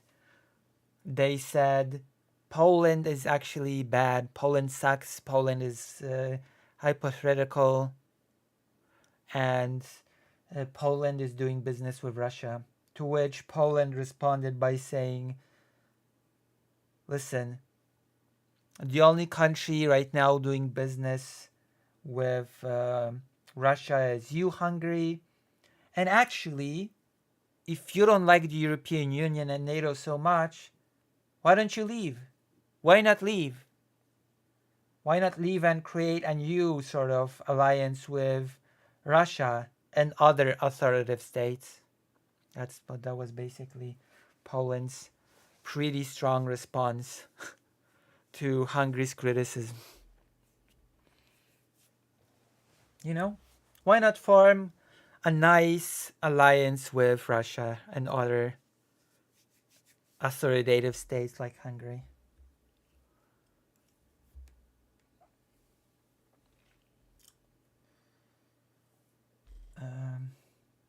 So far, the Sovereignty Protection Office has focused on the activities of two institutions, Transparency International Hungary and Altatso, which is an independent portal known for revealing government corruption scandals.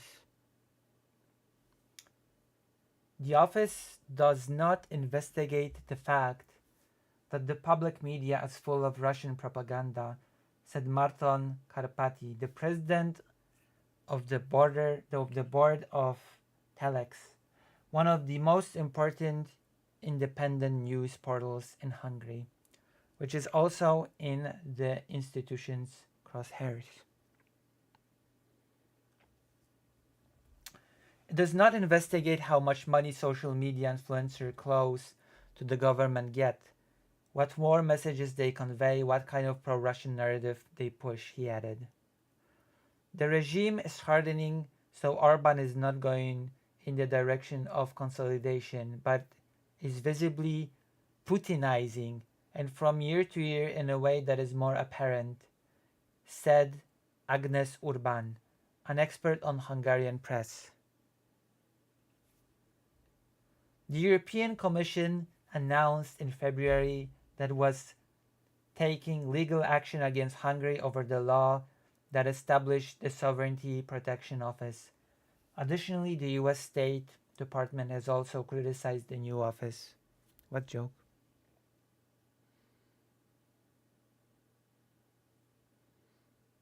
I don't get the joke. It's too late. It's 3 a.m. and we've been streaming for 4 hours, 30 minutes. It's been too long of a stream for me to get any jokes.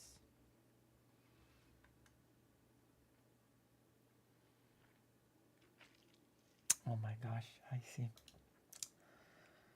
Oh my gosh. Well, that is my type of joke, so I guess it's good.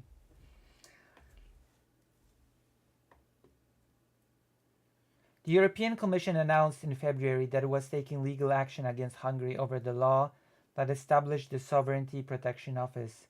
Additionally, the US State Department has also criticized the new office. It was something very similar to the whole thing that Georgia pushed. Despite the criticism, the authorities in Budapest believe that the office's activities are necessary.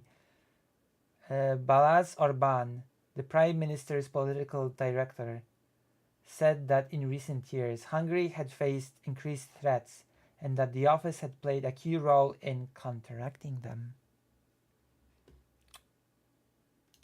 Have I mentioned that Russia has hacked into the Ministry of Foreign Affairs of Hungary and has had access to Hungary's deepest secrets for over a decade now? Have I mentioned that?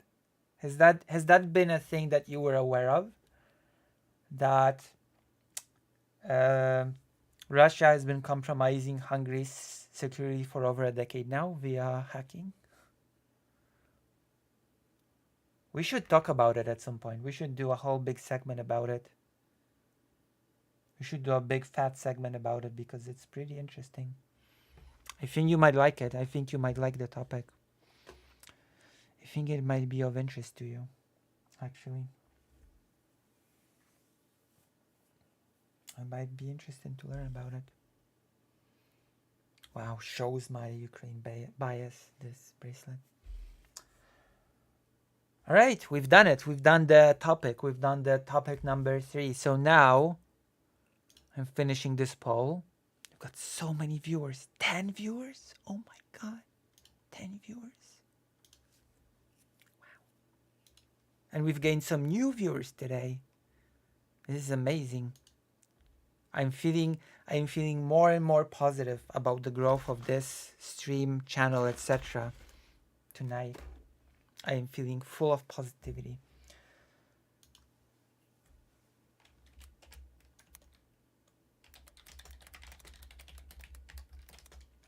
Oops.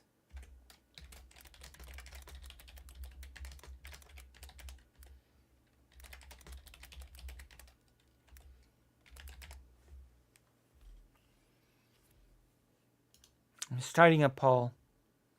The choices are talk more politics or game. More politics, game. And decide chat, which I have no clue how to start a poll here. Just, I suppose you just write what you want. Also, Nomadic, why not join the page where you can be visible on the screen and also, you know.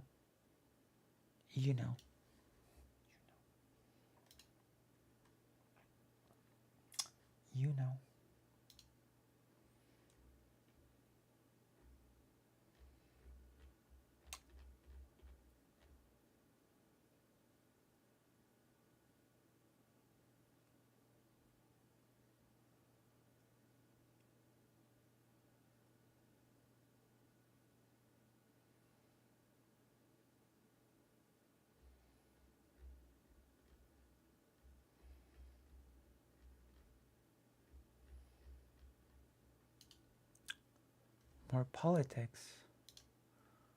Free votes. Vote more. There are 8 people here. Let's get some more votes. Ghosted. True. I'd never ghost you. I'd never ghost you, Glittering. Freckles are indeed cute. They can be, at least.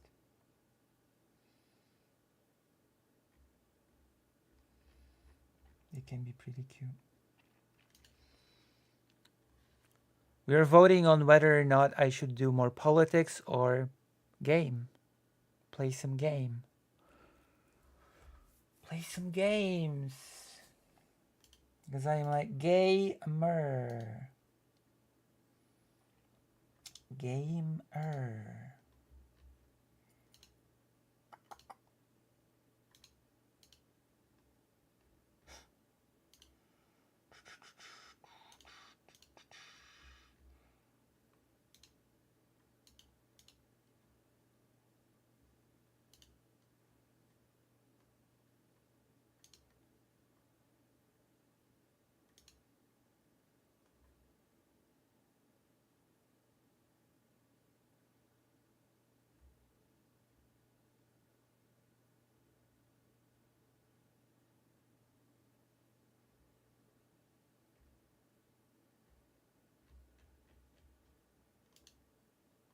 Some Polish news.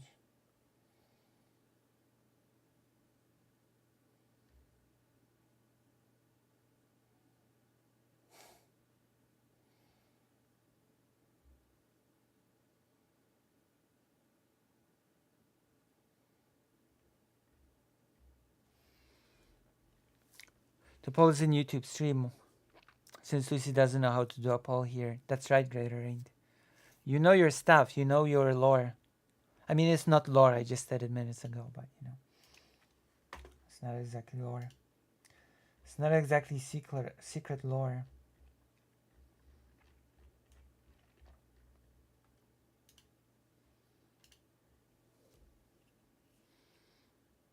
The keeper of the Lucy lore. And yet still only 3 people have voted. I know Lucy likes freckles. That's right. As of right now, you know it. As of right now, you are aware of this fact. More people should vote. Come on. 50-50. I'm getting PTSD from all good old times when people kept game. Oh wow, game is now gaining traction. Dan, If a game wins, then you're gonna have to answer another question. What game?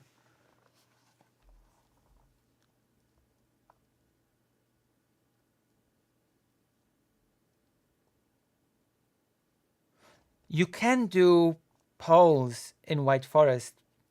I just don't know how. Somiostatic. When Somiostatic is on stream, he does the polls. I don't know how. That's right, Adventurous Amish. Just like voting in real life. Also, you should not be white. You should be of color. And you can become of color by clicking the subscribe button.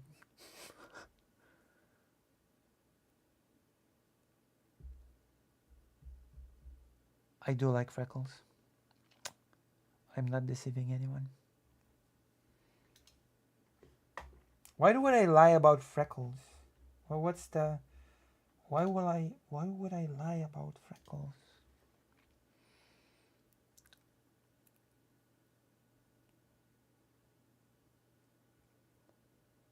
Why will I lie about something like that?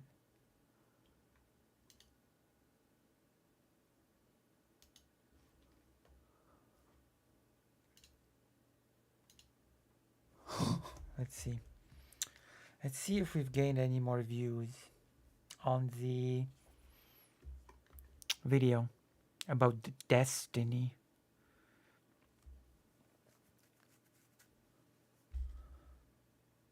No, it's all good. It's a legitimate poll. It's a totally legitimate.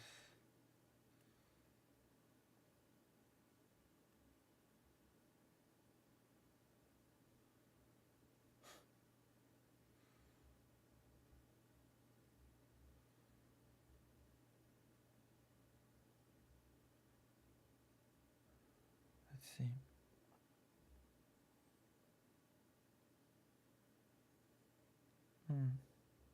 I need more comments and likes.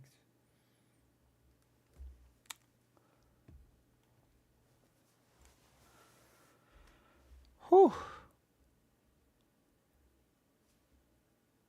Has the 11 people are here, but only 5 have voted.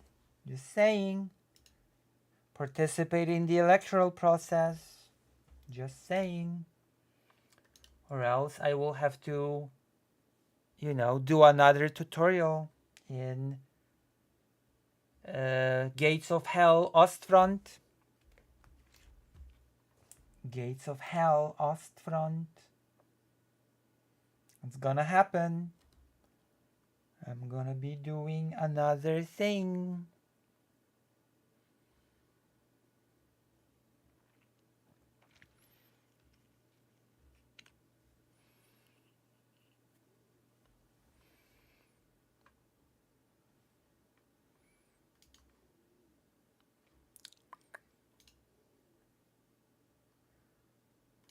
This is why democracies fall. True. You're right, Domatic. But you should join the page. You should join the White Forest page. I bet you run the other streamers' White Forest pages.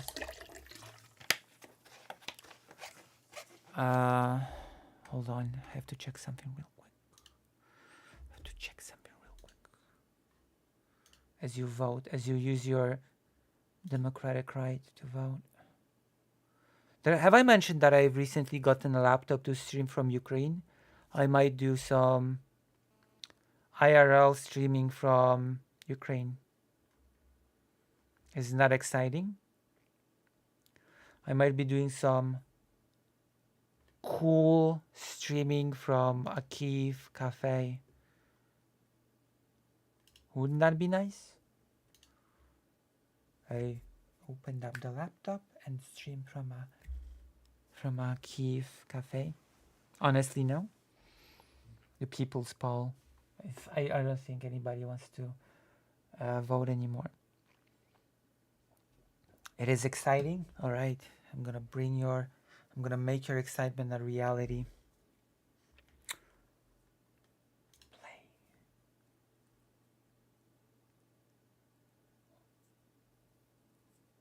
Oh, Scarecrow 559. I don't know. Am I? What are you referring to? What are you referring to? Oh, okay. We're getting an interaction with a viewer now. Scarecrow 559. I'm positive I've not seen you here before, but pray tell, what are you referring to? What shooter? I have no idea what you're referring to. What shooting are you referring to? You're gonna have to elaborate. I'm a little slow. Similar phenotype. You're gonna have to once again elaborate because I'm a little slow. Don't ban just yet. Just don't ban just yet. I'm curious. I'm curious.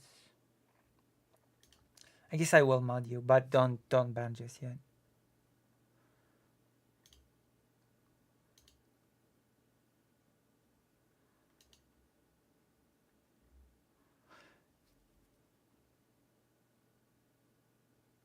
Oh.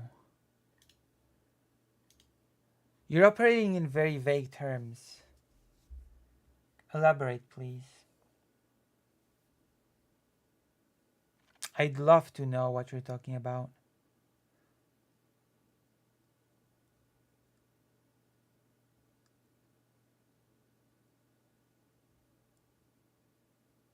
Привіт, Jim Peaks.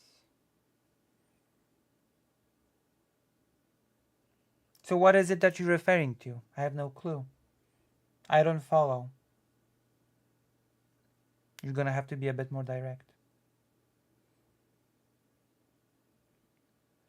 If people look similarly, they have a redundancy to act similarly. I still have no clue what you're talking about, I'm afraid.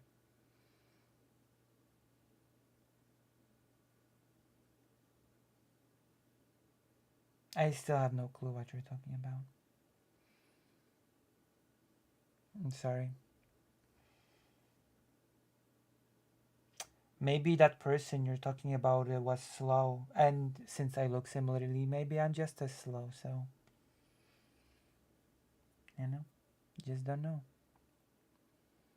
Did I just tie the poll? You have, yes. You've just tied the poll, correct. You've just tied the poll. So what is it? What is your point, Scarecrow 559? What are you trying to tell me? I have no clue.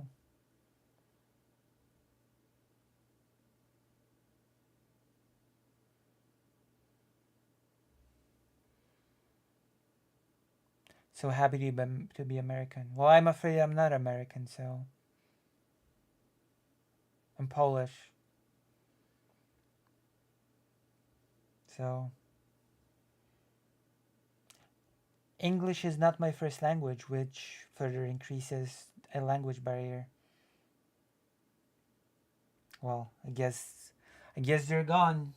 I guess they're gone. I guess they're gone.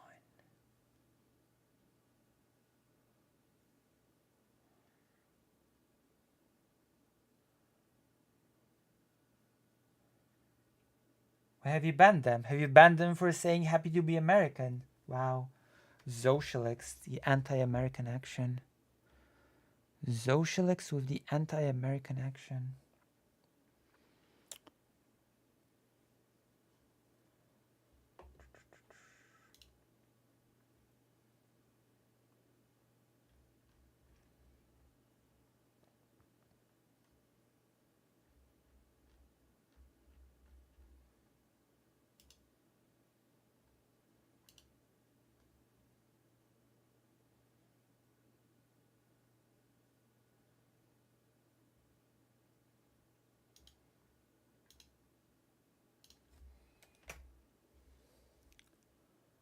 Oh, this is America. I'm sorry. That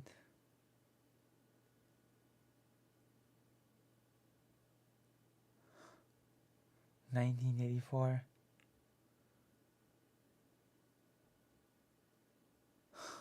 Well, you know, It happens. It happens. It's okay. Okay, I guess we're gonna play Ostfront. I'm gonna play Ostfront. I've been recommended this game. I've been recommended this game by a very reputable individual.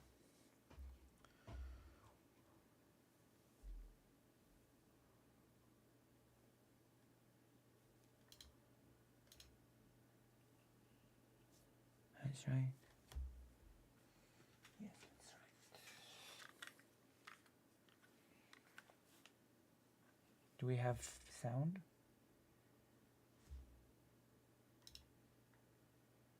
Uh-oh.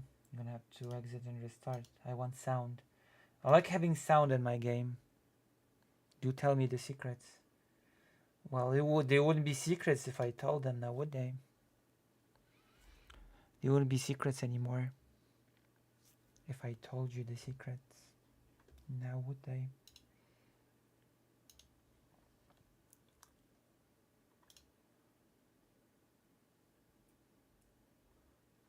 Wait, did I actually get an achievement that only 3.6% of players have?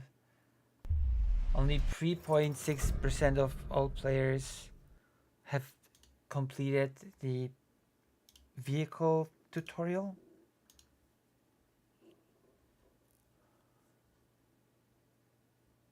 Listen, if you wanna know a secret, then you're going to have to donate. I'm a capitalist. Every man is scared of his first battle. If he says he's not, he's a liar. Some men are cowards, but they fight the same as the brave man, or they get the hell slammed out of them watching men fight, where just 80 guns and artillery. Oh yeah, I forgot I got a save game.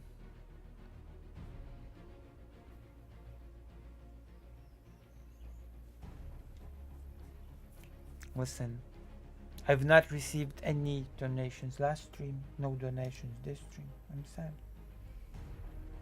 I'm sad. I'm saddened.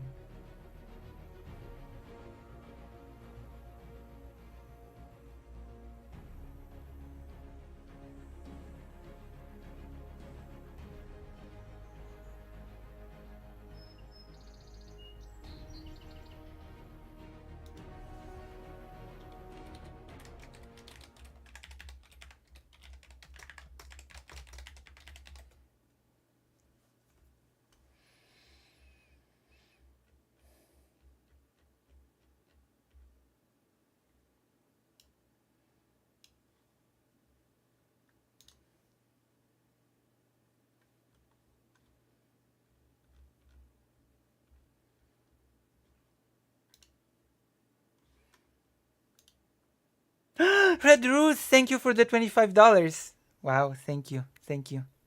Thank you. She puts on the puppy dog eyes and people donate. Thank you. Thank you, thank you. Thanks to you, I will be able to attend therapy, which is $100 now per session. You think I'm kidding, but I'm not, unfortunately. What am I supposed to do?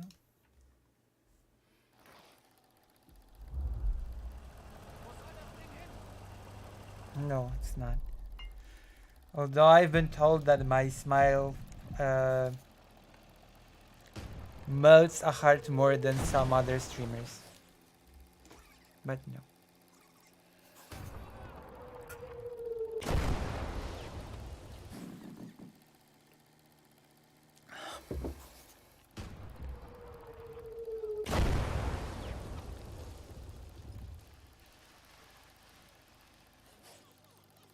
I'm supposed to shell these people.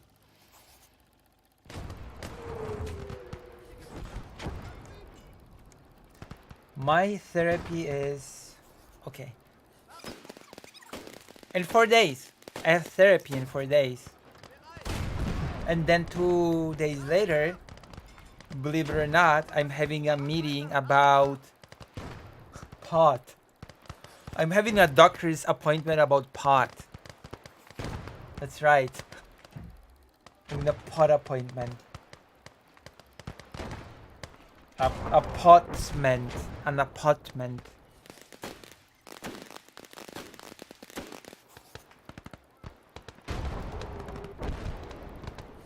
Why?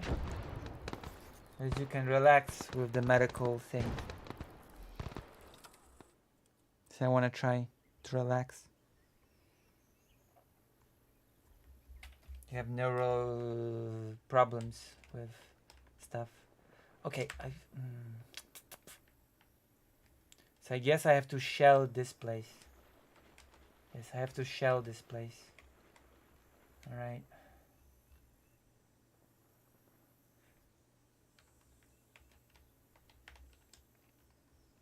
Yes, I have therapy soon.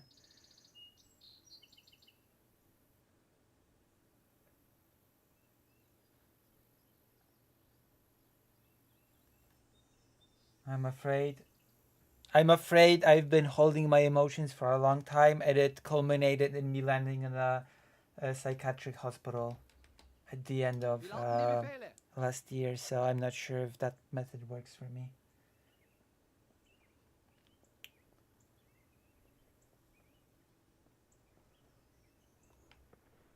I'm afraid that it's not working for me.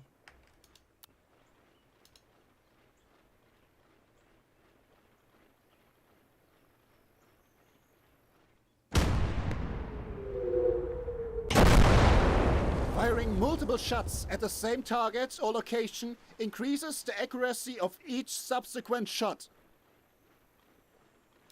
How do I do that?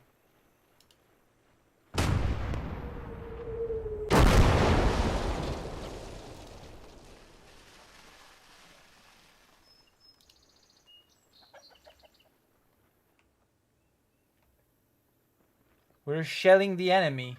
Like Thomas Shelling. Hello, Ali. I'm having a pretty good night, yeah. It's a pretty nice stream. Thank you. Now that you're here, this is an excellent stream, you know? It's not been perfect, but now that you're here.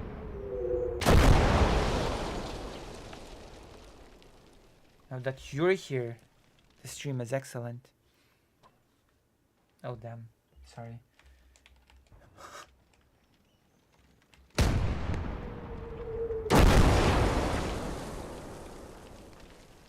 Oh, yeah. Don't be vulgar. Don't be vulgar, Dr. Johns. Don't be mean. It's okay, now it's showing. Listen, I've just been checking if you are an active audience or are you just passive, you know? We're shelling the enemy. This game has pretty good graphics, as you can see, for an RTS.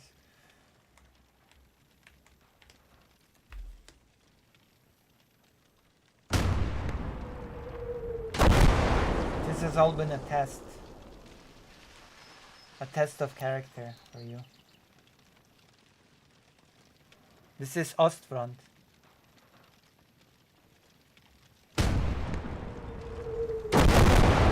Or Front Ost. Gates of Hell. An RTS.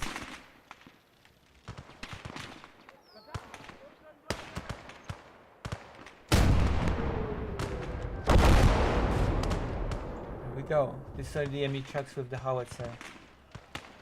The howitzer being an artillery piece. That's right, Socialist. You know your games. How do I... Soviets armored car spotted. Switch the howitzer ammunition to either armor-piercing or high-explosive anti-tank to destroy it with direct fire. Alright, let's go.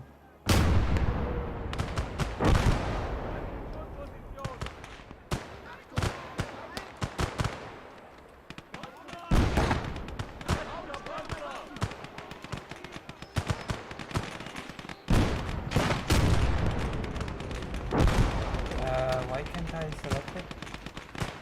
Oh no, this is my... No, where's my gun? Where's my artillery piece? Oh, this is my artillery piece. I've been like, what? Okay, let's go.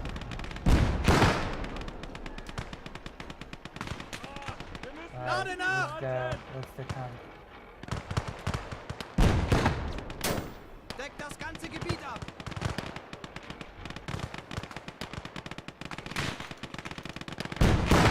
Bereit! Alright, let's go. Let's destroy the tank. Where's the enemy?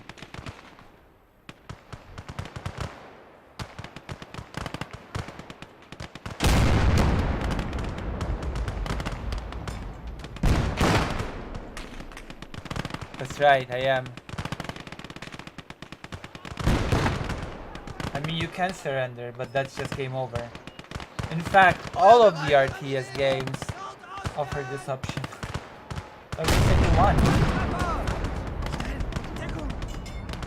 You can actually give up at any moment.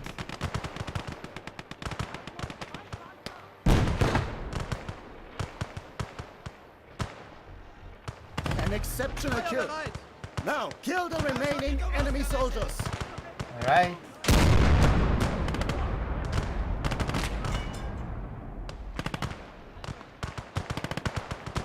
Wieso haben wir so wenig Munition?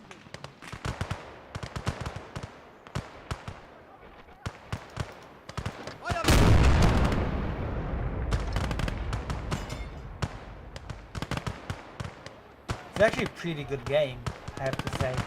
Even though I'm only playing the tutorials for now. No, a true victory is destroying all the enemies. With artillery. And tanks and stuff. That's the peaceful. I'm demonstrating the peaceful revolution.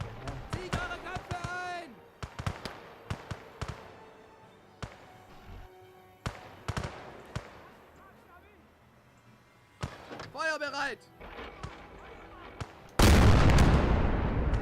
Boom! Now we're fighting for peace.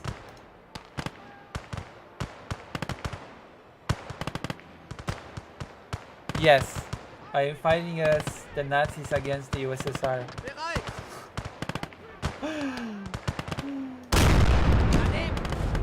Not enough!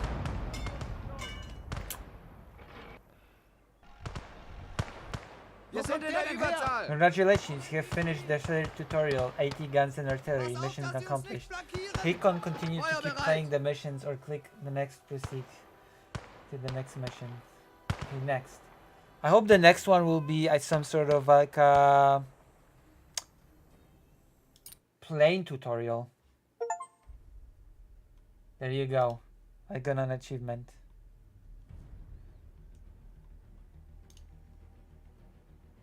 Got an achievement for, you know.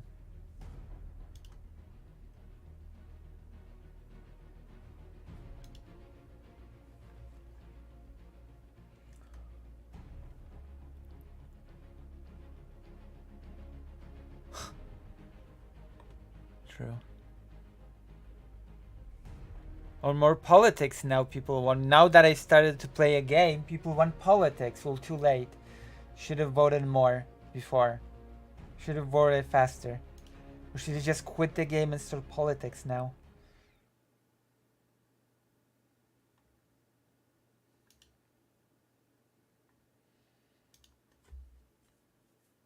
I'm conflicted. The illusion of free choice, true. We didn't know you'd start playing as the. I've already finished 2 tutorials on the stream. You knew I'd be playing as the Nazis. You all knew. You all knew.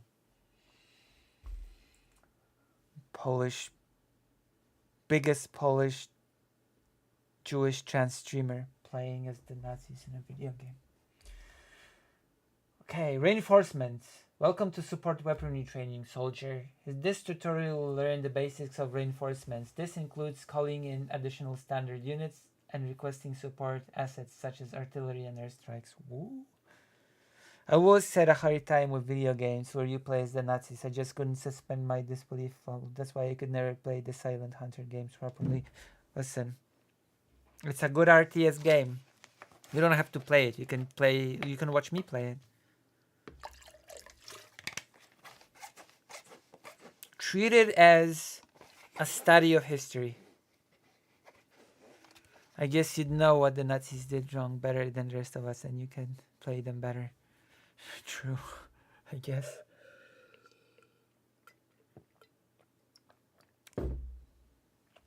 True. That is true.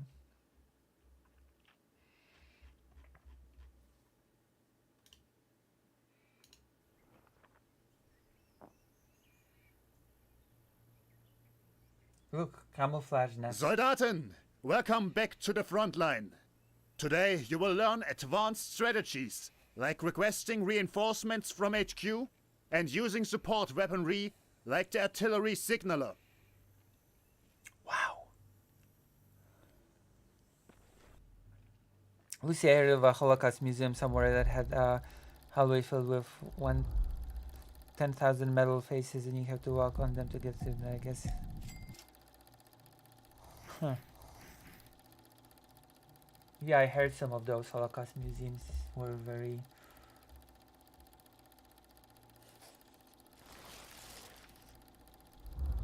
Right, that's true. There is a point, Ali.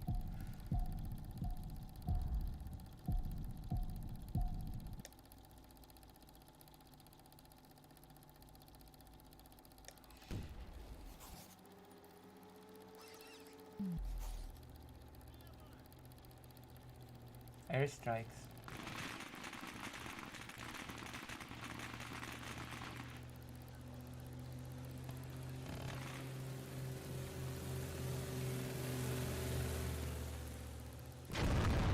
Woof! Did you see that? Oh my god. First, call in a rifle squad. Once they arrive, order them into the trenches.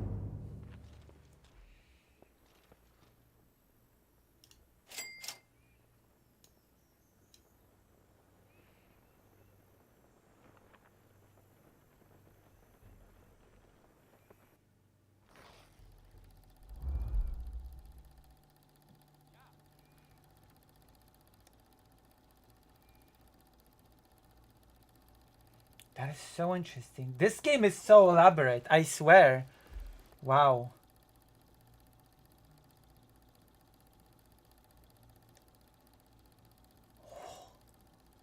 This game is very cool, I have to say. You will admit this game is very cool, right?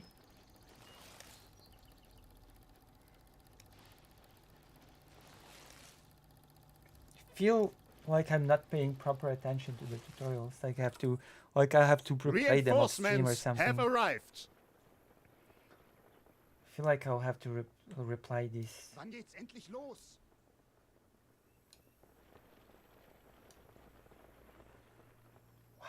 This is so cool. Damn. Wow. Excellent. New units are available to reinforce your defenses.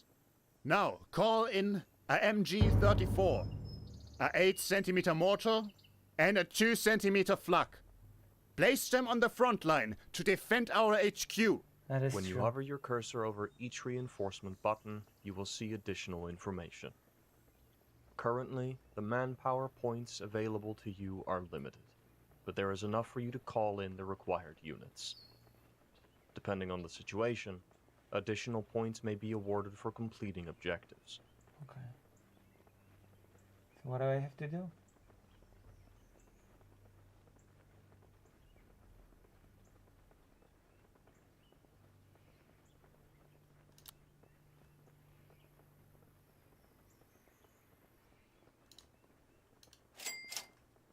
Cha-ching!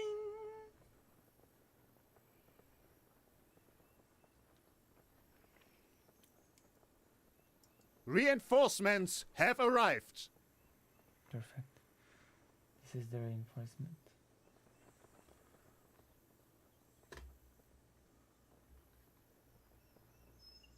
Ja, wohin mit dem Ding? Nehmt das Teil in die Hand und los!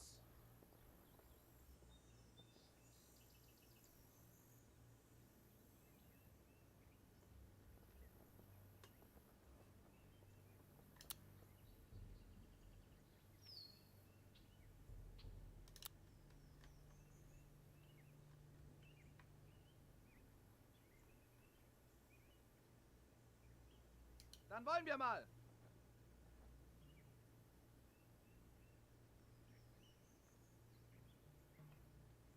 Dann packt mal zusammen.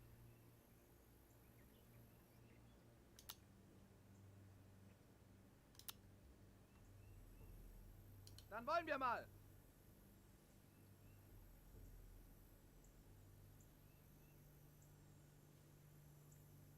Dann packt mal Where do zusammen. I go?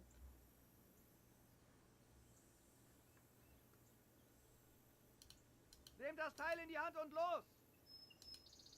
Haben wir Spielkarten dabei? Dann wollen wir mal.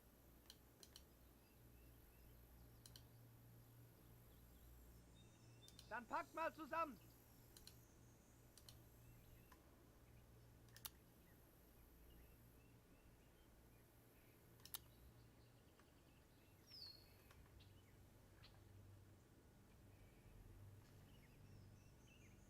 Oh. Hold on. Nehmt das Teil in die Hand und los. I think I know what to do now. Dann packt mal zusammen. Yeah, it's a very good game. Hat jemand Feuer? Dann wollen wir mal. Guess we'll set them up. What's the link rate range?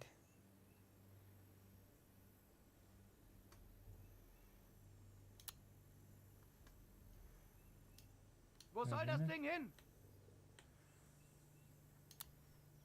Nehmt das Teil in die Hand und los. Nehmt das Teil in die Hand und los. Dann packt mal zusammen. Dann wollen wir mal. I feel like I'm misunderstanding the objective.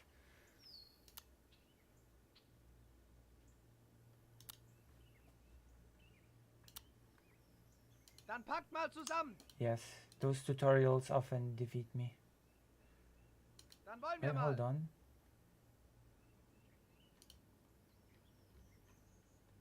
Nehmt das Teil in die Hand und los. Befehle?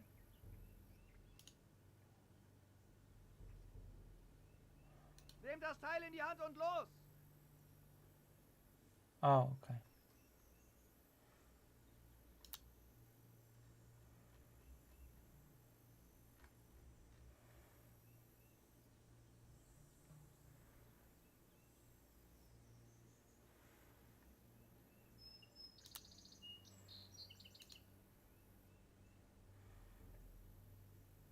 Oh.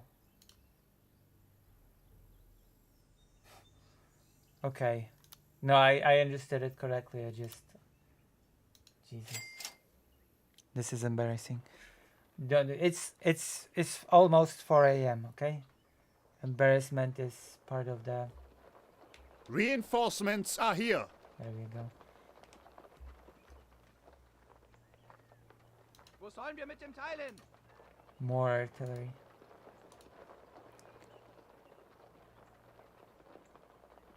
What weather? What happened? Dann packt mal zusammen. What is happening? Dann wollen wir mal.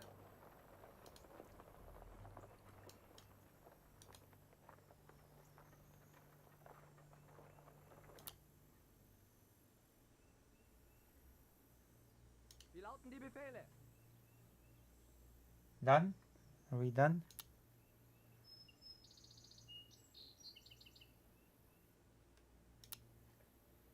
Are we done? Have I done it? Hat hier jemand ein Bier dabei? Wie lauten die Befehle?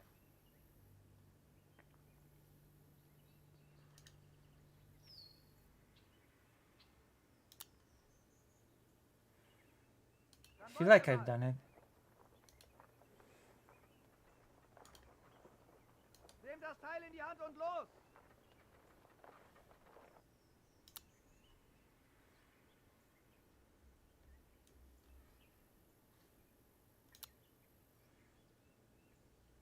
Oh. Jemand eine Runde Skat gefällig? One more. I have to get one more. Oh my gosh, mortar. Wo sollt ihr mit den Reinforcements Teilen? are here. Alright. Dann packt mal zusammen. Now it will be fine. Dann wollen wir mal. Now it will be fine. She set it up. Prepare your units to defend the front line. Our scouts provided an estimated time before the enemy attack will arrive. A new reinforcement option is unlocked. Skip preparation phase. It will allow you to skip the current preparation phase and begin the next phase. Often, it is the enemy attack. Wait, Ich hab what schon do I lange nicht do? mehr Klaus gesehen.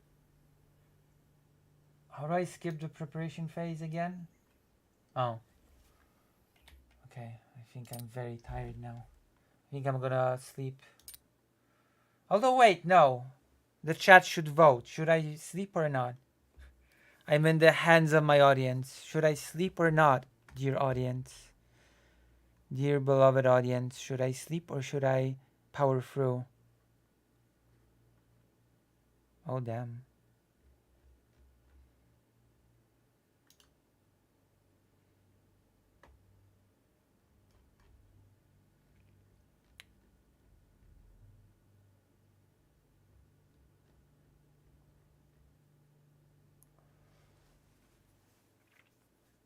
Sleep, I'd say. So one person said I should sleep. I should actually start an official poll. Yes and don't ask. I have to ask, always. Sleep or no sleep?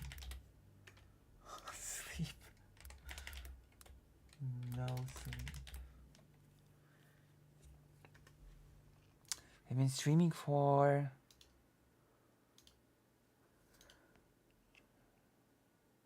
a joy having no thoughts. Damn.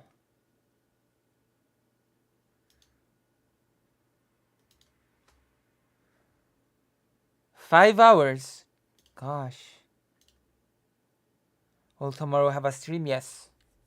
I promise to play Dino Crisis. I promise to start playing Dino Crisis tomorrow. The first one. The second one is a totally different beast.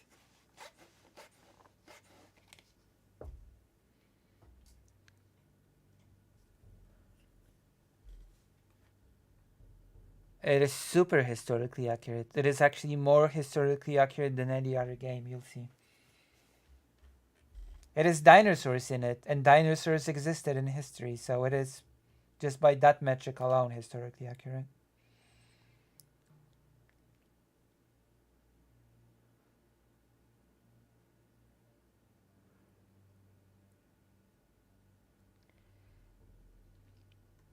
Sleep.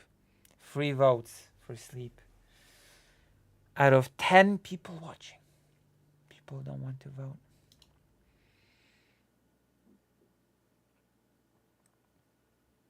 They did.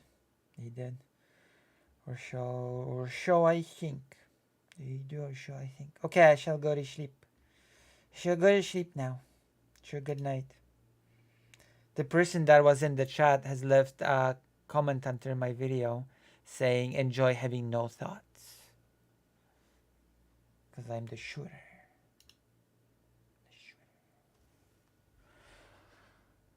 I mean, yes, we're if Sarah game about a secret dinosaur island, Halaba small.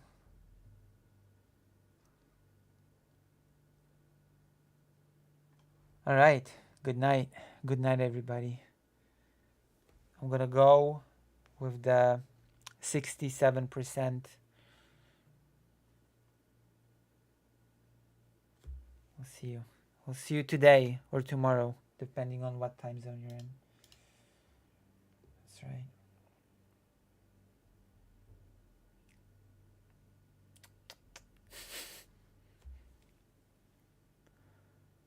That's right. Bye-bye.